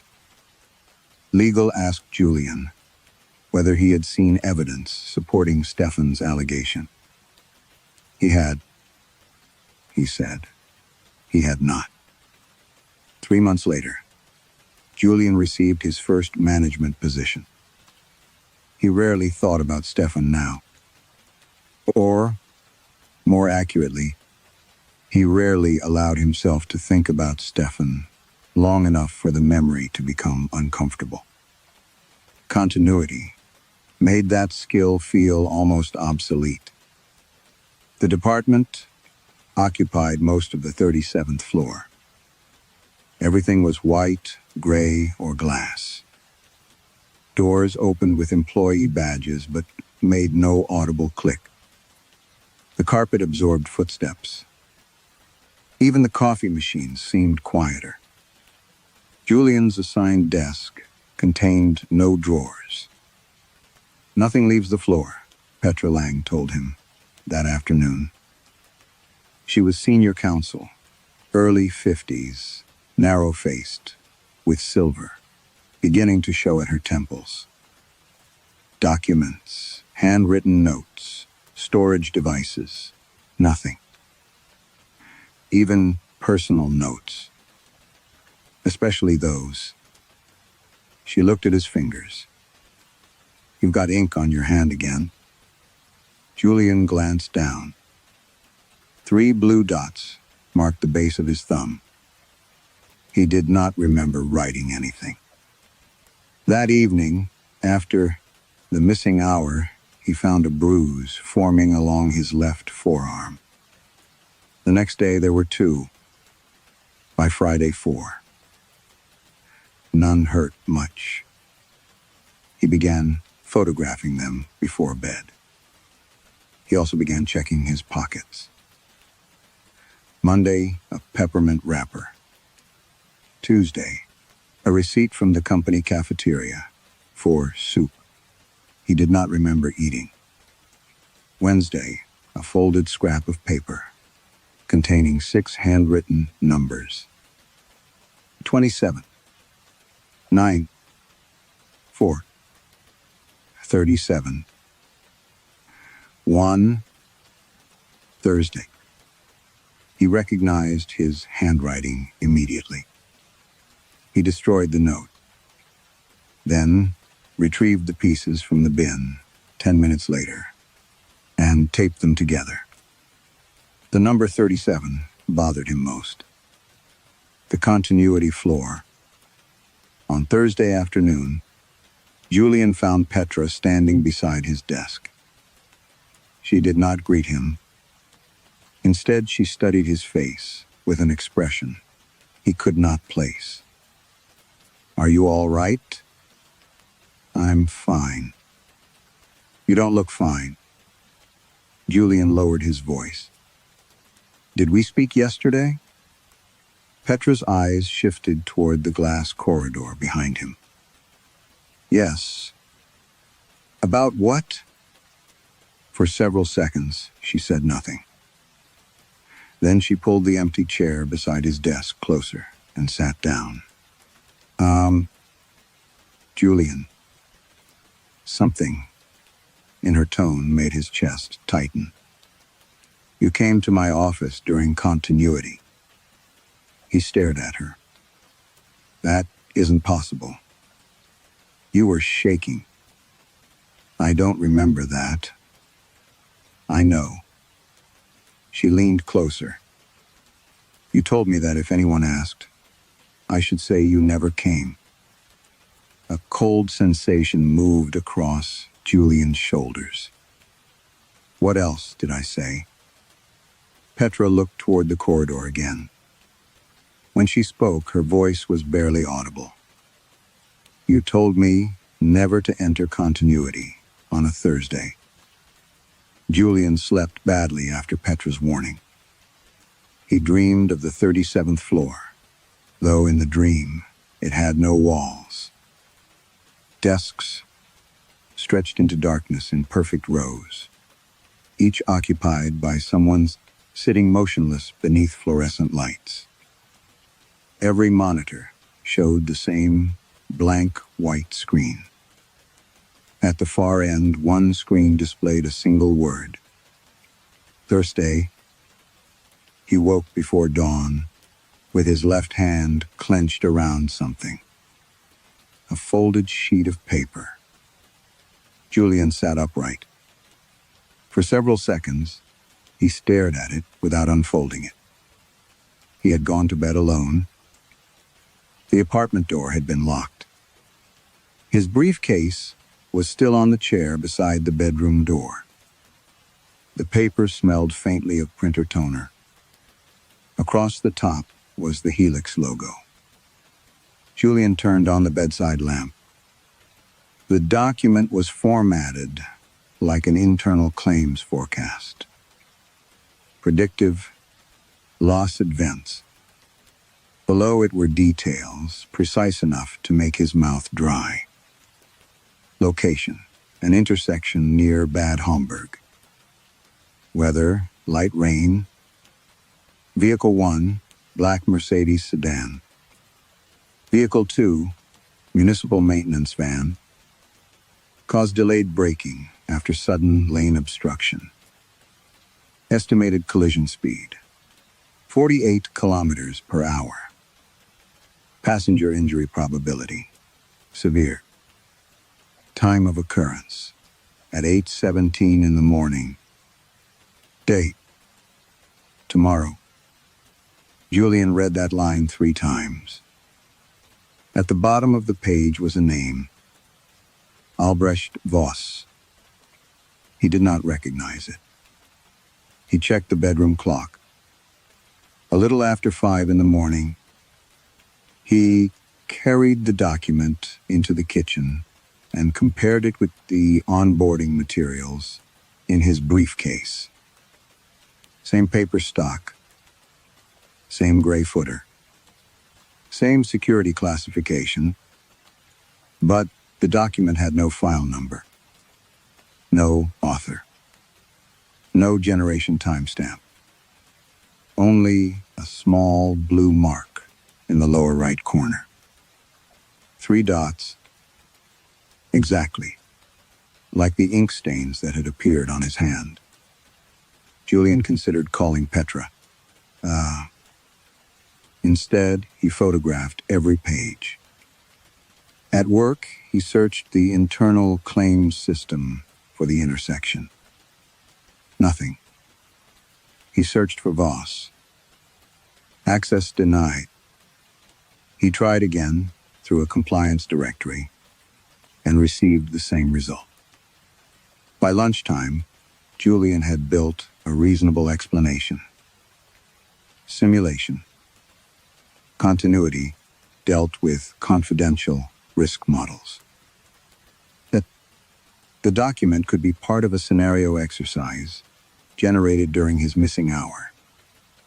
Predictive modeling routinely assigned fictional names and plausible accidents to test liability exposure. That explanation held until Petra walked past his desk and stopped. "You look ill." "I'm fine." "You keep saying that." Julian lowered his voice. "Does continuity produce accident simulations?" Her expression changed. "Only slightly." "What kind?" "Road collisions." "Why?" He watched her carefully. "Just answer." Petra looked toward the corridor. "Yes, sometimes." "Do they use real names?" A pause. "No." Julian felt the muscles in his jaw tighten. Before he could ask more, Petra's badge vibrated against the desk.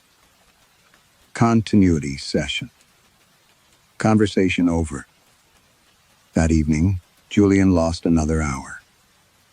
When awareness returned, he was standing inside an elevator, descending toward the lobby.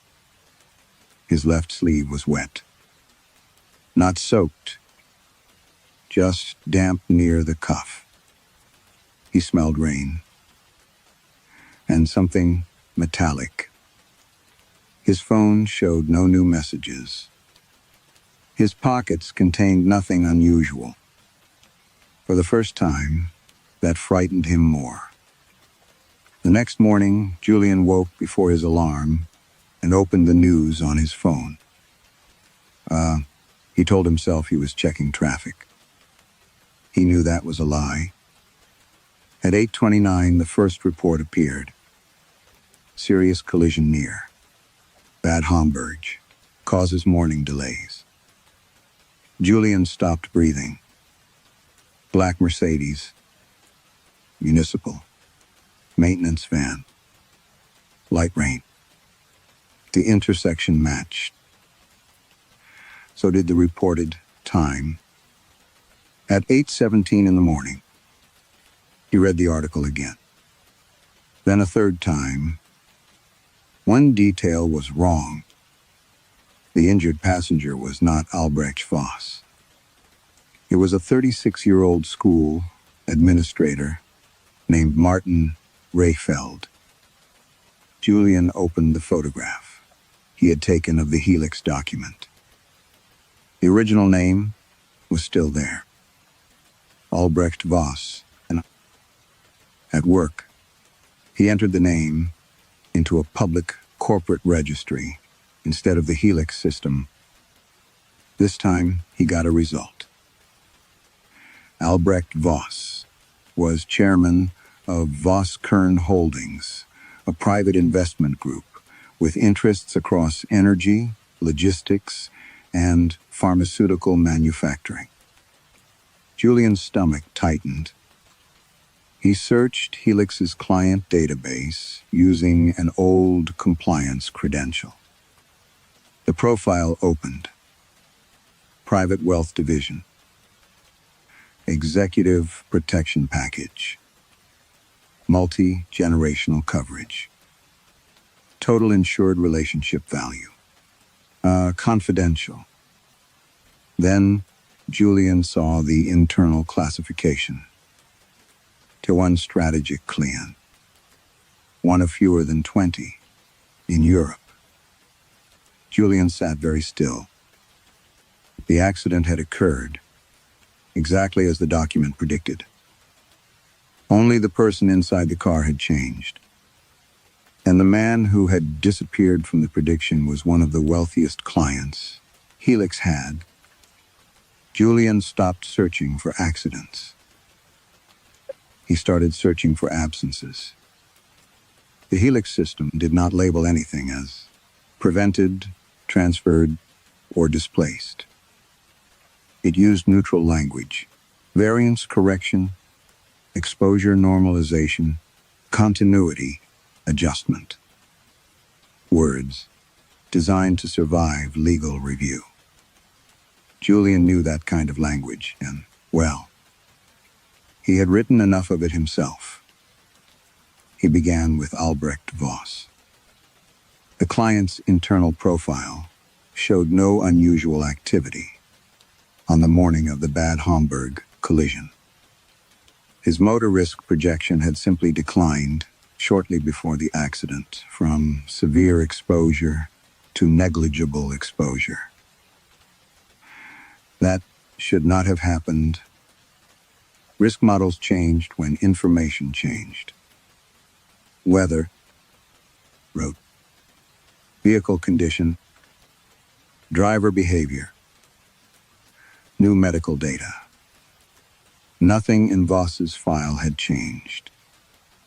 Only the probability. Julian opened the modeling history. At 6:42 that morning, severe injury probability, 68%. At 7:11, 68%. At 7:36, 67. Then, during a restricted continuity process, the value fell to less than 1%. No underlying variable had been modified. Julian stared at the numbers until they began to feel less like mathematics than a confession. He searched for Martin Riechfeld, the school administrator who had been injured instead. There was no Helix policy under his name. But there was another connection. His wife, Claudia Retfeld, worked in the company's Cologne claims office. Julian sat back. He searched the internal employee incident database. 3 weeks earlier, a Tier 1 client had been scheduled for a private flight from Zurich to London. The risk model showed an abnormal mechanical failure probability. Then a continuity adjustment reduced it almost to zero. The flight landed safely. That afternoon, the brother of a Helix actuarial assistant died when a hydraulic lift failed at a repair garage outside Stuttgart. Julian checked another. A client with aggressive lymphoma had unexpectedly entered remission after an internal projection marked treatment failure as highly probable. 2 days later, the teenage daughter of a Helix underwriter in Leanh was diagnosed with an unusually fast-moving cancer. Another, a warehouse fire projected to kill the founder of a logistics company, never occurred. Instead, the apartment building belonging to a Helix receptionist's parents burned overnight after an electrical fault. Investigators described as statistically improbable. Julian created a private spreadsheet. He hated himself for doing it. Names filled the screen. Clients on the left. Employees on the right. Avoided death. Unexpected injury. Prevented bankruptcy. Sudden illness. Every correction appeared to have a cost. Not always equal. Not always immediate. But close enough that Julian could no longer dismiss the pattern. He searched deeper. Continuity's models contained a field hidden from ordinary compliance views. Residual hose due capitis. Employees were assigned values. Young, Healthy. Dependence. Geographic distribution. Financial impact of loss. Probability of litigation. Even psychological resilience. Julian felt cold. They were not measuring employee risk. They were measuring how much risk an employee could absorb. A sound behind him made him close the window. Petra stood at the end of the desk. "You shouldn't be here this late." The floor was almost empty. Fluorescent lights stretched across the glass walls in pale reflections. "What is residual host capacity?" Julian asked. Petra went still. That was enough. No, you reacted. I reacted because you're asking questions you shouldn't ask. That isn't the same thing. With continuity, it usually is. Julian reopened the spreadsheet. I found 43 cases. Petra did not look at the screen. Delete it. Why? Because if you keep going, you'll find something you can't put back. Julian almost laughed. Isn't that the purpose of the department? Petra's face tightened. His badge vibrated. Continuity session. Neither of them moved. Then Petra whispered, "Don't let them see that file." The missing hour took him. When Julian became aware again, he was sitting in his car. His knuckles were bruised. There was blood beneath one fingernail. His laptop rested on the passenger seat. The spreadsheet was still open. 44 rows, now. Julian did not remember adding the last one. He scrolled down. The client column listed a name he recognized from Helix's private wealth division. Beside, it was a projected residential fire from 6 years earlier. The event had been canceled through continuity adjustment. The replacement incident appeared 3 days later. Julian read the employee connection once. Then again, and his own name was there. Mercer Julian, eligible host. Below it, the recipient of the displaced event was not Julian. It was his father. Julian did not remember his father's funeral. That realization came to him the next morning, while standing beneath the shower. He remembered the church. He remembered Petra, sending flowers on behalf of compliance. He remembered his sister Elise, gripping his wrist so hard that her nails left half-moons in his skin. But the service itself was gone. Not blurred. Gone. He stood under the water until it turned cold.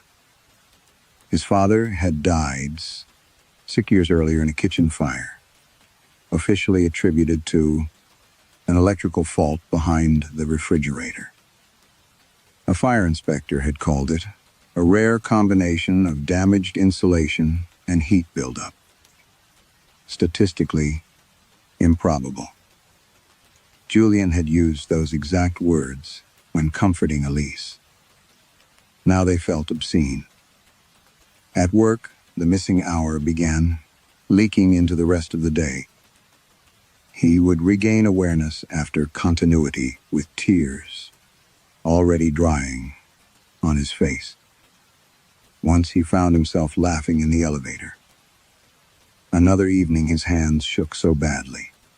He dropped his keys twice before reaching the car.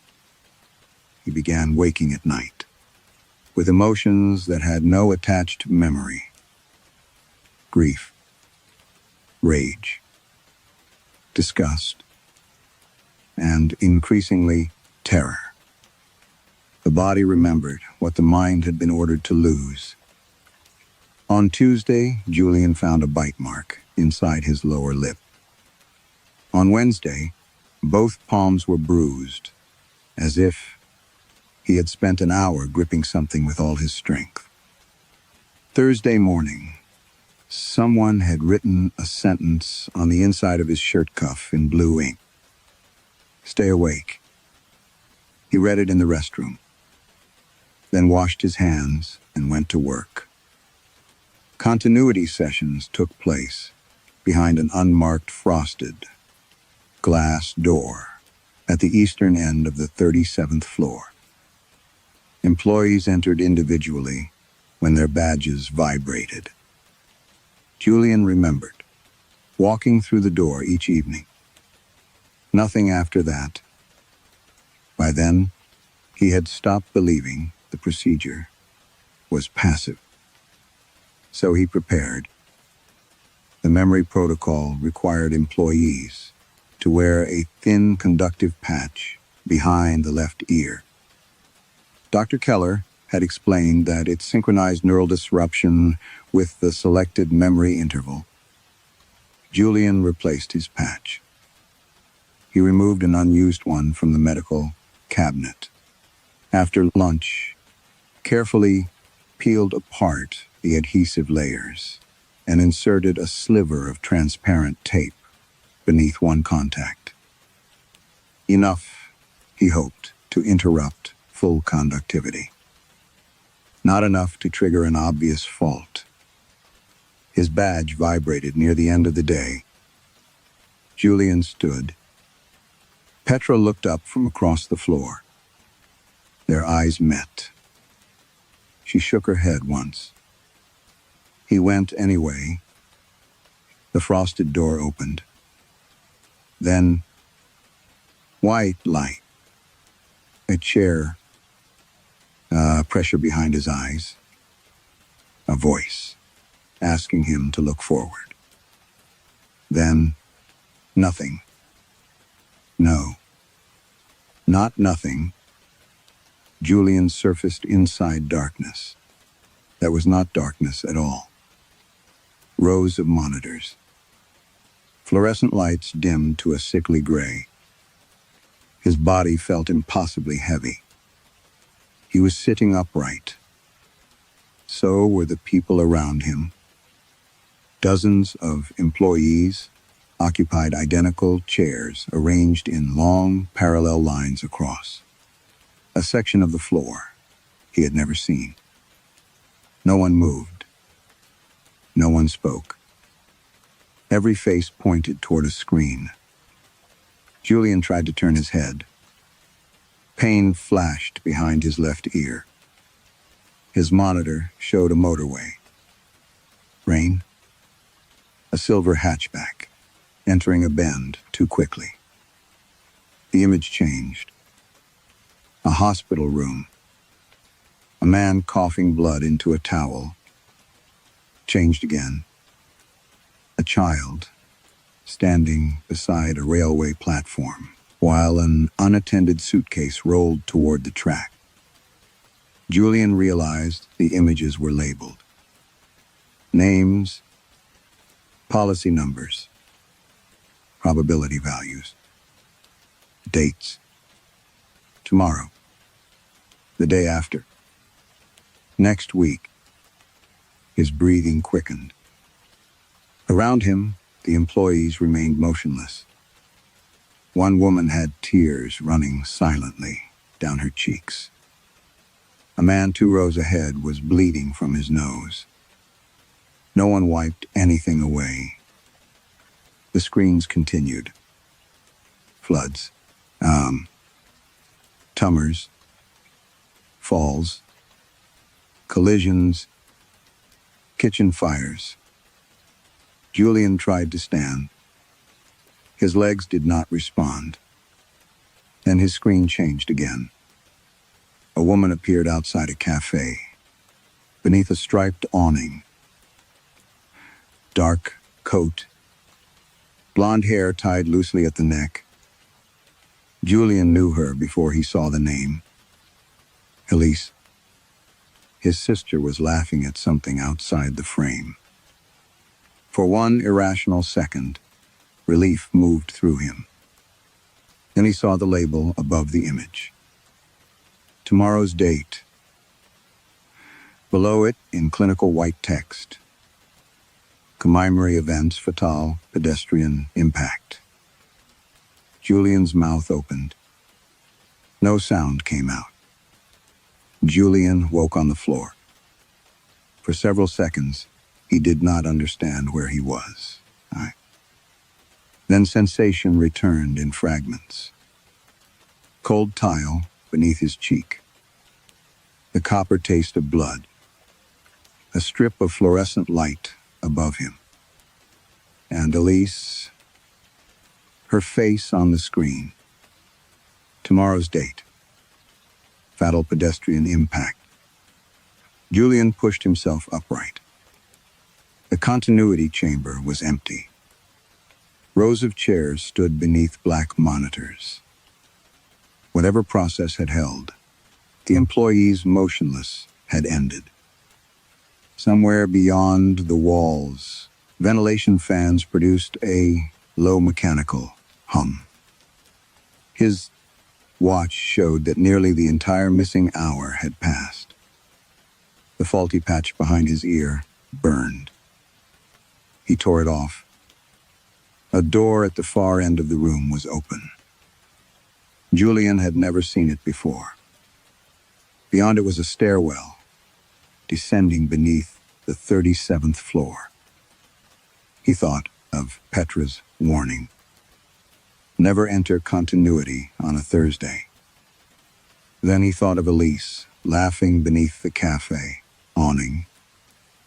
He went down. The stairwell smelled colder with each level. There were no floor numbers. Only white walls and narrow emergency lights sunk into the concrete. At the bottom, Julian found a security door marked. Processing Oshwar's continuity, personal only. His badge should not have worked. It did. The lock released without hesitation. The room beyond was enormous. Not an office. Not a data center. Something between the two. Server cabinets stretched into the distance, their indicator lights blinking in slow, synchronized patterns. Between them stood hundreds of transparent display panels showing names, probabilities, medical histories, travel routes, claim values, family relationships. At first, Julian saw only clients. Then, he noticed the second column. Employees. Every insured life appeared, linked to another person somewhere inside. Helix. Lines moved between them like arteries on an anatomical diagram. Julian approached the nearest display. A shipping executive in Rotterdam. Projected event, cerebral hemorrhage. Probability, 81%. The figure flickered. Displaced tractet, identifit. A name appeared beneath it. An accounts supervisor in Brussels. Age 39. 2 children. No major health conditions. The system displayed something called absorption, tolerance. Julian felt his stomach contract. The number climbed. Beside it, another line appeared. Deep pendy impact-siptable. He stepped away. Another display showed a client's planned skiing accident redirected toward the husband of a Helix employee. Another showed a house fire. Another a diagnosis. Another a fall from scaffolding. The language remained clinical. No murder. No sacrifice. No victim. Only host, transfer, capacity, residual loss. Human suffering, stripped of every word that might make someone object to it. Julian understood why continuity needed employees to forget. Not because they were being shown confidential information, because they were being processed through it. He followed the rows deeper into the room. Some employee profiles carried dozens of faint historical links. A dead parent, a stillbirth, a brother injured in an industrial accident, a spouse diagnosed with an aggressive disease. Each incident attached by a thin line to someone wealthier, more valuable, more heavily insured. Julian stopped at a terminal marked Archive Access. His badge worked there too. He entered Elisa's name. The system loaded immediately. Mercer Elise, projected pedestrian fatality. Original probability, negligible. Transferred, probability, 93%. Source, event, restricted. Julian struck the desk with his palm. From whom? The terminal did not respond. He searched his father. The file appeared. Kitchen fire. 6 years earlier. Source client concealed. Transfer status completed. Then Julian saw a field beneath the record. Authorization class legacy. Framework. He opened it. A directory unfolded. Hundreds of legal memoranda. Risk waivers. Regulatory interpretations. Internal ethics exemptions. The oldest files predated the official creation of the Continuity Department. Julian searched by year. 7 years earlier. 8. 9. He stopped. One document was titled, Framework for Non-Localized Actuarial Exposure. Real location. His mouth went dry. Continuity had supposedly been created 5 years ago. The document was dated 9 years earlier. Julian opened it. The first pages described liability transfer in abstract mathematical language. Probability as exposure. Exposure as measurable burden. Burden as something that could, under controlled conditions, be redistributed. He scrolled. Legal protections. Employee participation doctrine. Consent. Requirements. Memory containment provisions. At the bottom of the final page was an authorization block. 3 signatures. Julian recognized Petra's name. Another belonged to a former Helix executive. The third made him stop breathing. The signature leaned sharply to the right. Dark blue ink. The same shape he had written thousands of times. Julian Mercer. Below, it was a title he had not held in 9 years. And beneath his signature, Legal Framework, Paravd. Julian stared at his own signature until it stopped looking familiar. That frightened him more than if it had been forged. The angle was correct. The pressure marks were correct. Even the slight hesitation before the final stroke of the surname was his. A flaw he had developed in university and never lost. 9 years earlier, 4 years before continuity officially existed, he opened the document history. There were revisions under his name, comments, track changes, entire paragraphs rewritten in his preferred legal style: cautious, bloodless, defensible. Participation shall constitute informed acceptance of non-localized exposure redistribution. Resulting secondary consequences shall not be classified as direct corporate actions.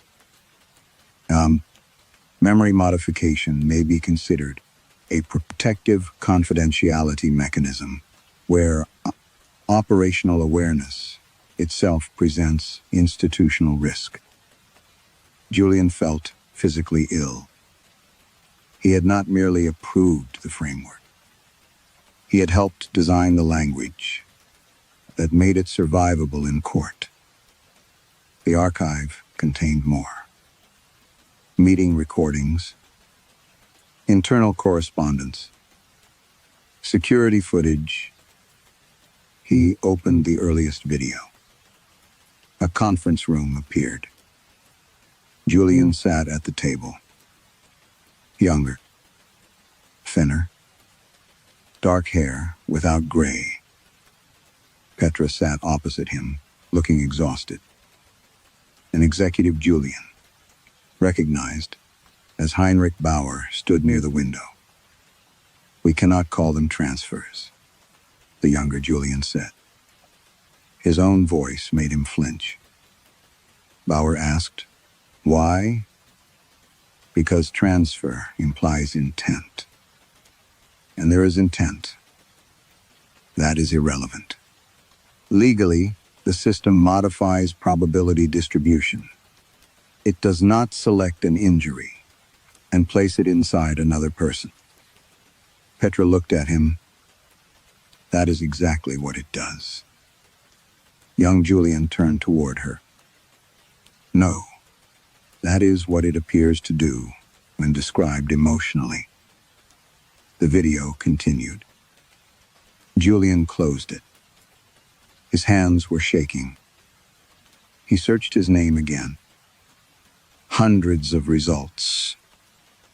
Most were restricted. One folder was not. Mercer Retention Management. He opened it.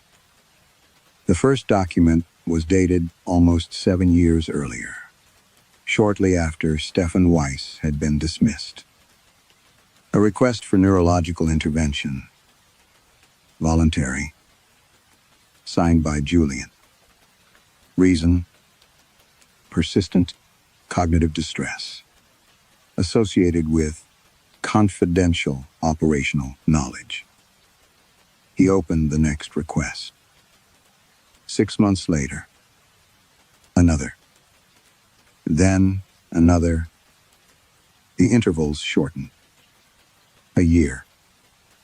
6 months. 3. Weekly. Finally, daily. Julian counted more than 1,000 procedures. His mouth went dry. Continuity had not been imposed on him after his promotion. He had been using it for years. The promotion had only changed what he was allowed to remember between sessions. A message archive contained fragments from erased accounts. Most were short. "I cannot sleep. The numbers follow me home. Father's incident was not random. Confirm source. Then, do not tell Elise." Julian stopped. His father. He opened the attached record. The source client's name had been manually hidden. Authorization override. Mercer Julian. He pushed away from the terminal, so violently the chair struck the floor. No. The word disappeared into the server room. He remembered the fire inspector. Elise, crying. The smell of smoke still trapped in his father's coat weeks later. And beneath those memories, something else. A sensation. Not memory, exactly. Recognition. He had known. Perhaps not that day, but later, he had discovered what happened, and then chosen not to carry it. Julian returned to the terminal. One final directory appeared beneath the retention records. Personal contingency files. Inside were recordings, all created by Julian, all addressed to himself. The oldest showed him, sitting in a dark office, eyes red, tie loosened. "If you're watching this," he said, "the procedure failed." Another recording. "You will think someone did this to you." Another. "You will want that to be true." Julian skipped forward. Years passed across his own face. More gray. More exhaustion. Less surprise. Then he found the most recent recording, dated only months earlier. Julian, on the screen, leaned toward the camera. For several seconds, he said nothing. Behind him, a continuity monitor flickered white. Then the recorded Julian spoke. "You're going to look for a villain, because that will make everything simpler." His eyes were wet. Bauer, the board, Petra, the department, anyone except the person who kept signing. Julian could barely breathe. On screen, his older self looked directly into the lens. Directly at him. "You knew what this system was. You helped protect it. When you finally understood what it had done to people you loved, you did not expose it." A pause. You erased yourself. The recording leaned closer. "If you found this, you chose to become innocent again." Julian watched the final recording twice. The second time, he noticed something he had missed. Behind his recorded self, reflected faintly in the black surface of the continuity monitor, stood Petra.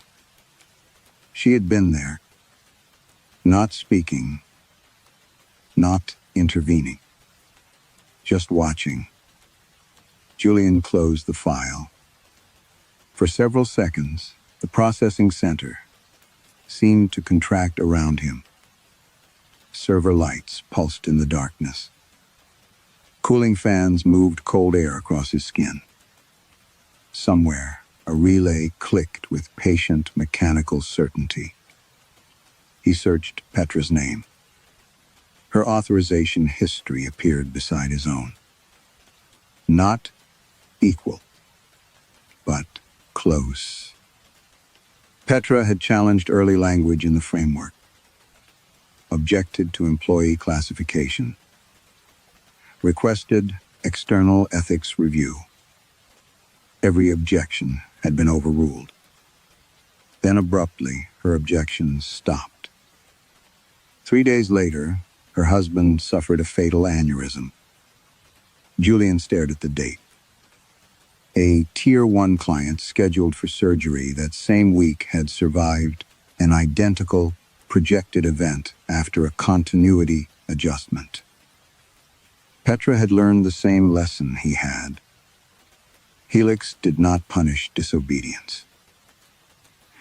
It merely recalculated exposure. Julian finally understood the architecture in full. The system did not manufacture tragedy. That was the phrase Helix had used to excuse itself. Accidents already existed, as probabilities. Illnesses, falls, fires, collisions, random failures waiting somewhere inside the mathematics of ordinary life. Continuity changed only who received them. A fatal crash destined for a billionaire could become a warehouse worker's broken spine. A tumor, assigned by chance to a protected executive, could emerge in the body of an employee's daughter. The statistical total remained balanced. Nothing vanished. Nothing was prevented. Suffering was merely moved toward people whose claims were cheaper, whose lawyers were weaker, whose deaths would not threaten a portfolio. Julian had helped turn that idea into policy. He remembered nothing of its beginning, but the archive remembered for him. Early models had required limited redistribution among insured parties. Julian's legal revisions expanded eligibility to Helix employees, then dependents, then immediate family, then anyone whose economic loss could be indirectly assigned to an employee relationship. His language, his categories, his safeguards against liability. The realization was worse than guilt. It was authorship. A notification appeared on the terminal. Continuity and pending. Julian ignored it. Another window opened. Architect and access, rest accord. His stomach tightened. The system had recognized him. Not as an intruder, as an administrator. His promotion suddenly made sense. Helix had not rewarded him. It had recalled him. Years of memory removal had made him unstable, suspicious, increasingly difficult to manage from outside the core department. The company had placed him back inside continuity because an architect was easier to contain than a witness. A message appeared. Manuel Aufschentin Requiril. Julian stepped back. And then the event loaded. Private aviation executive. Male. 58. Tier 1 client. Projected event, pediatric vehicle. Impact associated with executive transport route. Fatality probability, 89%. Julian frowned. The wording was strange. He opened the model. The projected victim was not the executive. His son, 9 years old.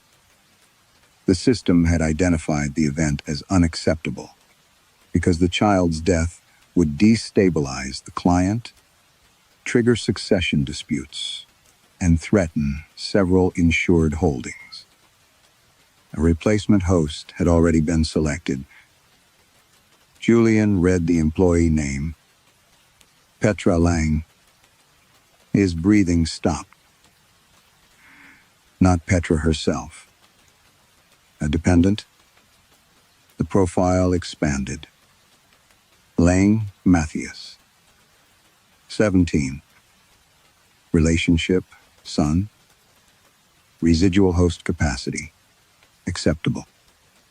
Projected event, vehicle, impact. Survival probability, 11%. Julian remembered Petra on the 37th floor. The way she watched corridors before answering him. The way she had told him to delete the spreadsheet. The way she had been present in the reflection behind his recorded confession. Perhaps she had known for years what resistance cost. Perhaps every quiet compromise had been made with the knowledge that the system could reach into her home. A confirmation box appeared. Authorize displace. Two options waited beneath it. Reject. Julian's hand hovered above the terminal. Then a third message appeared. Architect. Eyes, Jean Mercer. His badge vibrated against his chest. At the same moment, somewhere high above him, the continuity session began. And the screen displayed one final line. Intended recipient, Matthias Leanh. Julian did not press either button. The screen waited. Approve. Reject. Matthias Leanh's photograph remained beside the projected fatality. 17 years old. Dark hair. A school photograph taken against a pale blue background. Julian thought of Petra, standing across the 37th floor, always watching doors before she spoke. He understood now that Helix had perfected more than risk transfer. It had perfected obedience. Julian selected reject. The screen changed immediately. Displaces Denis. For 1 second, relief passed through him. Then another message appeared. Saxo events, rest cord to original path. The aviation executive's son reappeared. Fatality probability, 89%. Julian stared. There was no clean option. There never had been. Every rescue was a reassignment. Every mercy had an address. He opened the global continuity ledger. The number of active transfers was larger than anything he had imagined. Tens of thousands.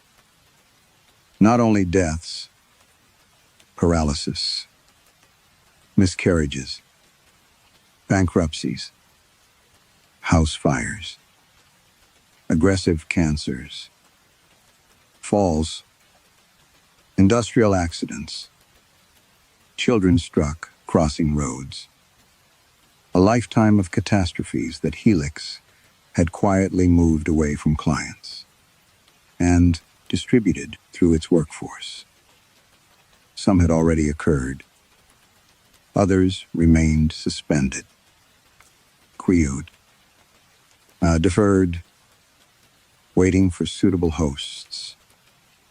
Julian scrolled through the system architecture until he found the mechanism controlling them. Probability Stabilization Core.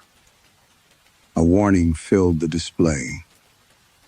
Terminating the core would not erase active exposure. It would restore unresolved events to their original probability paths. Julian felt his pulse in his bruised hands. Thousands of people had survived because Helix interfered. Whatever the reason, whatever the cost, yes, destroying the system would not undo the suffering already transferred to employees.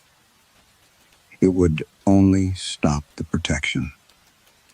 People who had unknowingly been spared might die tomorrow, or next week, or within minutes.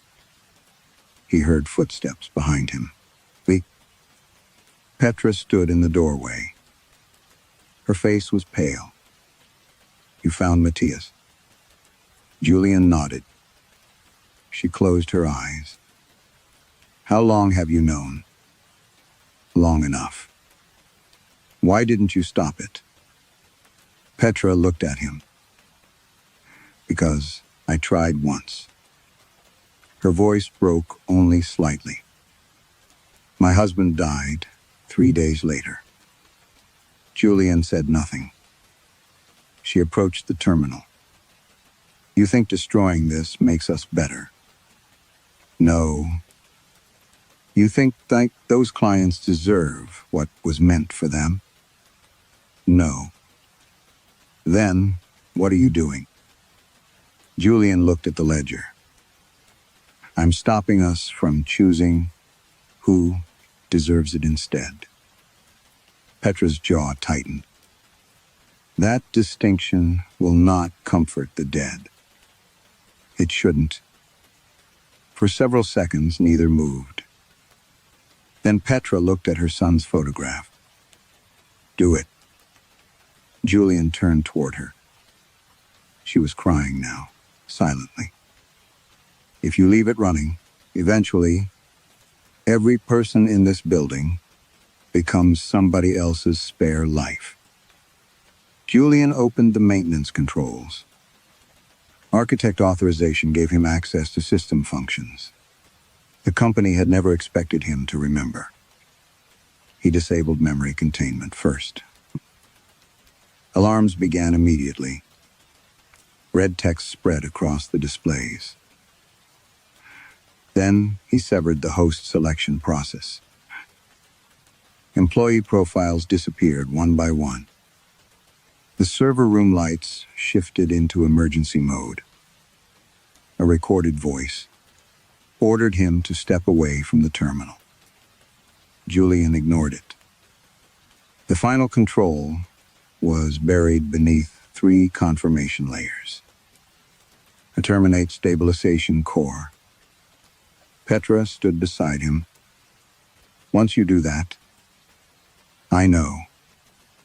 He placed his hand on the authorization panel.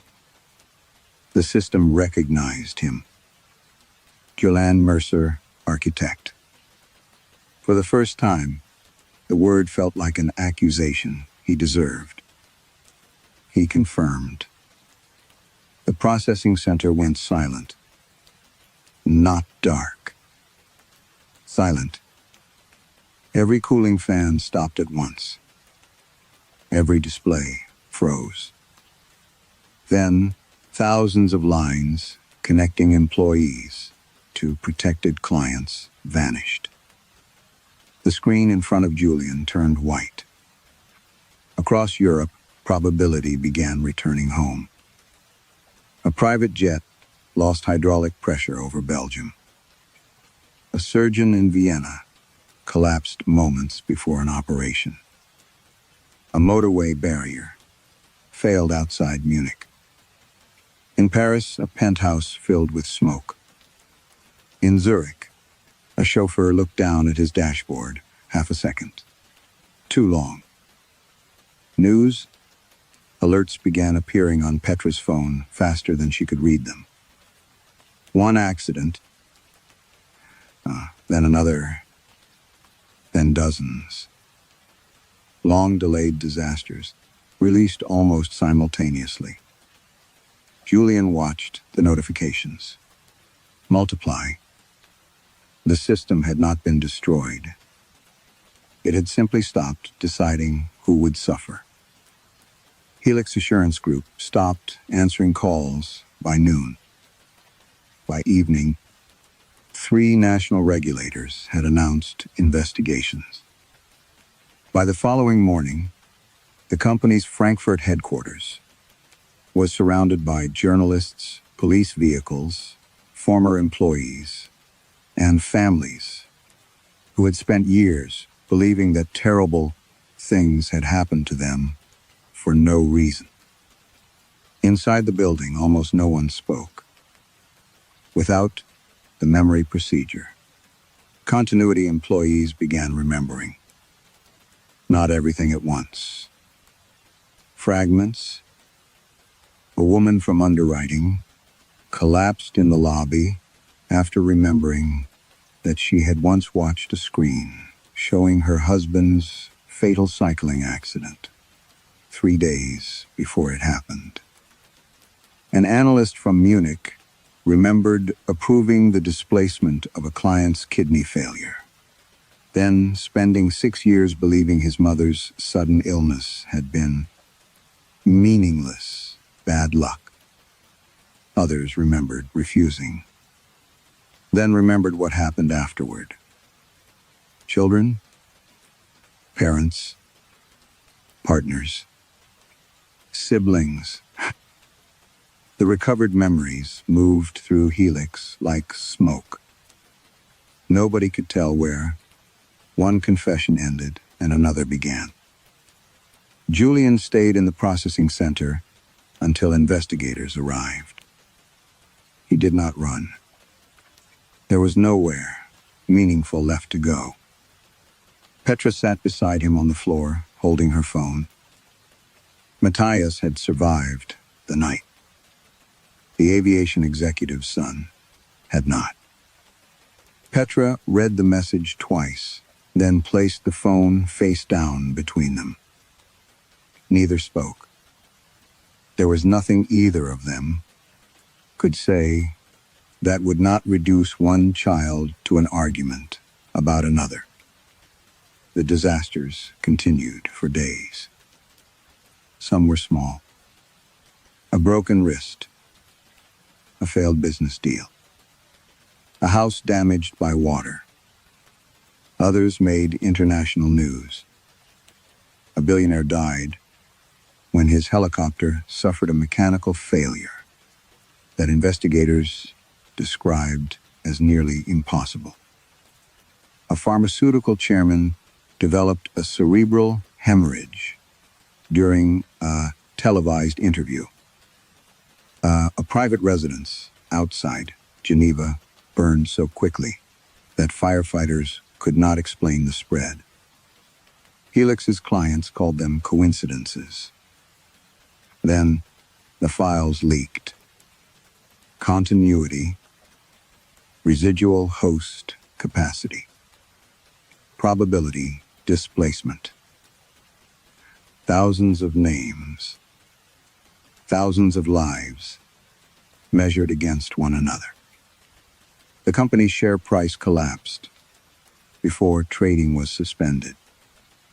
Executives denied knowledge, then claimed limited knowledge, then claimed the models were theoretical.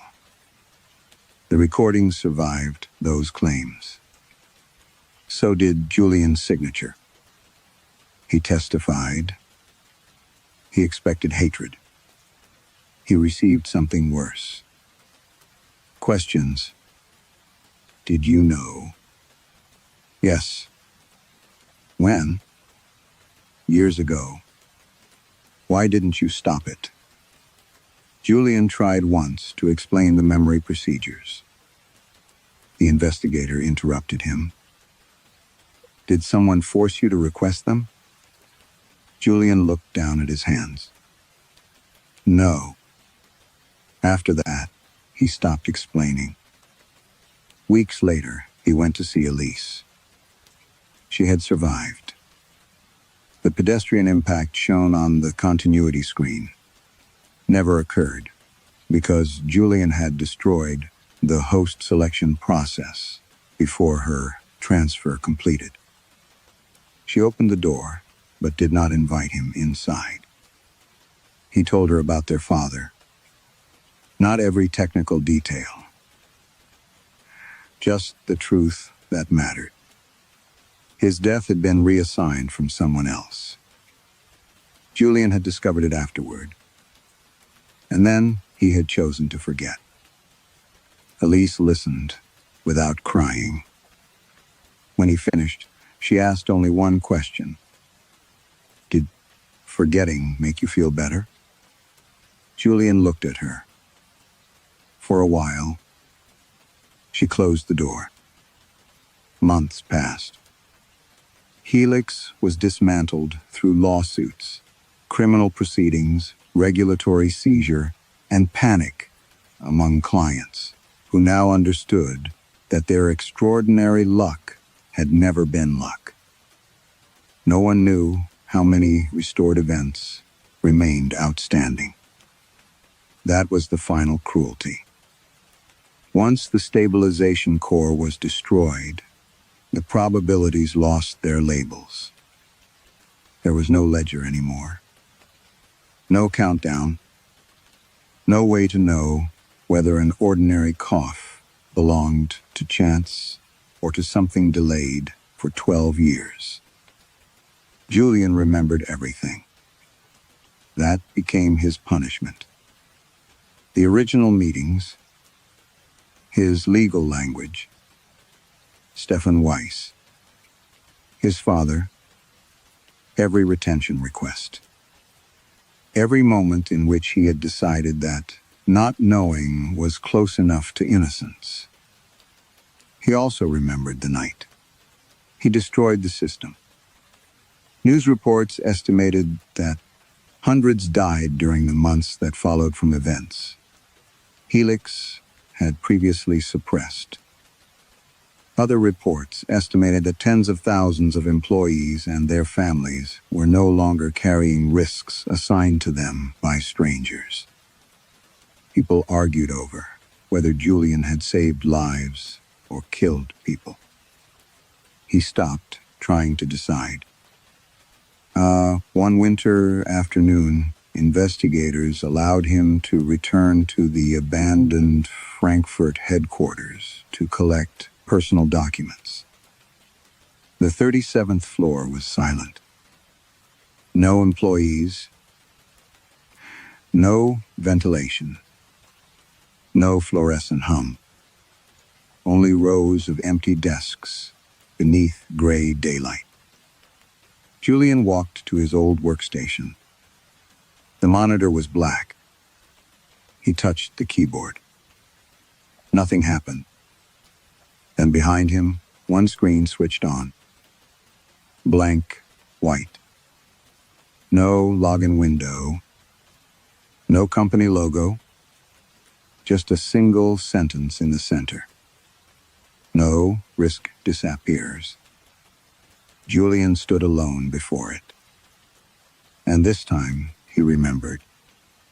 Perhaps the most frightening thing about Helix was not that it could move suffering from one person to another. It was how easily everyone learned to call that movement something else. Risk, exposure, adjustment, protection. Julian's greatest crime was not ignorance, but the decision to manufacture ignorance after knowledge became painful. And when he finally destroyed the system, even doing the right thing could not restore innocence. The suffering had already been distributed. The debt had already accumulated. If your safety depended on a stranger, receiving the disaster meant for you, would you still want to know?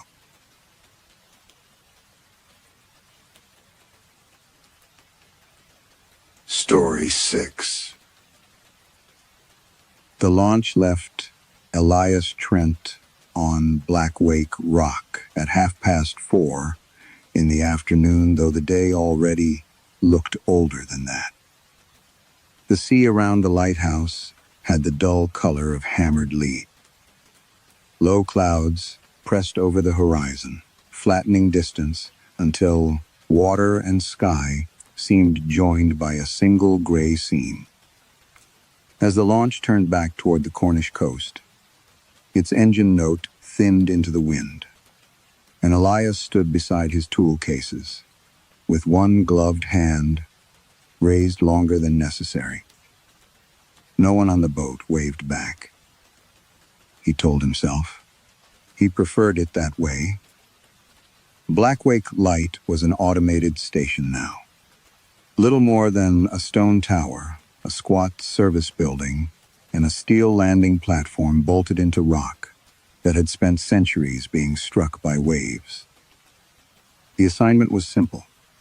Remove the worn rotational assembly beneath the lantern, install the replacement, run calibration checks, and wait through 3 nights to confirm the beam remained stable under load. 3 nights alone had once sounded like a holiday. That had been before Marianne said She was tired of being married to somebody who was always leaving. Elias carried the first case inside. The service building smelled of machine oil, damp concrete, and something faintly organic beneath both, like old rope, left wet too long.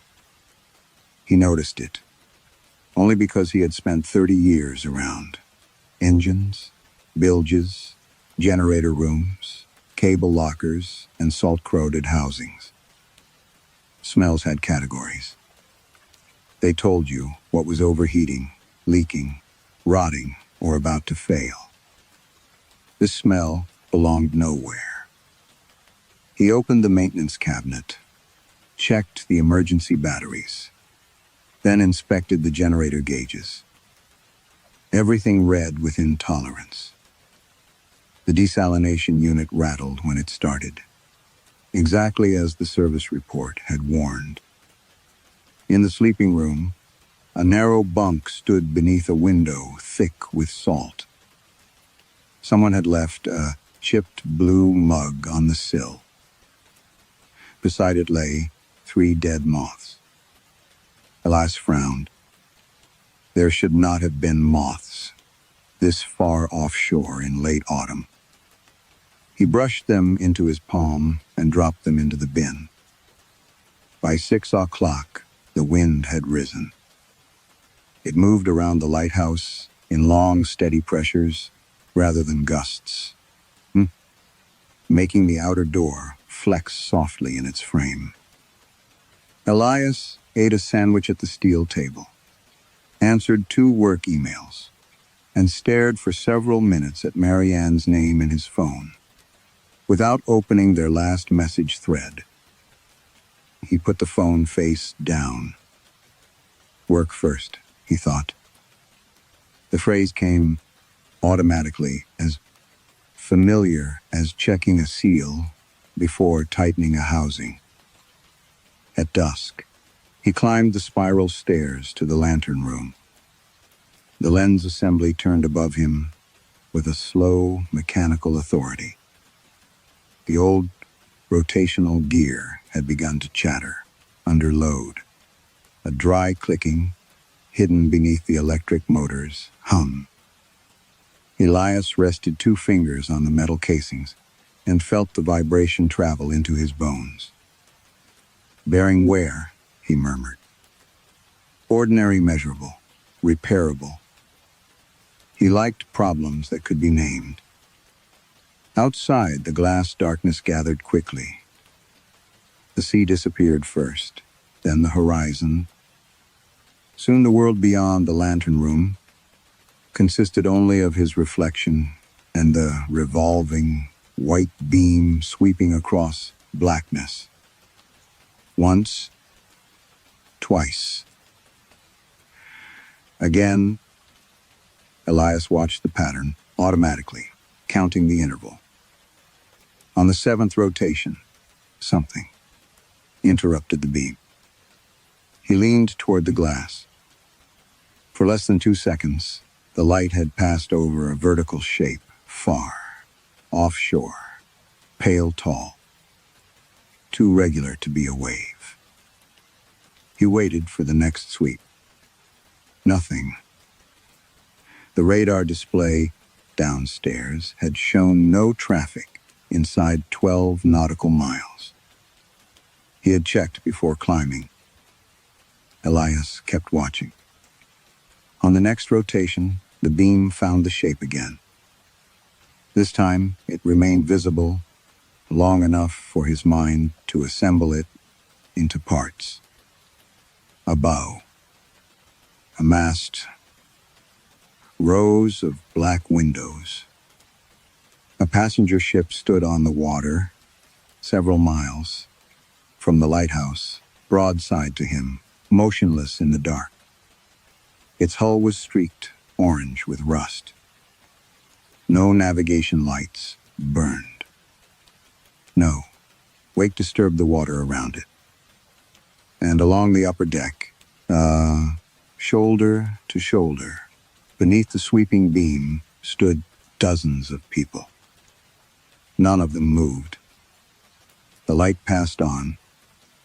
Darkness swallowed the ship. Elias waited, one hand gripping the rail. When the beam returned, the sea was empty. Then, the radio speaker on the wall behind him clicked once, though the set was downstairs and switched off. Elias did not move until the lantern beam completed another circuit. The sea remained empty. He opened the radio cabinet beside the emergency panel and stared at the wiring. The speaker that had clicked was connected to the lantern room relay, not the marine set downstairs. It should have carried generator alarms and nothing else. He pressed the test switch. A clean tone sounded. No static. No voice. Elias let go and told himself old relays made noises. That was true. It was also the sort of truth people used when they wanted a conversation to end. By morning, Blackwake had settled into routine. Routine had always been Elias's preferred form of silence. He woke before dawn, heated water for instant coffee, checked the generator, logged the temperature, and dismantled the upper housing around the rotational mechanism. The work was straightforward. Grease darkened his fingertips. Salt had worked itself into the bolts. The bearing beneath the turntable showed exactly the wear he expected. By 9, mist had erased the horizon. He checked the radar twice. Nothing. No trace of the passenger ship. He searched the automatic vessel log, then the secondary traffic record. The system had registered 2 fishing boats near the edge of range and a cargo vessel farther south. No unidentified contact. No corrupted return. He stood before the screen until it dimmed. Marianne had once accused him of treating absence as evidence.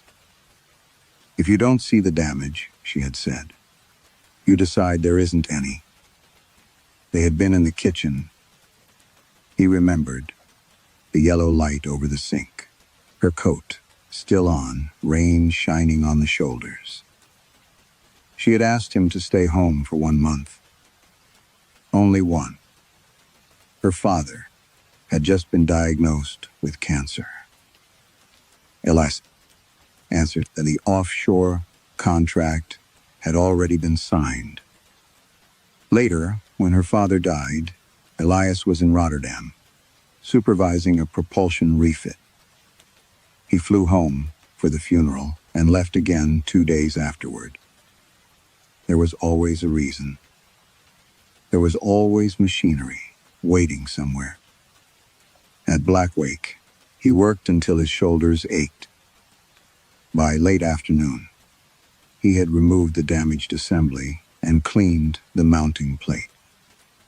The replacement sat unpacked beside him, bright metal against the tower's age-blackened floor. He ate soup downstairs. The chipped blue mug was still on the windowsill.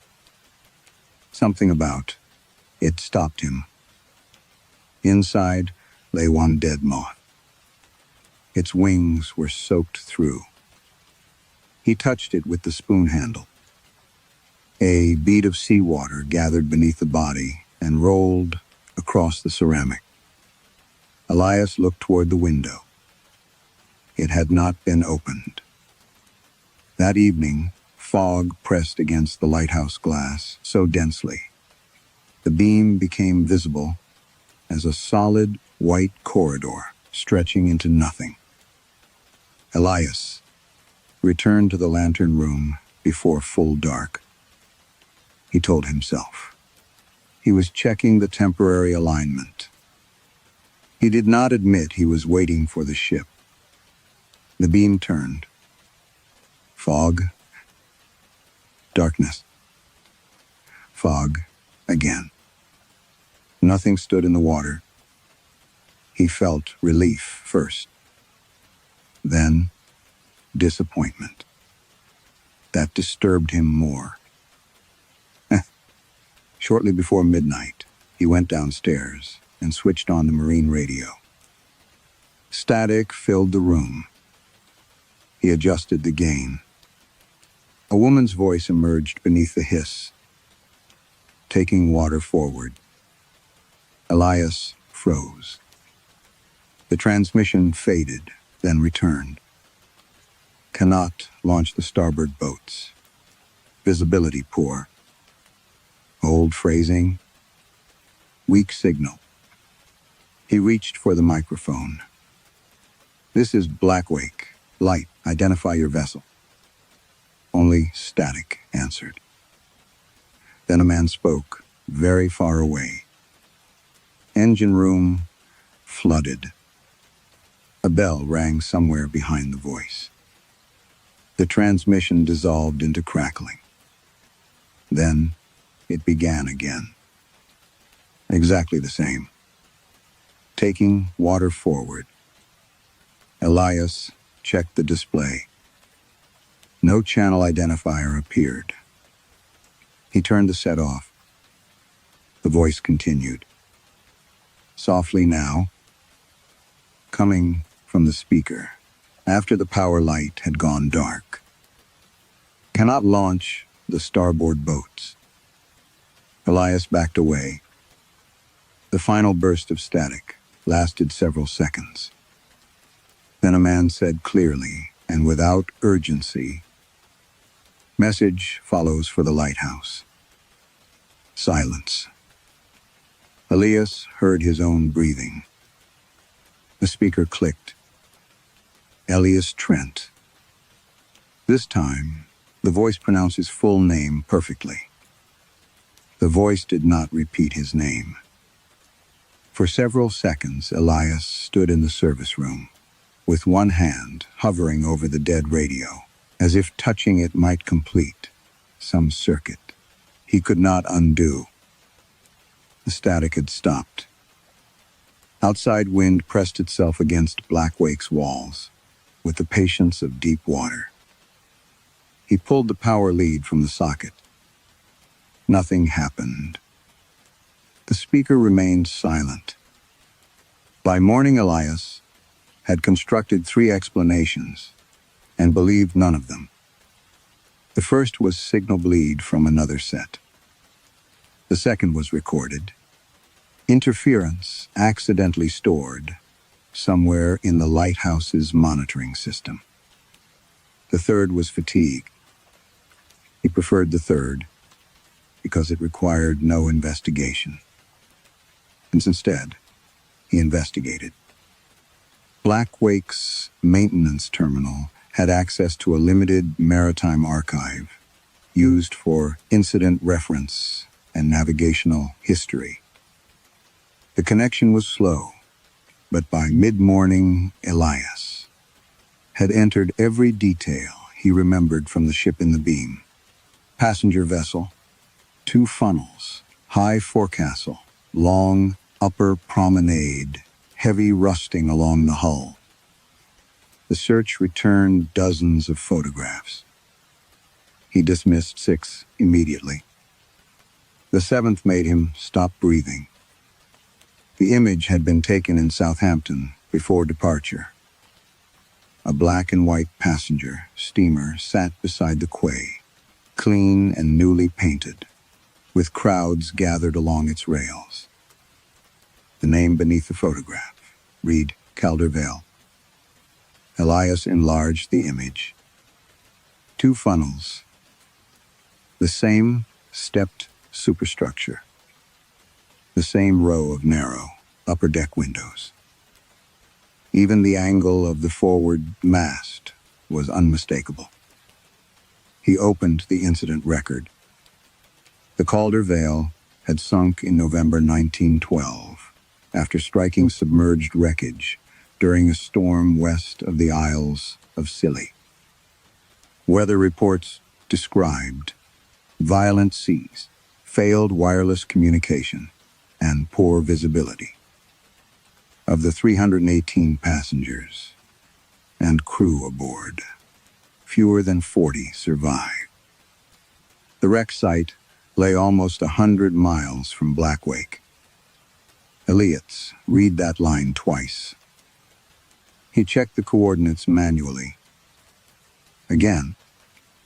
Then he opened the photograph from the archive and held his phone beside it, trying to compare the memory of what he had seen with something solid.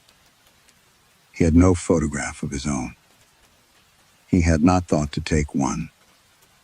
That irritated him with an intensity that felt disproportionate. Marianne used to say he photographed machines more carefully than people. Gear teeth, cracked couplings, corrosion patterns, damaged seals. Their last holiday together had produced 87 photographs on his phone. 4 contained her. He shut the archive. For the rest of the afternoon, he worked faster than necessary. The new rotational assembly fitted cleanly. Elias aligned the drive shaft, torqued the mounting bolts, and checked resistance through a full manual turn. Every task gave him a sequence, and every sequence ended where it was supposed to. At dusk, the fog lifted. The horizon returned as a black line beneath a bruised sky. Elias stood in the lantern room when the light engaged. 1 rotation. Open water. Another. Nothing. On the 3rd sweep, a ship appeared. Not the Calder Vale. This one was smaller, lower in the water, perhaps a coastal packet or early cargo steamer. Its single funnel leaned backward. 1 mast was broken halfway up. Black streaks ran from its portholes, like stains washed downward by years beneath the sea. It was much closer. Elias estimated less than 2 miles. The radar beside him showed empty water. The beam moved on. Darkness. Elias felt the pulse in his throat. When the light returned, the vessel was still there. Figures lined the rail. Far fewer than before. They stood with the stiff patience of people waiting for a train that would never arrive. Elias stepped closer to the glass. The beam crossed them. Every face was turned toward the sea. Then all at once, they turned. Not one after another. Not gradually. Every head moved at the same instant.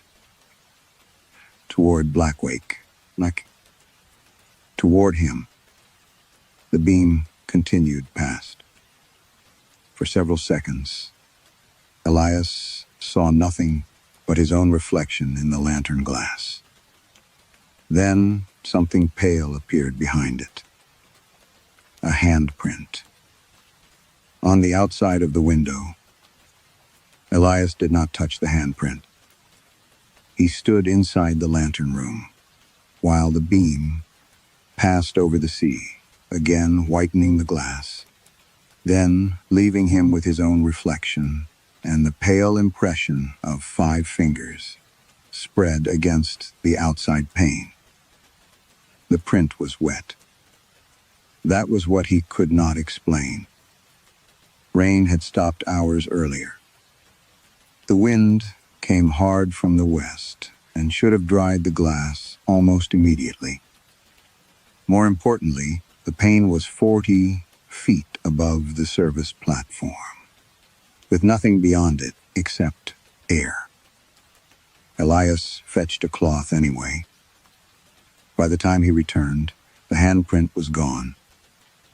That helped, he told himself. It helped. Atmospheric moisture, salt residue, refraction through old glass, fatigue making patterns where none existed. He had built a career out of refusing mysteries until they became faults. The radio began again before dawn. At first, it was only static beneath the hum of the generator. Elias was making coffee when a voice surfaced through it, so faint. He mistook it for water, running through the pipes.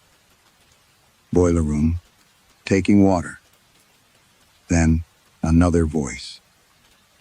Lifeboat number 2 damaged. He set the mug down. The marine set was still unplugged. The words came from its speaker anyway. A man shouted coordinates. A woman called for her daughter. Somewhere beneath them, bells rang in a pattern. Elias recognized, from old maritime recordings, abandoned ship. The voices did not belong to one disaster. They overlapped. Dates separated them by decades, though Elias did not know that yet. He recorded 20 minutes on his phone. At sunrise, the transmission stopped. Elias played the recording back. Only static. He listened again through headphones. Nothing. The voices had vanished from the file. He laughed, once quietly, because the alternative was to admit that Blackwake had begun deciding what could be proved. By noon, he had surrounded himself with explanations. Aging circuits could retain stray current.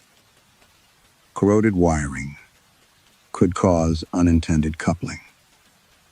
High-pressure weather systems sometimes carried radio signals far beyond ordinary range. Historical broadcasts were rebroadcast by hobbyists. Someone could be playing a joke. Each theory had precedent. None explained his name. None explained the ships. He continued working. That evening, the lighthouse seemed colder. Condensation formed on the inside walls, despite the heater running. Rust-colored water gathered beneath the stair rail and dripped onto the floor in slow, regular intervals. Elias checked the pipes. Dry. He checked the roof seals. Dry. The dripping continued. At 10:30, the radio spoke again. This time, the voice was a woman's. Calm, educated, terribly tired. We have lost the aft boats. Static swallowed several words. Children have been moved inside because of the cold. Elias felt his skin tighten. The phrasing sounded old, but the terror underneath it did not. He switched on the terminal and searched fragments as she spoke. The result appeared almost immediately. St. Orison passenger steamer lost in 1936 during heavy weather in the North Atlantic. No survivors. Elias looked at the radio. The woman continued. If this is received, please tell my sister Margaret that I wore mother's ring. Elias stopped typing. Static surged. Then the woman spoke again, but her tone had changed. Closer, now. Not speaking to a wireless operator. Speaking into the room. And tell Marianne she should not have left hers in the kitchen drawer. Elias' chair scraped backward. The radio hissed. His mouth had gone dry. Marianne's wedding ring. He had seen it last 6 weeks ago. Not on her hand. On the oak dresser in their bedroom. He remembered because he had pretended not to notice. The woman continued softly. She moved it after you left. Elias stared at the unplugged cable lying across the floor. Who are you? For several seconds, only static answered. Then came the faint sound of breathing. A woman's breath. Wet and uneven. She keeps it in the blue bowl now. Elias felt something cold move through his stomach. The blue bowl was in Marianne's kitchen. A cheap ceramic thing they had bought in Lisbon 20 years earlier. No one aboard the St. Orison could have known that. The radio clicked. One final sentence emerged through the static. She is wearing it tonight. Then from somewhere high above him, the lighthouse lens stopped turning. The lens stopped with the beam pointing east. For one impossible second, Elias thought the entire lighthouse had gone silent with it. Then the motor gave a strained, metallic groan. He ran upstairs. The replacement assembly had locked against nothing he could see. No broken tooth. No loose coupling. No seized bearing. The mechanism simply refused to move, as though something beyond the glass had taken hold of the light itself, and Elias cut power, released the housing, and turned the assembly manually. It moved at once. When he restored power, the motor engaged. The beam began rotating again. He watched it complete the first circuit. Empty sea. The second, a ship appeared. It stood less than a mile from Blackwake. Not the vessel from the night before. This one was a 3-masted steamer, listing heavily to port, its forward deck, almost level with the water. Torn rigging hung motionless from the mast, despite the wind. Along the rail stood men in dark coats, their faces pale in the beam. The light moved on. When it returned, the ship was closer. Elias stepped back from the glass. He told himself perspective had changed. Fog, darkness, refraction. On the third rotation, he could make out individual buttons on the nearest man's coat. He went downstairs. The radio was already speaking. Cannot see the headland. Static. Current carrying us toward shore. Another voice broke through. A child, asking whether somebody had brought her red scarf. Then Marianne's voice said, "You always do this." Elias stopped halfway down the stairs. The voice was perfect, not merely similar. Marianne, the low breath before anger. The slight roughness on the word always. The tiredness she had stopped, trying to hide during their final year together. You leave before anything is finished. Elias descended slowly. The radio sat unplugged where he had left it. "Marianne?" Static answered. Then a man's voice replaced hers. "You abandoned your wife." Elias swallowed. No. The words sounded absurd inside the empty service room. You abandoned her before she left you. The speaker crackled. Another voice. Older, male. You left the hospital before her father died. Elias's hand tightened around the stair rail. I had a flight.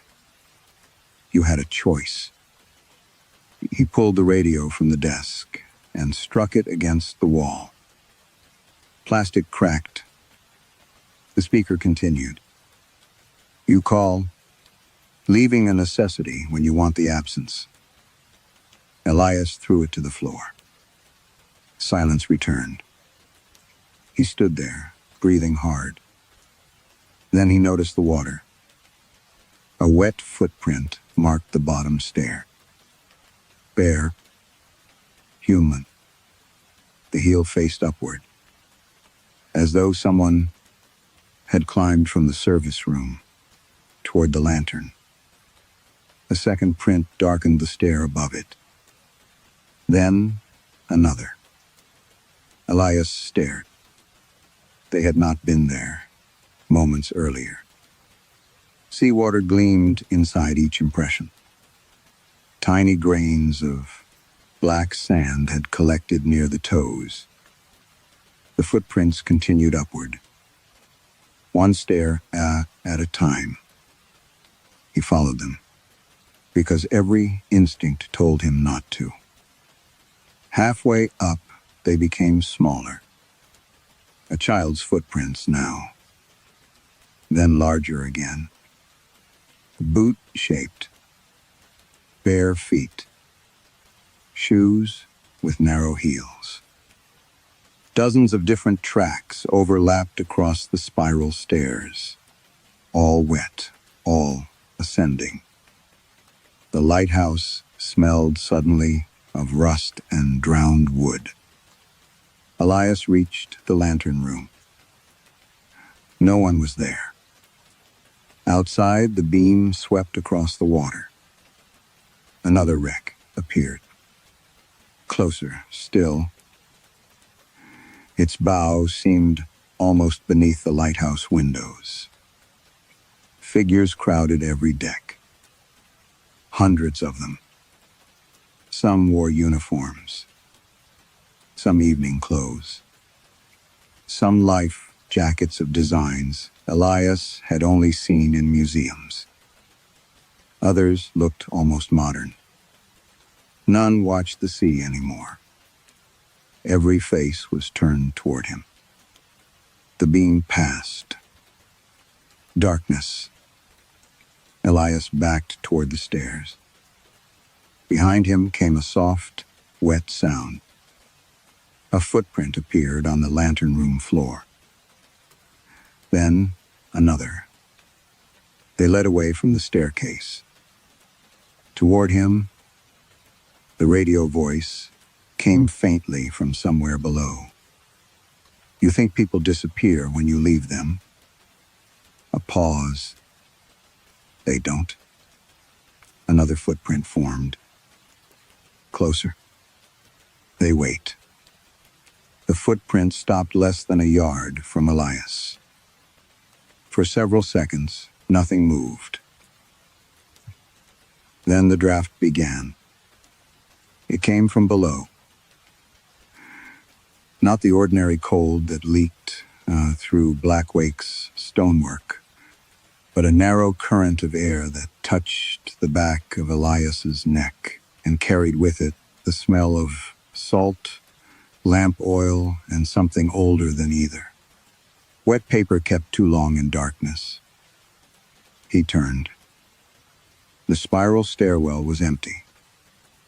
The footprints had vanished. Below, somewhere beneath the service room floor, something knocked once. Elias descended. The radio lay broken beside the wall where he had thrown it. Its casing had split, exposing wires and a cracked speaker cone. It was silent now. The draft moved past his ankles. He followed it toward the rear wall. The service room had never seemed large, But that night, its proportions felt wrong. Elias noticed gaps he had ignored before. A narrow strip of older stone behind the battery cabinet, a line in the floor where concrete changed color. Iron bolts cut flush beneath decades of paint. He crouched. Cold air breathed through the seam. The cabinet was bolted to the wall. He fetched a wrench. The first bolt turned reluctantly. The second snapped. Behind the cabinet, he found a rectangular iron ring set into the floor. A hatch. It had been covered deliberately. Elias pulled. Nothing. He wedged a pry bar beneath the edge and leaned until rust cracked like bone. The hatch lifted. Black air rose from below. A short ladder descended into darkness. Every sensible thought told him to close it. Instead, Elias took a torch and climbed down. The chamber beneath Black Wake was barely tall enough for him to stand upright. Rough stone walls sweated moisture. Wooden shelves lined two sides, warped but intact, filled with books wrapped in oilcloth. On a small desk sat a brass lamp. Beside it lay a pair of spectacles. Everything had the strange stillness of a room someone had intended to return to after supper. Elias unwrapped the nearest book. The leather cover had gone soft with damp. Inside, handwritten entries filled the pages. Weather, visibility, fuel, consumption, lamp maintenance, ship sightings. The first dozen pages were ordinary enough to calm him. Then the language changed. Light steady, sea quiet. 3 vessels seen beyond southern arc. None living. Elias turned the page. The Mary Bell returned tonight. Lost 41 years. Must not allow beam interruption. Another entry. Keeper Hall heard, knocking below Eastern Gallery. Did not answer. Correct decision. Elias, read faster. The dates stretched across decades. Different handwriting. Different keepers. The same phrases repeated. The wrecks approach when rotation slows. Do not signal them.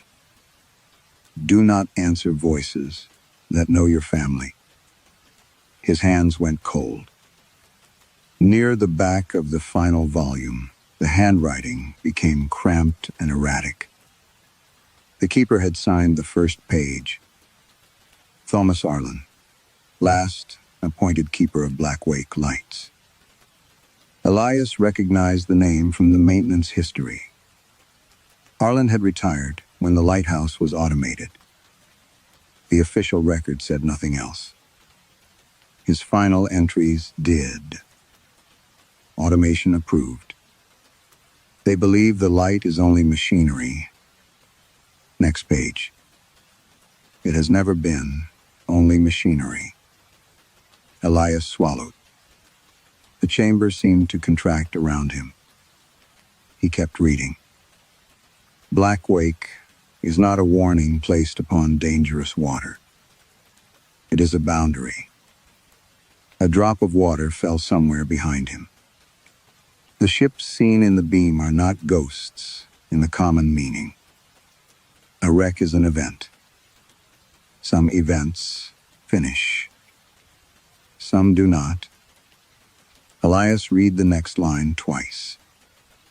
Here, disasters that have not yet finished happening are held beyond the horizon. His torch flickered. The beam dimmed. For an instant, the chamber disappeared. Then the light returned. Elias turned the page. The final entry contained only 4 sentences. The lamp must turn. Someone must witness. The dead must never believe the shore is open to them. And beneath those words, written in darker ink than the rest, if Blackwake is ever left unwatched, they will come home. Elias heard something creak above him. Not the radio. Not the lantern mechanism. Wood. Slowly. Unmistakably from inside the sealed chamber. He raised the torch. On the far wall, where there had been only stone, a wet wooden door now stood open.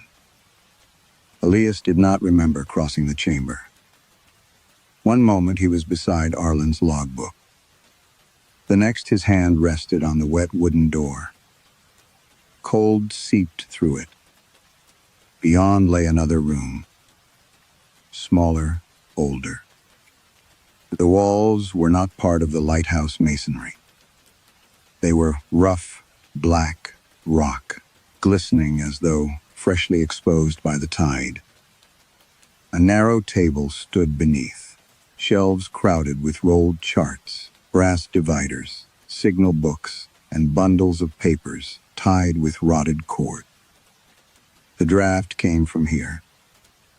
Yet, there was nowhere for air to enter. Elias lifted the nearest chart. It showed the Cornish coast in faded ink, but Blackwake Rock had been drawn much larger than any navigational chart would justify.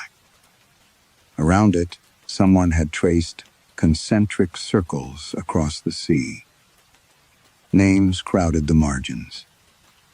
Mary Bell, St. Orison, Calder, Vale. Dozens more. Elias recognized several from the transmissions. Beside, each name was a date of loss and a line drawn not from the wreck site toward Blackwake, but from Blackwake toward the coast. Every line stopped before land. He unfolded another chart. Older, still. Across the position of Blackwake, in cramped handwriting, someone had written, "The deepest point of the Harrison." Elias frowned. The phrase made no geographical sense. Blackwake stood on a rock shelf, not an ocean trench. Soundings around it were unremarkable. He searched the papers until he found a notebook bound with sailcloth. The first pages contained copied testimony from fishermen and pilots, whose names dated back more than 2 centuries. One entry described Blackwake before the lighthouse existed. Sailors avoided the rock after wrecks, not because it was dangerous, but because lights were sometimes seen there, when no fire had been lit. Another described drowned ships appearing intact beyond the reef weeks after their sinking.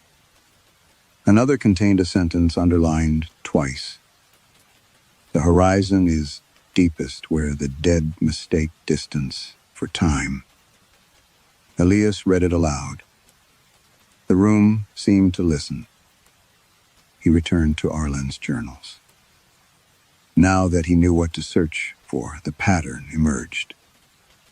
Every keeper had recorded watches. Not merely lamp maintenance. Presence. Keeper.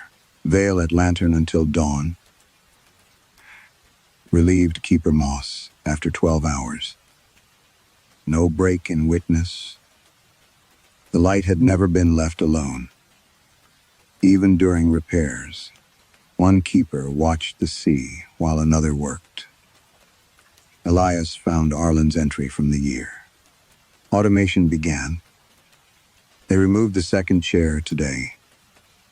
A later page, Control says remote monitoring is sufficient. They do not understand that being observed by a machine is not being witnessed. Then, for 143 years, there has always been a living pair of eyes behind the glass. Elias sat down.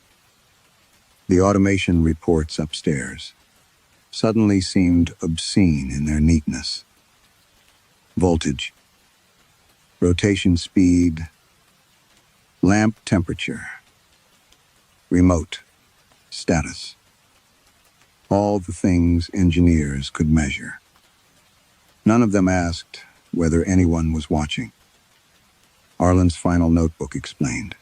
Why? Blackwake, he wrote, stood at a weakness in distance. A place where certain deaths failed to become past events. The lighthouse did not imprison souls. Maintained separation between unfinished wrecks and the destinations they had been trying to reach. The beam gave those wrecks a horizon. Its rotation repeatedly returned them to distance. But the light alone was insufficient. Someone living had to see them and remain on the landward side. Witness created the boundary. Elias turned another page. The handwriting shook badly. Here, automation has made the intervals longer. They come closer now. They have learned there is sometimes nobody behind the glass. Below it, never. Extinguish the lamp because you are afraid of what it shows you. And beneath that, darkness does not dismiss them. Darkness tells them the journey may continue. Elias thought of the ships approaching with every rotation, the footprints climbing the stairs, the voices borrowing Marianne. He had imagined turning everything off. Generator, lamp, radio, all of it.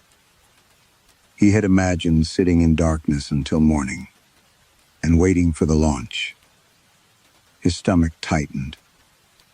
One final chart remained, rolled beneath the table.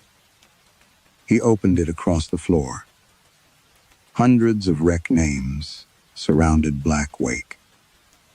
Every route had been drawn toward Cornwall. At the coast, in Arlen's handwriting, was a single warning. If the beam fails, do not evacuate inland. Elias stared at it. Then he noticed the newest line. The ink was still wet. It ran from Blackwake, directly toward Marianne's town. And beside it, written in Elias' own handwriting, were 4 words. The shore is already open. Elias stared at the wet ink until it began to run. Not downward. Toward the coast, the 4 words blurred into one another, and the line beneath them seemed to lengthen across the chart by the width of a fingernail. He recoiled. The room answered with a distant impact from above. A bell. Then another. Ship bells. Elias gathered Arlen's notebooks and climbed. By the time he reached the lantern room, the sea around Blackwake was crowded. The wrecks no longer appeared one at a time. They occupied the darkness, beyond the glass in layers. Steamers, fishing vessels, packet ships, cargo boats. A warship with one mast gone. A ferry listing so badly that half its windows faced the water. The beam crossed them. Each ship vanished. Not faded. Vanished. Then, as the light moved away, another vessel appeared farther back. Elias watched carefully. Again, the beam struck a wreck, perhaps half a mile away. For an instant he saw faces along the rail. Then white light swallowed the ship. When darkness returned, it was gone. A few seconds later, the same vessel reappeared several miles out. Elias stopped breathing. That was what the rotation did. It was not calling them closer. It was pushing them back. Not physically. Not through water. Through the event. Every sweep returned a wreck to some earlier position inside its own final journey. He opened Arlen's notebook beneath the lantern glass. A line he had skimmed before now seemed painfully obvious. The lamp does not show them where to go. It reminds them where they ended. Another. Each passage of the beam restores the distance. Death failed to keep. Elias looked out again. One wreck approached between rotations. Slowly. Impossible against the wind, but unmistakable. The beam reached it. The ship disappeared. It returned far away. Then began approaching once more. The horror was not the light.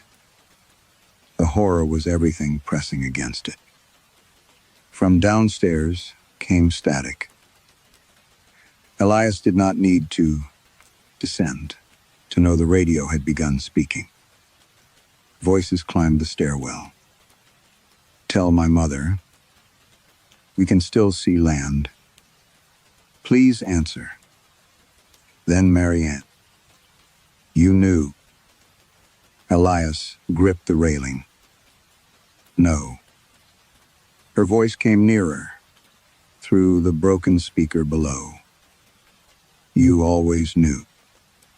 That isn't you. No. The answer was gentle. That's why you can hear me. He closed his eyes. The voices had never needed to know Marianne. They needed only to know him.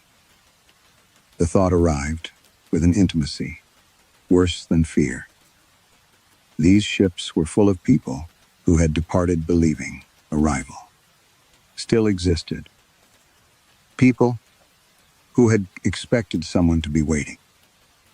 Mothers, weaves, children, brothers, people whose final moments had been filled not only with death, but with unfinished return. And Elias had spent his adult life rehearsing the opposite journey. Leaving, always leaving, before arguments ended, before grief became unbearable, before apologies demanded action, before anyone could ask him to remain. The radio voice changed. A man now, old, tired. You think departure happens once. Elias opened his eyes. Outside, hundreds of faces turned toward Blackwake. You leave people many times before they finally stop expecting you. His throat tightened. He remembered Marianne in the kitchen. Not angry. That had been worse. Her hand resting on the blue bowl. You don't have to go. He had answered automatically. They need me offshore. She had looked at him for a long time, then said, I do too. He had left anyway. The beam revolved. A passenger liner vanished into white light. Reappeared, distant. Started back. Elias finally understood why the Voices had used his memories, not to lure him, to teach him. The dead knew what it was to be prevented from arriving. Elias knew what it was to prevent arrival by never truly staying anywhere. The lighthouse did not punish him for leaving Marianne. It had recognized him as someone who understood the shape of departure. Below, the radio clicked. Arlen's voice came through for the first time. Elias knew it must be Arlen without knowing how. Now you understand what the light is for. A pause. Do you understand what the keeper is for? The motor above Elias shuddered. Once, twice. Then the beam slowed. The beam slowed another fraction. Elias heard it before he saw it. The pitch of the motor dropping, the smooth electric hum collapsing into a strained mechanical grind. Outside, the ships advanced. Without the full rotation, the interval between sweeps lengthened. That was all they needed. A steamer emerged from darkness so close, Elias could see water streaming from its promenade deck. Behind it came another vessel, then another, their bows, overlapping in impossible perspective. Some were burning. Some were listing. Some looked perfectly intact, except for the people crowded silently at the rails. The motor coughed. The light stopped. Darkness closed over Blackwake. Every ship bell began ringing at once. Elias moved. He cut the power and tore open the rotational housing. The replacement assembly had cracked along the drive collar. Impossible. The part was new, rated far beyond the load the lantern could place on it. Yet the metal had split as though subjected to decades of fatigue in a single night.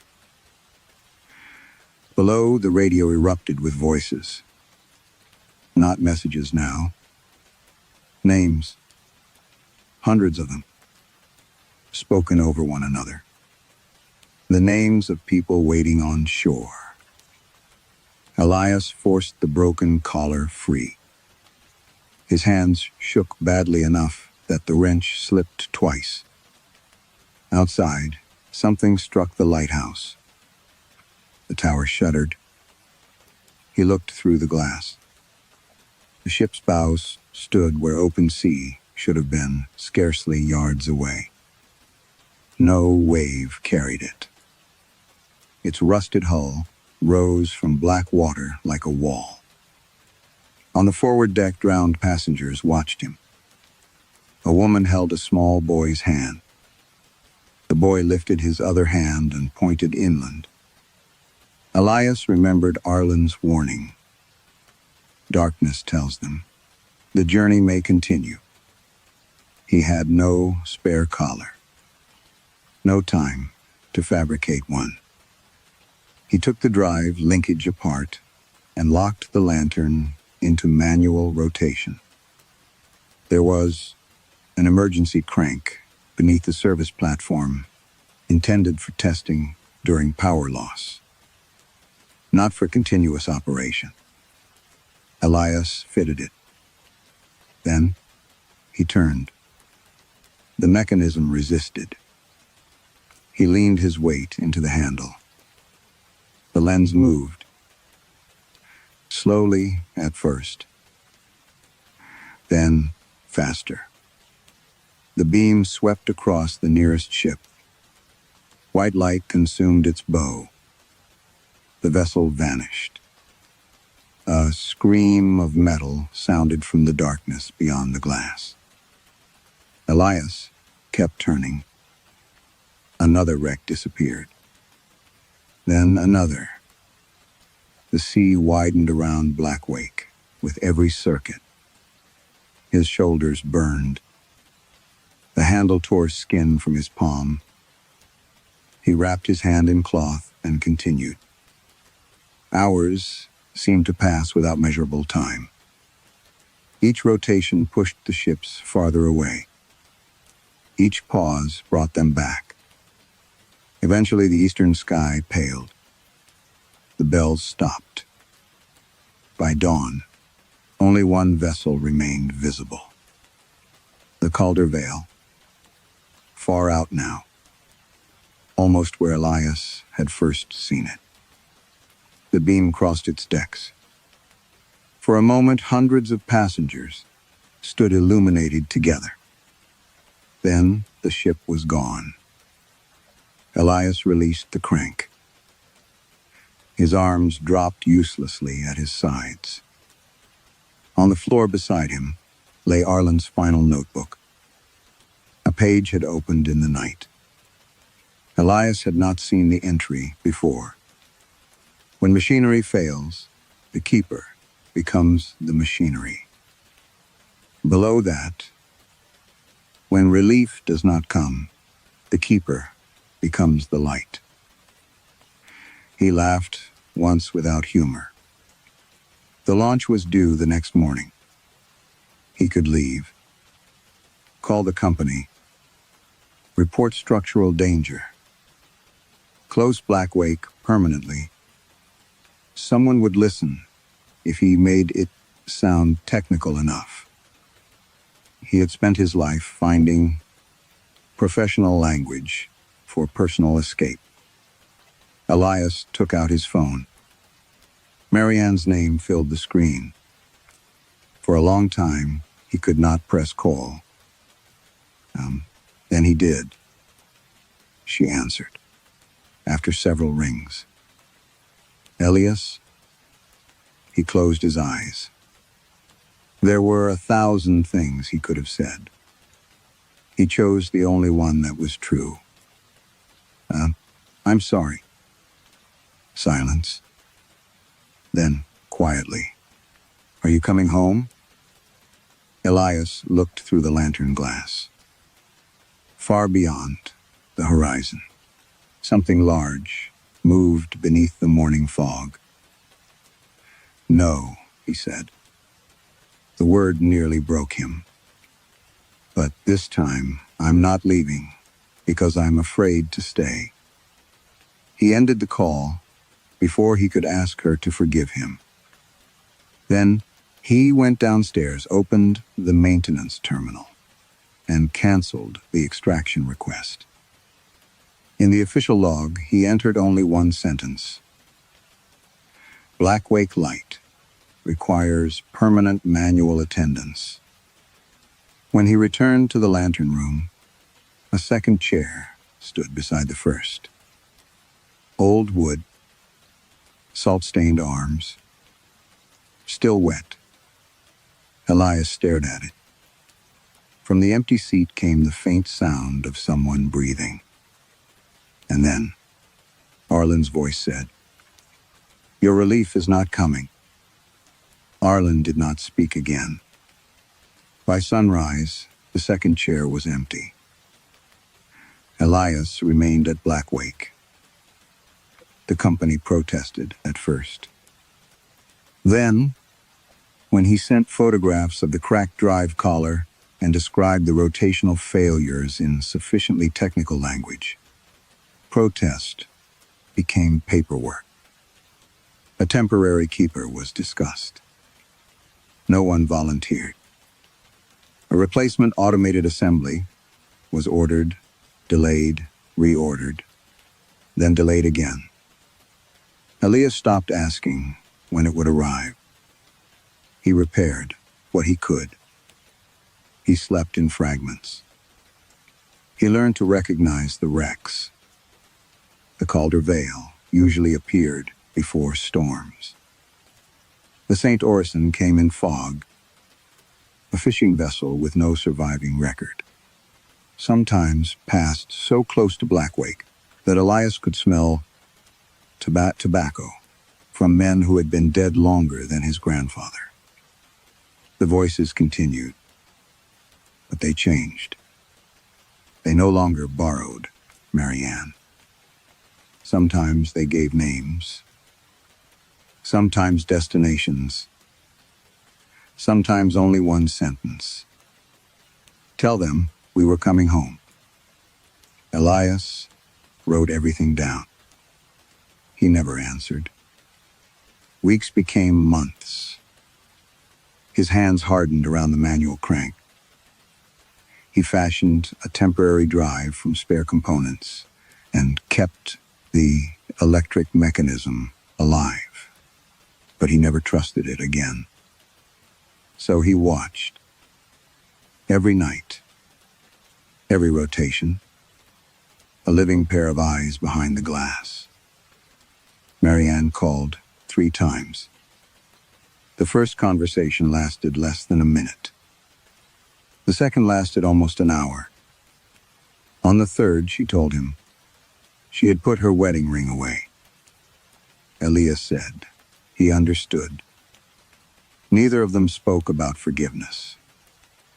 He had once believed staying meant being rewarded for endurance. Black Wake cured him of that. Sometimes staying only meant accepting what could no longer be repaired. Winter deepened. Ships passing the Cornish coast began mentioning Black Wake in their logs. Nothing alarming at first. The light was unusually bright. The rotation seemed slower in heavy weather. One captain reported seeing silhouettes between the lighthouse and the horizon, although radar showed clear water. Then, in February, a container vessel bound north sent a stranger report. Black Wake's beam had swept across its bridge windows from the wrong direction. The officer on watch assumed he had misjudged the lighthouse's position. Minutes later, it happened again. The beam was not pointing out to sea. It was pointing toward Cornwall. The report reached the Coast Guard shortly before dawn. Calls to Black Wake went unanswered. Remote diagnostics showed the lantern functioning, generator normal, rotation normal, no alarms. But the bearing history showed something impossible. The lens assembly had changed orientation. Not enough to fail. Only enough that each rotation carried the beam farther inland than the night before. A maintenance launch was dispatched after sunrise. It found Black Wake empty. Elias' coat hung beside the service door. His tools were neatly arranged. A kettle stood cold on the stove. The old logbooks lay open in the keeper's room. There was no sign of struggle. No body. In the lantern room, 2 salt-stained wooden chairs faced the glass. Both were wet. On the floor between them lay Elias's final handwritten entry. The light has begun, remembering the other direction. That same morning, people walking dogs near a beach west of Penzance found the first footprints. They emerged from the sea. Bare feet, boots, children's shoes, heavy work shoes with patterns. No modern manufacturer used. Hundreds of tracks crossed the wet sand. No tracks led toward the water, only away. The footprints passed through the car park, leaving dark water on the tarmac. They continued along the roadside verge. By the time police arrived, the marks had begun drying. Officers followed them to the highway. There they stopped, not faded. Stopped, as though whoever had made them had reached the road and no longer needed to walk. Later, that afternoon, motorists reported wet passengers standing at several bus stops inland. An elderly woman in clothes from another century. A sailor with seaweed caught in his collar. A little boy holding one hand in the air, waiting for someone who was not beside him. None accepted rides. They only asked the same question. Does this road go home? Far offshore, Black Wake light continued turning. That evening, every vessel within sight of it reported the same impossible thing. The sea-facing side of the lantern remained dark, and once each rotation, the beam swept across Cornwall. Some disasters end when the water closes over them. Others survive because something was left unfinished. A promise, a return, a person waiting on shore. Elias spent most of his life believing departure was temporary, that there would always be another chance to come back and repair what he had neglected. Blackwake taught him that some distances become permanent, long before anyone recognizes them.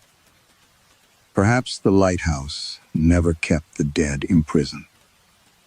Perhaps it only kept one terrible promise alive, that the drowned would not be allowed to finish their journey. But if every journey wants an ending, how long can any light keep saying, no?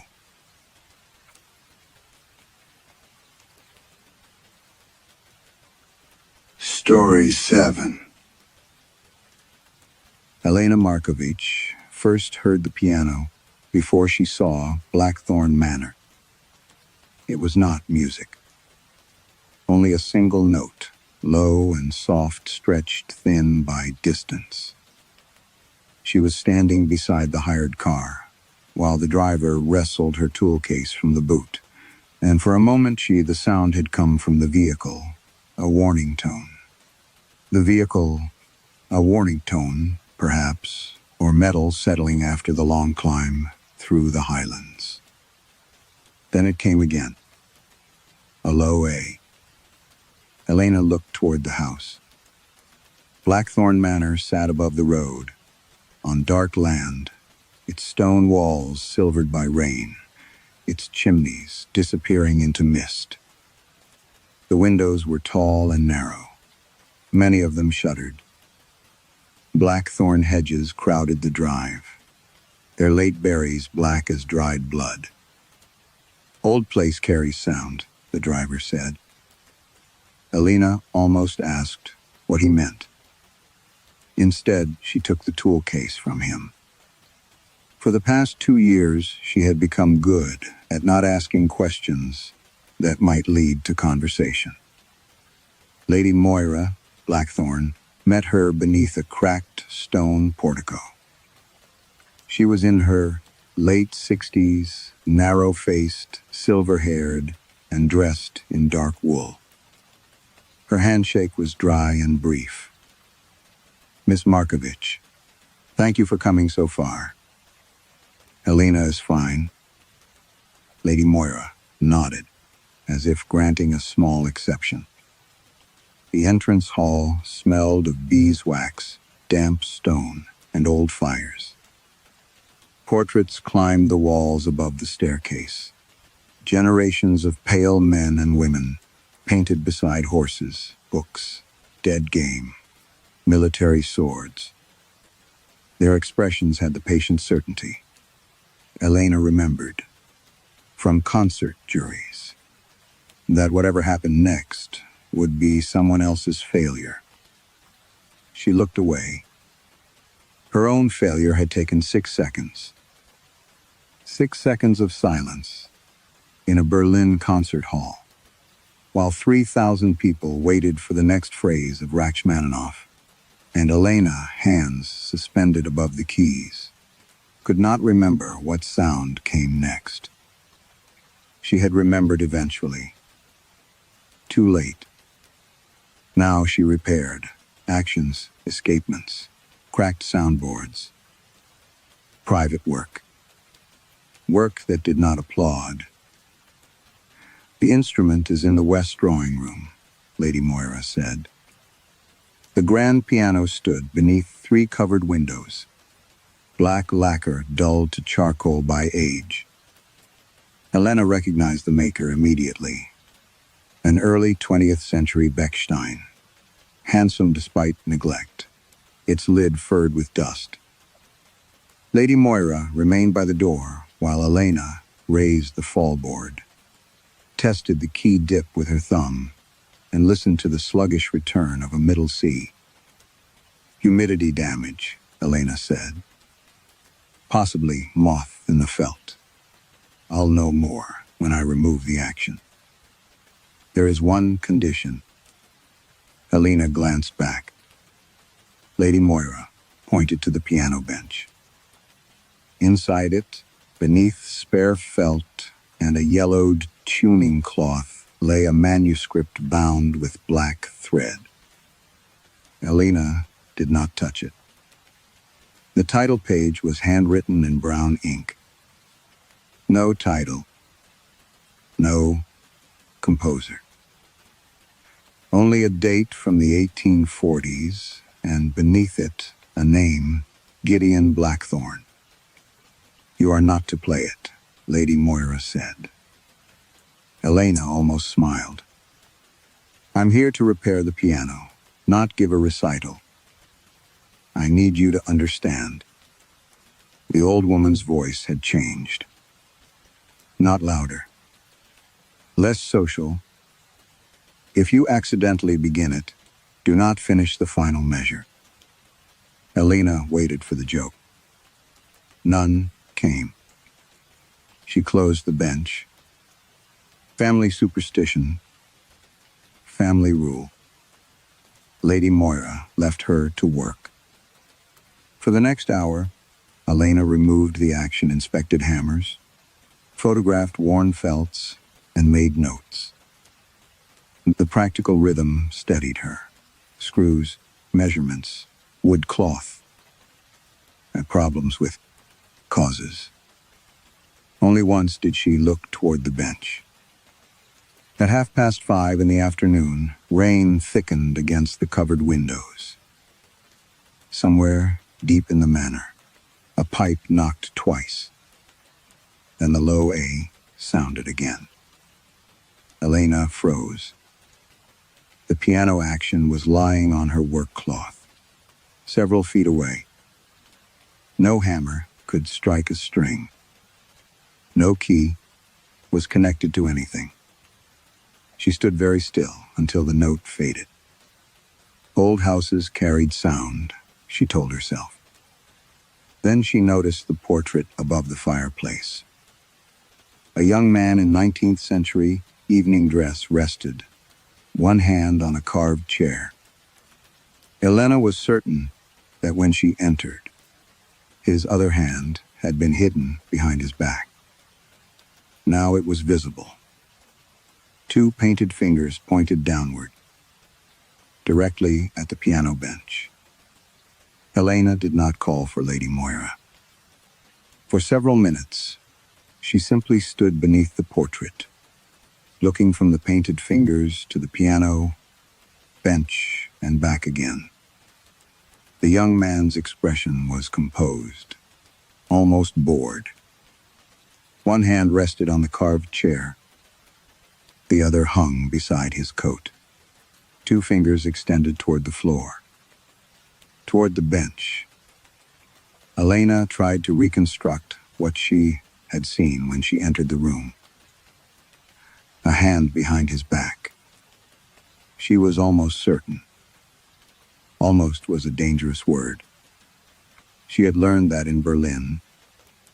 By the time Lady Moira returned, carrying a tray with tea and bread, Elena had replaced the action and covered her tools. You finished for today.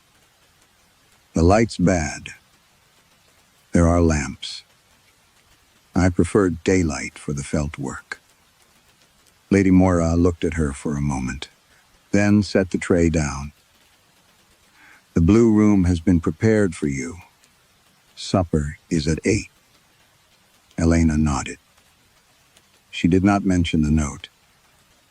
She did not mention the portrait. That night, rain pressed steadily against the manor. The blue room was larger than Elena's flat in Zagreb and colder than any bedroom had a right to be. The fireplace had been laid, but not lit. Heavy curtains framed a window, overlooking a slope of black grass and thorn bushes bending in the wind. On the wall, opposite the bed, hung another portrait. A woman this time, young, unsmiling, wearing a green dress and holding a closed music book against her chest. Elena considered asking for another room. Instead, she turned the portrait toward the wall. She slept badly. When she closed her eyes, the concert hall returned. Not the applause before the performance. Not the chandeliers or the orchestra, waiting in darkness behind her. Only the 6 seconds. She had counted them afterward, because the recording existed. 6 seconds between one chord and the next. 6 seconds in which her hands hovered above the keyboard and the score vanished from her mind. The audience had not known what happened at first. That was the worst part. They had waited politely. She remembered the tiny cough, somewhere in the upper balcony. The conductor shifting his weight. Her own breathing. Then, memory had returned all at once, brutal in its completeness. Every note suddenly obvious. She had finished the concerto. No one remembered that. They remembered the silence. Critics called it a collapse. A catastrophic lapse. A revealing fracture beneath technical perfection. Elena called it 6 seconds. She had performed 3 more times after Berlin, then canceled the rest of the season. Temporary exhaustion, she told her manager. A break. A recalibration. 2 years later, she was traveling through Scotland, repairing instruments for people who did not ask her to sit down and play them. At some point, after midnight, Elena woke with her right hand moving against the blanket. Her fingers were playing silently. Thumb, second, third. Thumb beneath a scale. She stopped. The room was completely dark. From somewhere beyond the door came 3 piano notes. Soft, measured, then silence. Elena sat upright. The rational explanation arrived before fear could. Old house pipes wind. Perhaps someone downstairs. She put on her dressing gown and stepped into the corridor. No lamps burned. The manor was quiet, except for rain ticking against distant windows. The west drawing room door stood open. Elena was certain she had closed it. Inside, the Bechstein waited in shadow. She crossed to it and lifted the fallboard. A simple test, she told herself. Nothing from the manuscript. Nothing dangerous. She played a C major scale, 1 octave upward and back down, slowly enough to hear each repaired key return. The instrument sounded dull, but normal. Again. Up. When she finished, something scraped softly above the fireplace. Elena looked up. The young man's portrait had not changed, but the woman painted beside him in the adjoining frame had. Earlier that afternoon, her left hand had rested on the shoulder of a seated child. Now her hand was lifted away. The painted fingers were curled, as though they had just released something. Elena stepped backward. No. The words sounded absurd in the empty room. Then from the corridor behind her, the piano answered. Not a scale. A phrase. 4 slow notes, followed by a 5th that leaned upward and stopped before resolving. Elena knew the shape of it immediately. Not because she had played it. Because she had seen it while opening the bench. The first measure of Gideon Blackthorn's manuscript. She turned toward the corridor. There was no one there. Then the same 4 notes sounded again. Farther away this time. And somewhere in the darkness beyond them, a 5th note waited without being played. The 5th note never came. Elena remained in the corridor until the silence itself began to feel deliberate. By morning, she had convinced herself that someone else in the house must have played the phrase.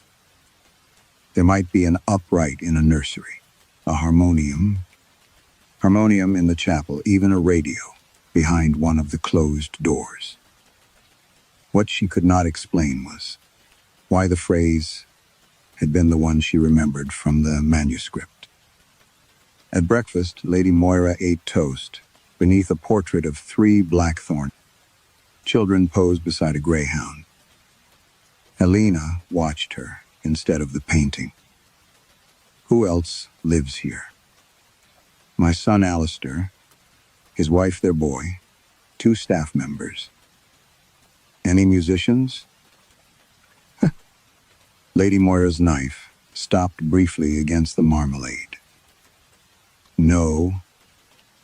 Elena waited.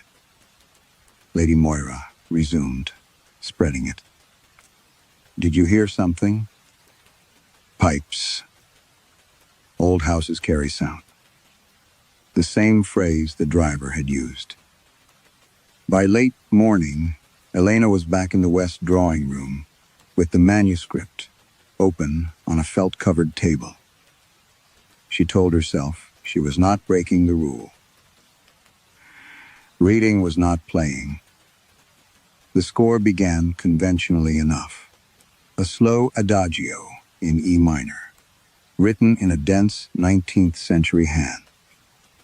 But by the 4th page, the notation altered. Measures were crossed out and rewritten in darker ink. Accidentals had been sharpened, then restored. Fingerings appeared in pencil. Elena leaned closer. The pencil marks were modern. Not recent, perhaps, but decades newer than the original composition. She turned another page. The second hand had added dynamics in faded blue ink. Farthen. On a third hand had replaced an entire passage, stitching fresh paper over the original with black thread. This was not a preserved composition. It was a worked document. Used. Corrected. Continued.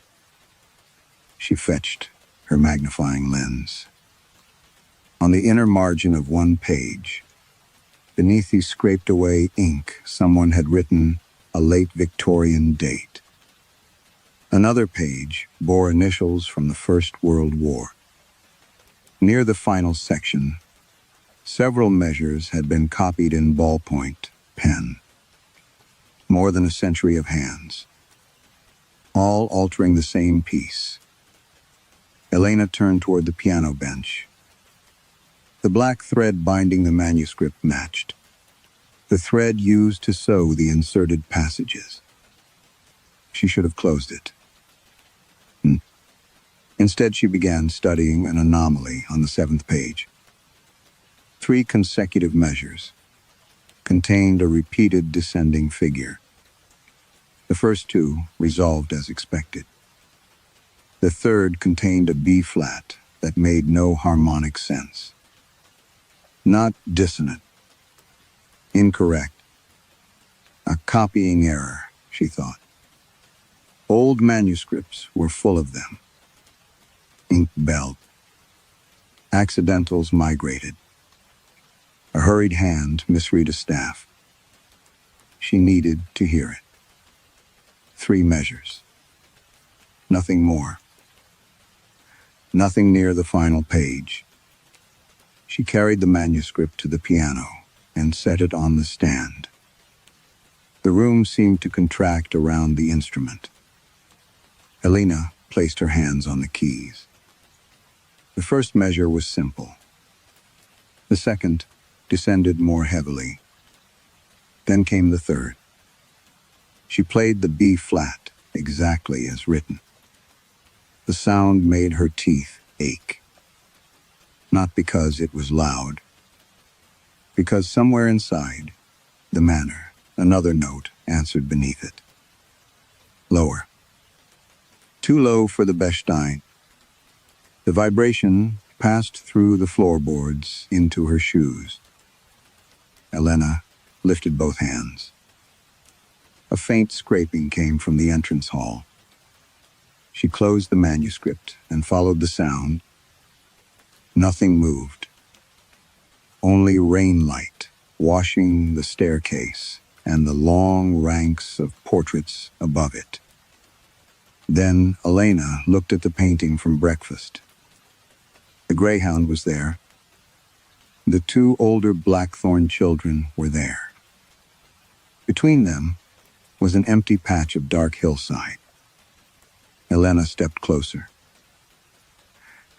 There should have been 3 children. She knew it. She had studied them, while Lady Moira spread marmalade. A boy on the left. An older girl on the right. And between them, a smaller child with one hand resting on the greyhound's neck. Now there were only 2. The strangest thing was not the absence. It was the paint where the child had been. No blank silhouette. No discoloration. No scar of restoration. The hillside continued naturally behind the dog, as if no one had ever stood there. Something pale lay on the floor beneath the frame. Elena bent and picked it up. A single flake of dried paint. On its curved surface was the tiny painted shape of a child's eye. Lady Moira examined the paint flake without touching it. Elena had placed it on a folded handkerchief between them. In the morning room, the tiny painted eye turned upward. For several seconds, neither woman spoke. Then Lady Moira sighed. Old varnish. Elena stared at her. Old varnish does not remove a child from a painting.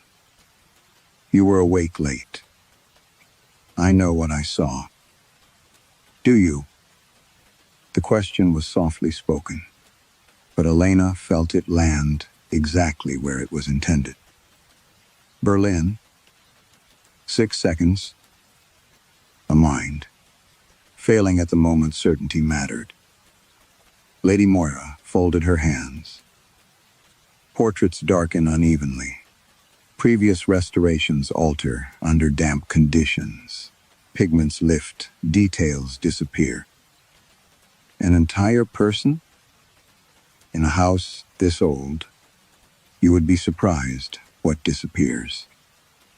Helena looked at the paint flake again. The eye seemed too precise to be accidental. And the music in the corridor? Highland acoustics. That is not an explanation. It is the only one I have. Lady Moira rose. You came here to restore an instrument, Miss Markovich. I suggest you do that. Elena did. Or tried to. By midday, the west drawing room had become less a room than a problem she intended to defeat. She measured humidity, checked the floor for resonance, tapped wall panels with the handle of a screwdriver, and listened for cavities. She tested the window glass, the fireplace surround, the radiator pipes, even the brass rods inside the curtains. Old buildings behaved like instruments. That much was true. Wood expanded. Stone transmitted impact. Pipes carried vibration through walls. A note produced in one room could emerge somewhere else, distorted enough to seem impossible. The low A, she decided, might be sympathetic resonance. She tested the theory.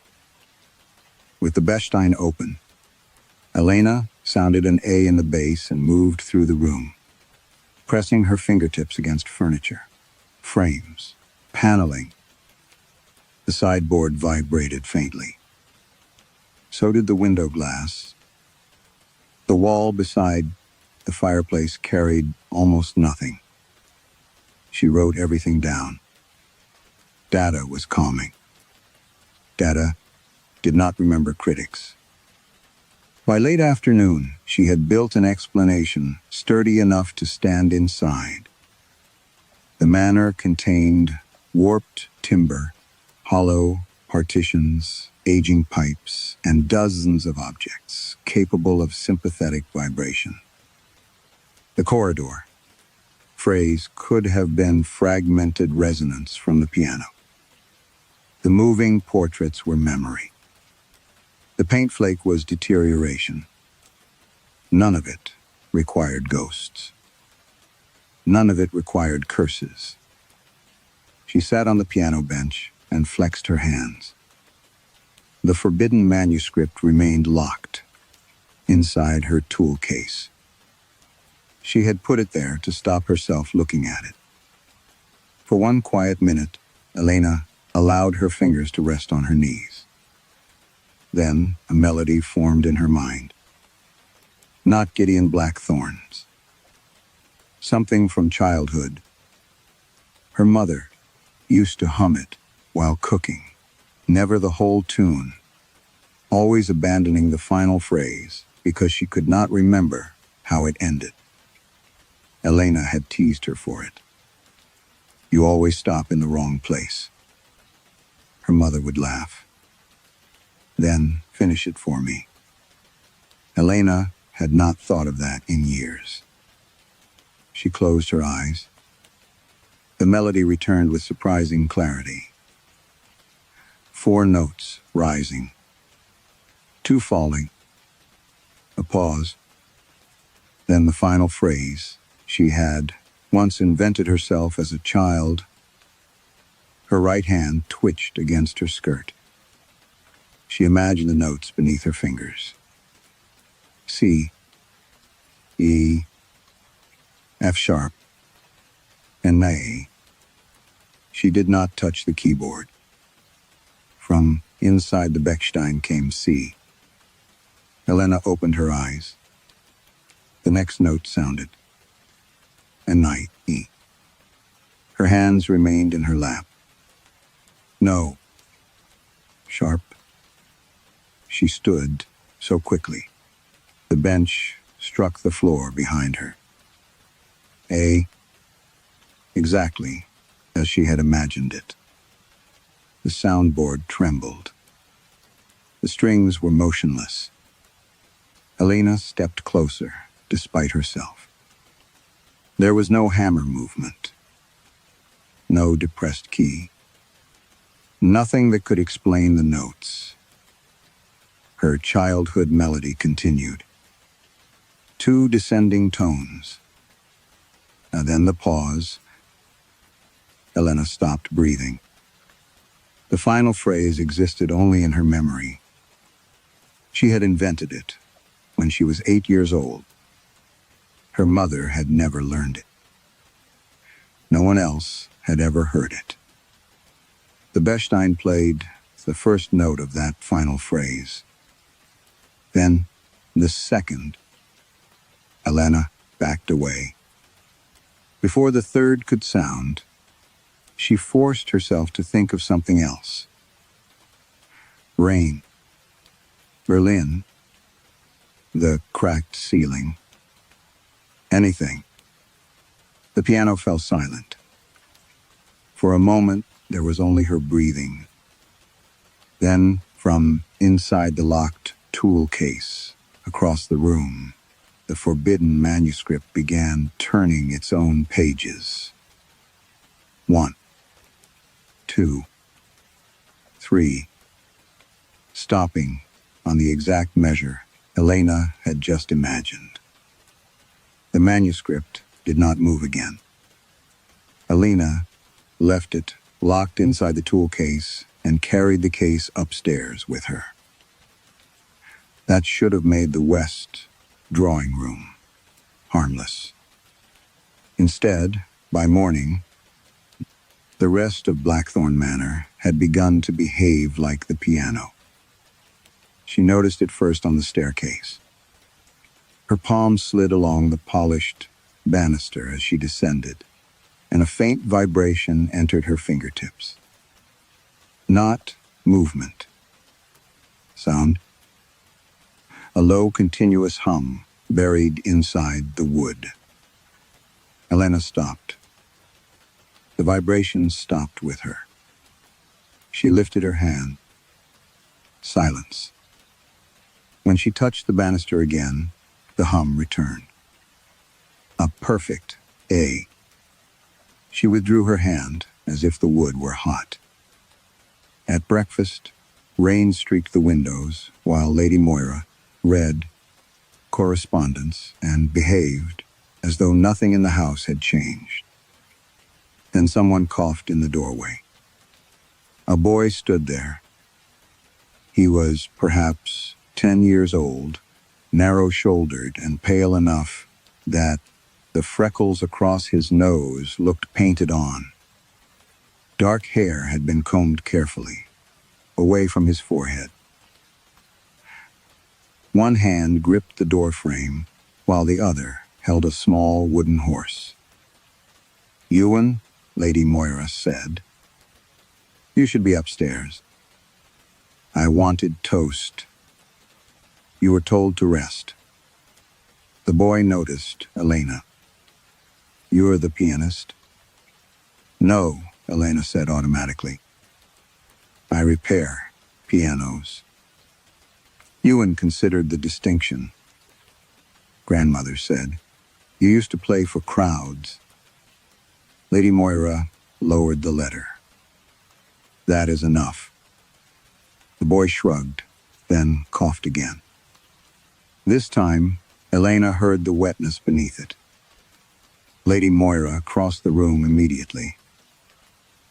The severity left her face so completely that Elena almost failed to recognize her. "Back upstairs." "I'm fine." "You are not." Ewan allowed himself to be led away. As he passed Elena, he paused. "The house likes it when you play." Lady Moira's hand tightened around his shoulder. "What did you say?" Ewan looked confused. "Nothing." He left with her. A moment later, the window beside Elena gave a thin musical tremor. Not from thunder. From the glass itself. 2 notes. The same interval Ewan had spoken over. Elena stood. Outside, blackthorn branches scraped against the pane. Tap, tap, tap. Pause. Tap. The pattern repeated. 3 short beats and 1 long. She knew that rhythm. It belonged to the 3rd measure. She had played from Gideon's manuscript. By afternoon, Elena no longer cared whether Lady Moira thought her irrational. There had to be structure here. Structure meant cause. She moved through the manor with a tuning fork, notebook, and rubber mallet, testing surfaces. The dining room windows, answered E. A copper pipe in the servants' passage carried B-flat. The west staircase gave her A. Even the plaster in the upper corridor seemed to hold tones beneath it, as though the house had been built around strings. Too large to see. The deeper she went, the more precise the resonances became. They were not random. The manor was tuned. Near the rear stairwell, Elena found an old service cupboard, whose door had swollen in its frame. Inside were account books, household inventories, and ledgers furred with dust. She should have returned to the piano. Instead, she began reading. Coal deliveries, staff wages, repairs to the north roof, medical expenses. The older books became stranger. Births appeared among grocery accounts. Funeral payments were written beside purchases of flour. Names were crossed through without explanation. Elena turned pages carefully. Blackthorn, Blackthorn, Blackthorn. Then another surname stopped her hand. Vale. Her mother's maiden name. Elena leaned closer. Margaret Vale. The letters seemed impossible, simply because they were familiar. Her mother had rarely spoken about Britain. Elena knew only fragments. A childhood somewhere north. Foster arrangements. A move to continental Europe before adulthood. She had never once mentioned Blackthorn Manor. The ledger entry was dated decades before Elena's birth. Beside Margaret's name in another hand, someone had written, West Nursery, female, infant. No baptism entered. Below it was a final instruction. The ink had faded, but Elena could still read every word. Do not include her in the family Bible. Elena read the ledger entry 3 times. Margaret Vale, West Nursery, female infant. No baptism entered. Then the instruction beneath it.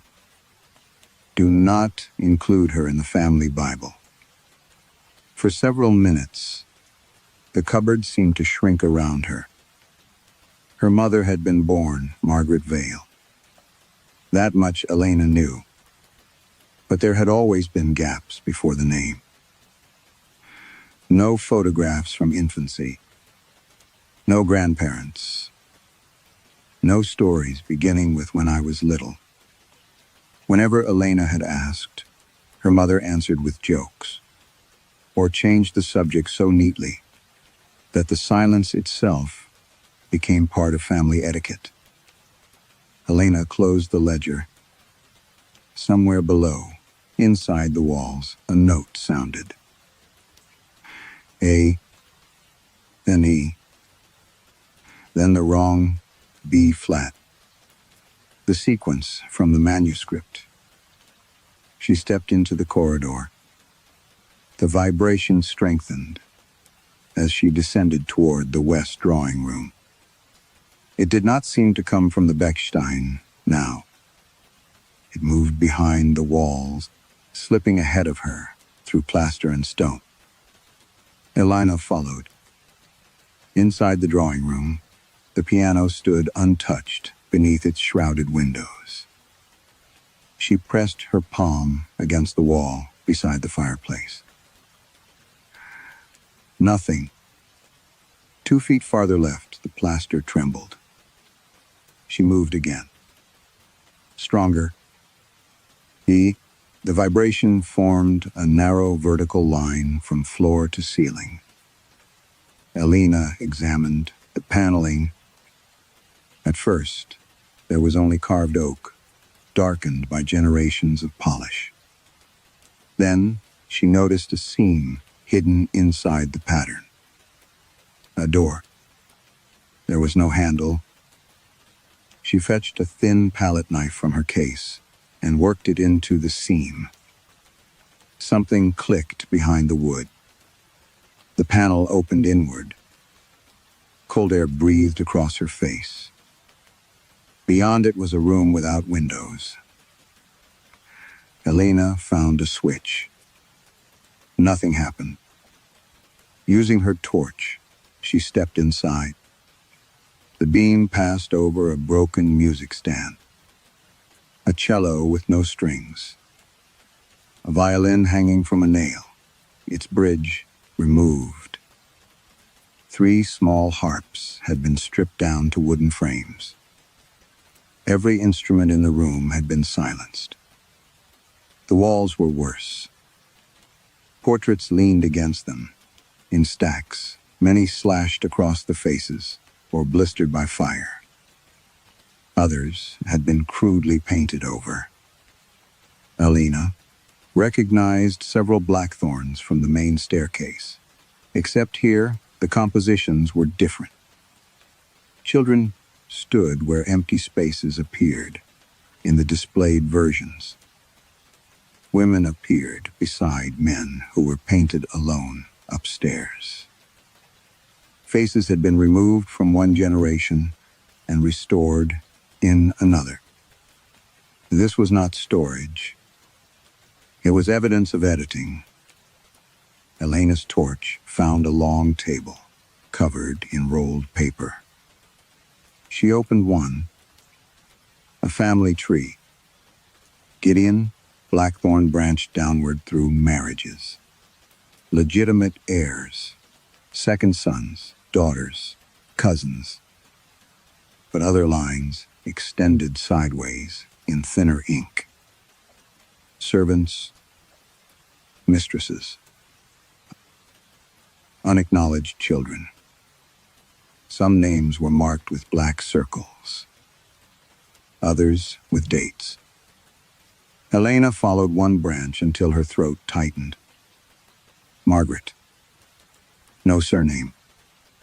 A line connected her directly to a Blackthorn son, whose name had been crossed through so violently that the paper had torn. Below Margaret's name was another. Leanh. Her torch shook. The line beneath her name ended in blank paper. A sound came from the far side of the room. Not music. Paper sliding against wood. Leanh turned. A cardboard archive box had fallen open beneath a cabinet. Photographs spilled across the floor. She crouched. Most were family snapshots from the 1960s and 70s. Picnics, horses, Christmas, tables, children posed stiffly on stone steps. Then Leanh found her mother. She knew her immediately. Margaret was perhaps 7 years old, thin and dark-haired, standing in front of Blackthorn Manor, with one hand gripping the hem of a wool coat. Beside her stood a girl several years older. Leanh lifted the photograph closer to the torchlight.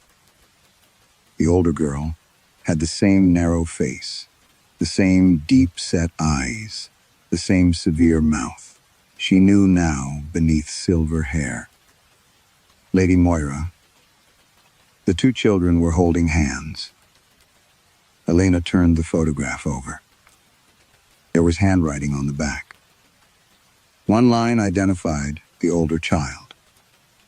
Moira Blackthorn. Below it, in the same ink, Margaret Blackthorn. Elena stopped breathing.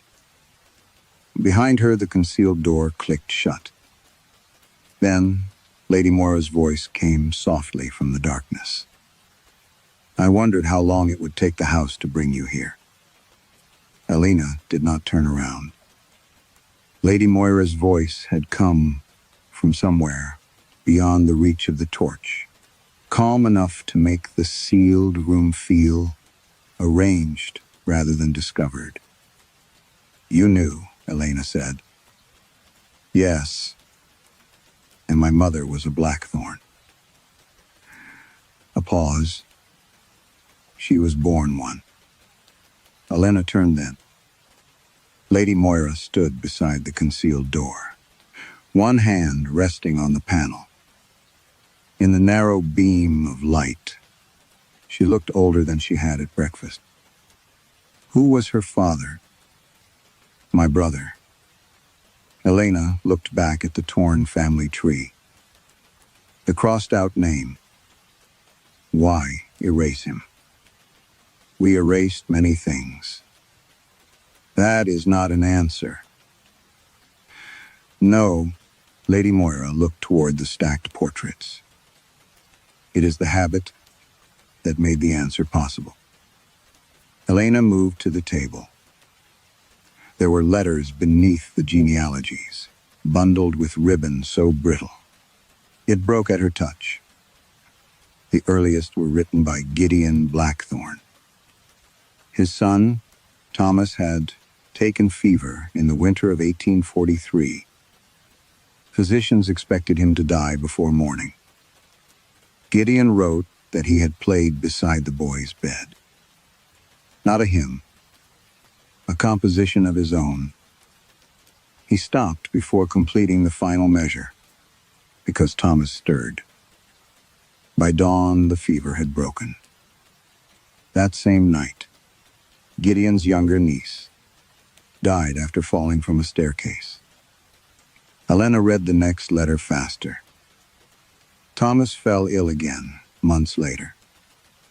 Gideon repeated the piece. Another relative died. A cousin from infection. An uncle crushed beneath a cart. Each time Thomas stood close to a death that was not yet certain. Gideon played the unfinished composition. Each time Thomas survived. Each time someone else in the bloodline did not. He thought it was Providence at first, Lady Moira said. Elena ignored her. The letters became colder. Gideon began recording variables. Who was ill? Who was traveling? Who was pregnant? Who had debts? Who was considered expendable? He discovered that the composition did not create death. It redistributed possibility. An illness that might kill or might spare. A horse that might stumble or might not. A wound that might become infected. A pistol that might misfire. The music shifted uncertainty. Not toward a stranger. Toward blood. Elena found later records. Medical notes. Death certificates. Newspaper clippings. The pattern continued long after Gideon. A Blackthorn heir survived pneumonia. An illegitimate cousin drowned. A child recovered after surgery. A distant aunt died from what was recorded as an accidental overdose. A young officer survived the Great War against impossible odds, while 3 minor branches of the family tree ended within 2 years. Names beside names. Dates beside dates. Black circles. Elena's stomach turned. You kept accounts.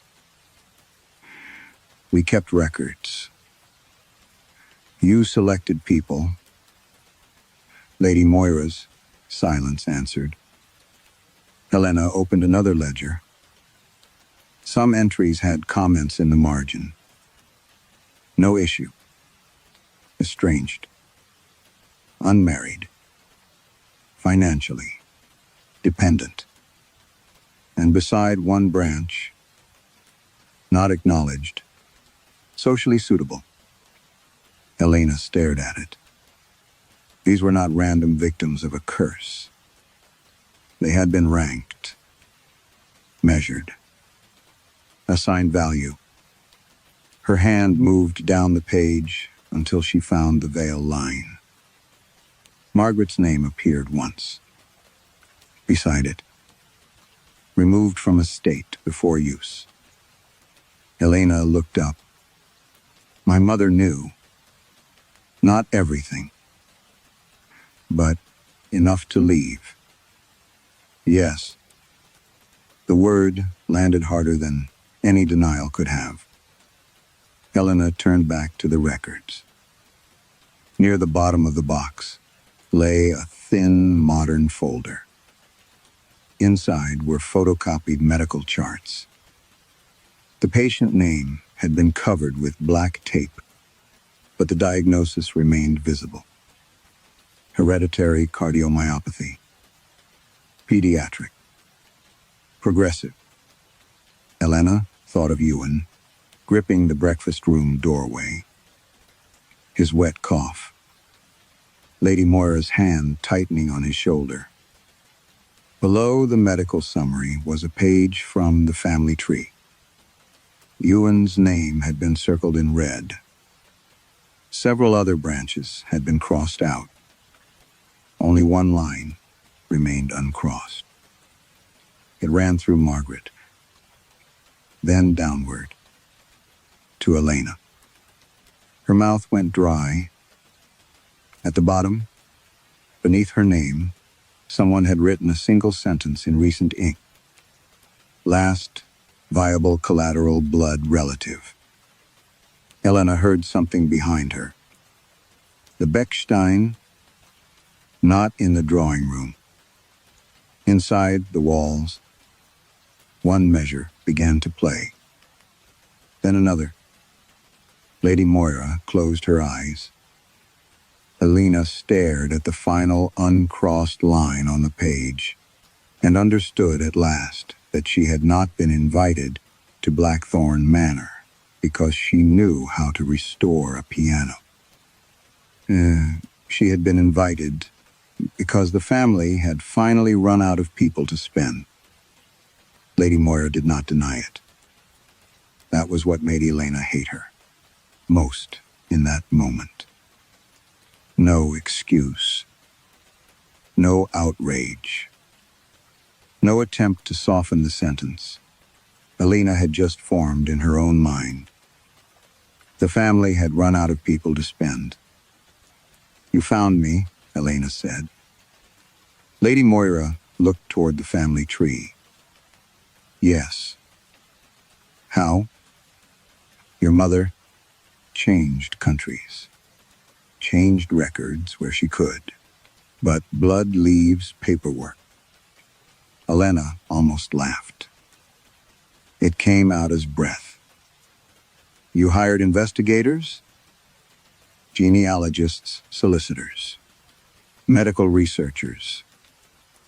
For me, for everyone. The word made the room colder. Helena looked at the names marked. No issue. Estranged suitable. How many? Lady Moira did not answer. How many people have died because of this? I don't know. You kept records. We kept enough records to survive. Helena stepped toward her. To survive. Lady Moira held her gaze. Yes. For the first time, there was no aristocratic distance in her face.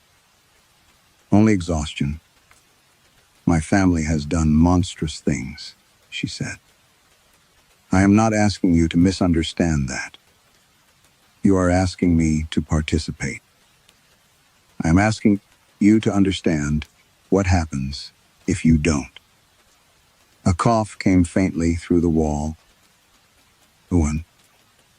Elena felt the sound before she consciously recognized it. The room's bare instruments seemed to catch it. The violin frame trembled against its nail. Lady Moira closed her eyes. He has perhaps weeks. Elena said nothing. The condition progresses unpredictably. His physicians can delay certain failures. They cannot prevent them. And you think your music can? I know it can. Elena looked at her. Lady Moira reached beneath the documents and removed a sealed envelope. Inside was a single page of Gideon Blackthorn's notation. The final measure. Elena recognized it immediately, though she had never allowed herself to study it closely. Dense chords, a descending inner line, then a final resolution, so simple it felt obscene. That is why the manuscript must never be completed casually, Lady Moira said. Elena kept her eyes on the page. Because it transfers a death. An unfinished performance transfers one uncertain death. And a finished one? Lady Moira hesitated. That hesitation frightened Elena more than the answer. The composition accumulates what is postponed. Elena slowly looked up. Explain? Gideon thought. Each exchange was separate. It was not. Every diverted death left something unresolved. The low A began beneath the floor. Lady Moira spoke over it. Probability was moved, not erased. Every life prolonged created a debt. Elena felt the words before she understood them. All of them? Yes. How many? We do not know. The room seemed to tilt. Generations. Illnesses, falls, accidents, infections, suicides. Deaths moved sideways through a family tree and never fully paid. Why hasn't it happened before? Because no one completed the final measure. Elena looked at the page in her hand. You told me, if I accidentally began it, I must never finish. That was true. You expected me to begin? Lady Moira's silence returned. Elena's fingers tightened around the paper. You knew the house would play to me. We hoped. Because I'm a pianist. Because you are blood. The stripped cello gave a faint wooden groan. Lady Moira stepped nearer. The recognized Blackthorn line can continue the piece, but cannot close it. Gideon built that limitation into the final revision after realizing what he had done. The ending requires collateral blood, someone descended from the family, but outside the acknowledged line. Elena thought of her mother's name omitted from the Bible. Hidden, erased, preserved only because one day the family might need her descendants. You kept us outside so we could be used. Yes. The honesty was unbearable. And if I refuse? Lady Moira looked toward the wall, behind which Ewan had coughed. He dies as his illness intends. The phrase was almost gentle. Elena hated that too. And if I finish? Lady Moira's eyes filled, but her voice remained steady. The account closes. Elena already knew. Still, she made her say it. On whom? On you. A note sounded inside the wall. Then another. The beginning of the final measure. Lady Moira whispered, every death deferred, every possibility shifted, every ending borrowed. The manor answered, with a third note. Elena looked down at the page. For the first time, she understood what the music wanted. Not a pianist, a receipt. Elena tore the final measure in half. Lady Moira flinched. For 1 second, nothing happened. Then the 2 pieces of paper trembled in Elena's hands. The notes printed on them sounded from inside the wall. 1 chord. Then silence. Elena stared at the torn page. You said the piano needs blood. The composition does. That is not the same thing. Lady Moira's face changed. Elena. She was already moving. She pushed through the concealed panel into the west drawing room, crossed to her open tool case, and pulled out the heaviest thing inside it. A tuning hammer with a long steel shaft. The Bechstein waited beneath the windows. Perfectly still.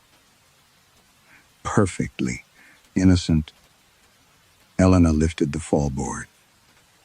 You built your whole family around a mechanism, she said.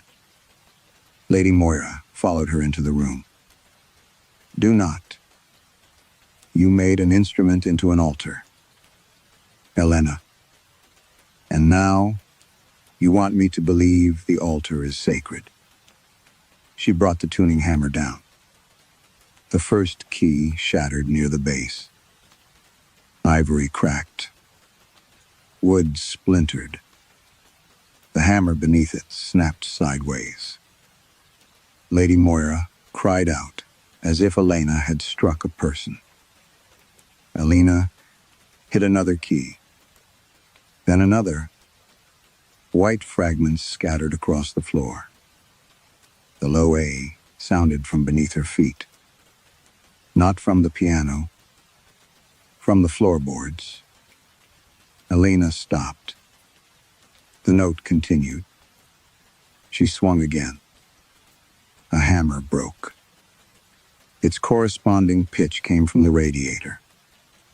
She struck the treble keys. A window answered. High, thin, pure. No, Elena whispered. She tore open the action and drove the steel shaft into the mechanism. Felt it. Hammers split. Wooden shanks snapped. Every destroyed component found another voice. The ceiling beams gave a low E. The copper pipes sang B-flat. The banister in the hall began humming in sympathy. Lady Moira backed toward the door. Elena, stop. That is what you always do. Elena seized a screwdriver and forced it beneath a bass string. You stop one death. She pulled. The string snapped with a violence that cut her cheek. And make someone else finish it. The broken string went silent. A second later, somewhere inside the manor, a deeper metallic vibration began. The walls. The sound came through plaster and stone, too large for any instrument built by human hands. Elena ripped out another string, then another. Each one transferred its voice elsewhere. The house was learning the piano, or remembering it. Upstairs, something crashed. A child screamed. Ewan. Lady Moira turned. Elena froze. The scream became coughing. Then footsteps thundered overhead. Alistair's voice called for his mother. Lady Moira stared at Elena with naked terror. Please. The word nearly undid her. Elena looked at the ruined Bastine, at the broken keys, at the blood running from the cut on her cheek. There was no clean choice left. Perhaps there never had been. That was the real architecture of Blackthorn Manor. Not corridors and stone, but decisions arranged, so that to someone unseen, always paid for someone visible. Elena raised the tuning hammer again. I will not choose your victim. She brought it down through the soundboard. The wood split. A crack raced beneath the strings. For one glorious second, the piano was dead. Then the manor inhaled. Every window in the west drawing room shuddered at once. The pipes answered. The floorboards vibrated beneath Elena's boots. From the corridor came the rhythm of Gideon's opening measures, played by doors knocking in their frames. From upstairs, the banister joined in. The fireplace grate chimed. Rain struck the windows in triplets. Blackthorn branches scraped the glass exactly on the rests. Lady Moira's face drained of color. No one is playing, she whispered. Elena looked toward the piano. The ruined keys were motionless. The shattered hammers hung uselessly inside the case. And still, the composition continued. Not from the Bechstein, from Blackthorn Manor itself. One room after another entered like sections of an orchestra.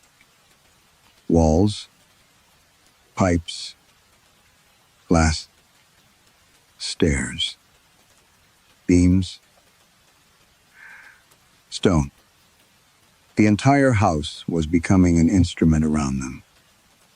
Then Elena heard the phrase change. She knew immediately what was coming. The last measure, the one no pianist had completed in more than a century. The first chord sounded through every window in the manor. The second came from beneath the floor. And somewhere, above them, all the portraits began turning toward the west drawing room. The third chord came from the ceiling. Elena did not wait for the fourth. She ran. Lady Moira shouted something behind her. But the house swallowed the words. The corridor had become a resonating chamber. Each footstep struck a different note. Doors rattled in sequence. Somewhere upstairs, Ewan was crying, though even that sound seemed to have been drawn into the composition. Elena reached the entrance hall. Every portrait had turned. Not merely their eyes. Bodies that had faced fireplaces, horses, books, or distant painted landscapes were now angled toward her.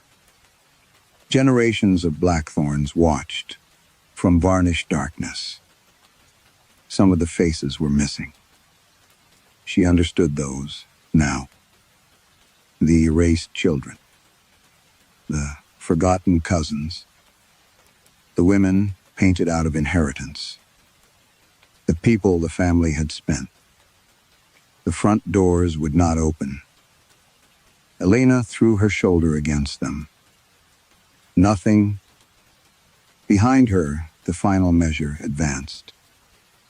A bass note rolled upward through the stone like underground thunder. She grabbed the iron umbrella stand and drove its base against the door latch. Once, twice. On the third blow, the wood split. Cold rain struck her face. Elena forced herself through the gap and stumbled onto the drive. Blackthorn Manor sounded behind her. Not loudly. That was worse.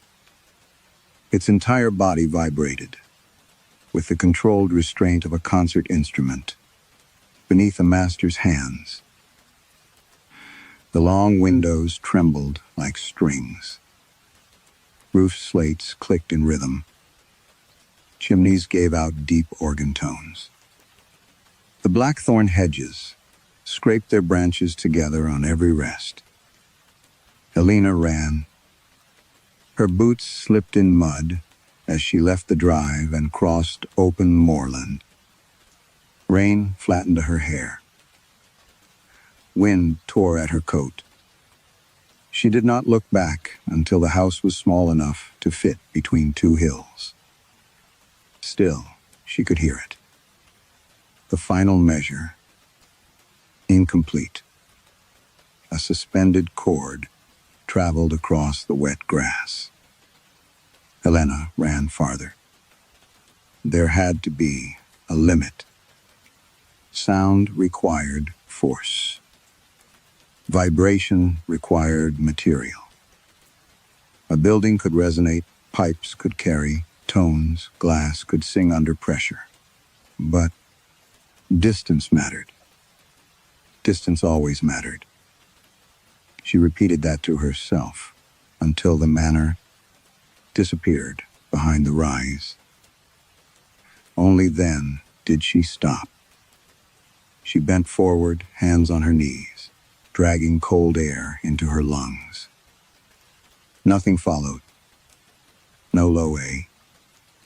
No answering windows. No footsteps. Only rain.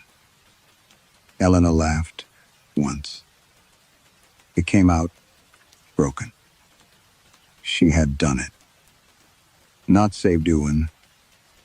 Not saved herself, perhaps. But she had refused the mechanism. Refused the arithmetic that turned one life into another's expense. The family would have to face an ordinary death. Cruel, meaningless, untransferred. Human. She straightened. Far away beyond the hill, a single note sounded. Elena's smile vanished. Impossible. Another note followed. Not louder. Closer. The sound did not cross the moor. It arose inside her chest. Her ribs vibrated. Elena pressed both hands against herself. A third note sounded beneath her sternum. She staggered.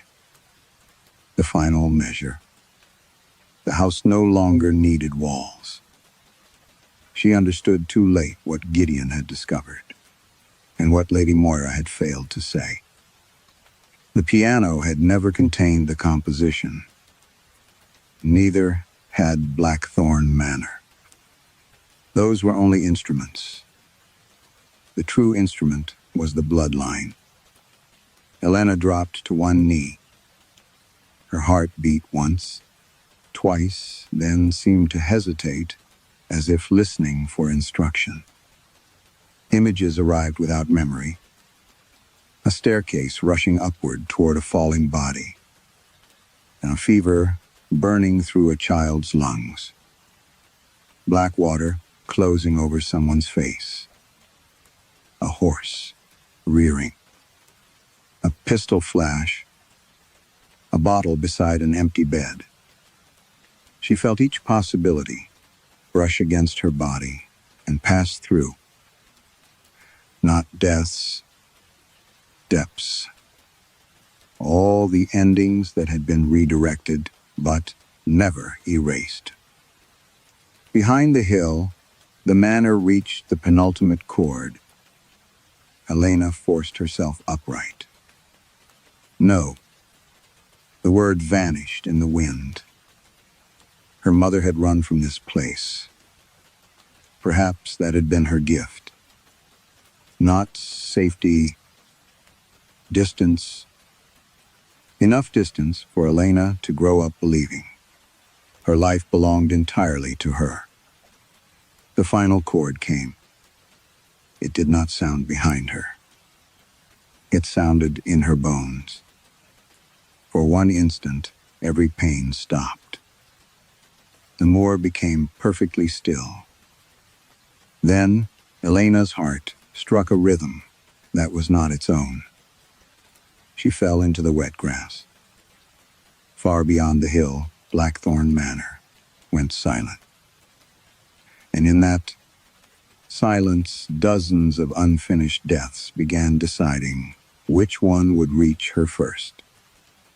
Blackthorn Manor's curse was never only about supernatural music. It was about the quiet arithmetic of privilege, the belief that one life may be protected because another life is easier to lose. Elena refuses that arithmetic, but refusal cannot erase generations of choices already made.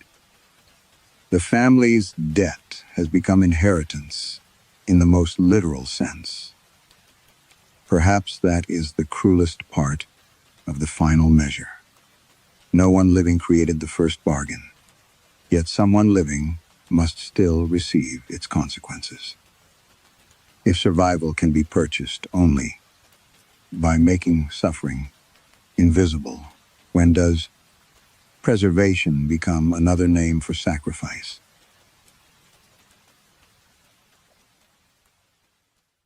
My dear friends, our time together tonight has come to an end. Thank you for staying with me until these final moments. I hope tonight's stories gave you a little space away from the noise of the day. A place where you could simply listen, imagine, and let your mind wander somewhere different for a while. Before you go, I'd love to know how tonight felt for you. Was there a story that stayed in your mind a little longer than the others? Was there a moment that made you curious, uneasy, comforted, or perhaps even a little surprised? You can always leave a comment and share your thoughts with me. I read them with great interest, and they help me understand what kinds of stories you would like to hear on future nights. And if tonight's stories reminded you of someone who might enjoy spending a quiet evening here with us, feel free to share Chilly Midnight with them. It would be wonderful to welcome another listener into this little corner of the night. For now, though, there's nothing more you need to do. Let today be finished. Let unanswered messages wait. Let tomorrow's responsibilities stay where they belong. Tomorrow. If you're already in bed, pull the blanket a little closer and allow your eyes to grow heavy. And if you're still awake somewhere in the quiet hours, I hope the rest of your night is gentle and peaceful. Thank you again for listening. Until we meet here at Chilly Midnight. Again, take care of yourself. Rest well. And may the morning find you feeling lighter than you did today. Good night, my dear friends. You sleep peacefully, and I'll see you in the next story.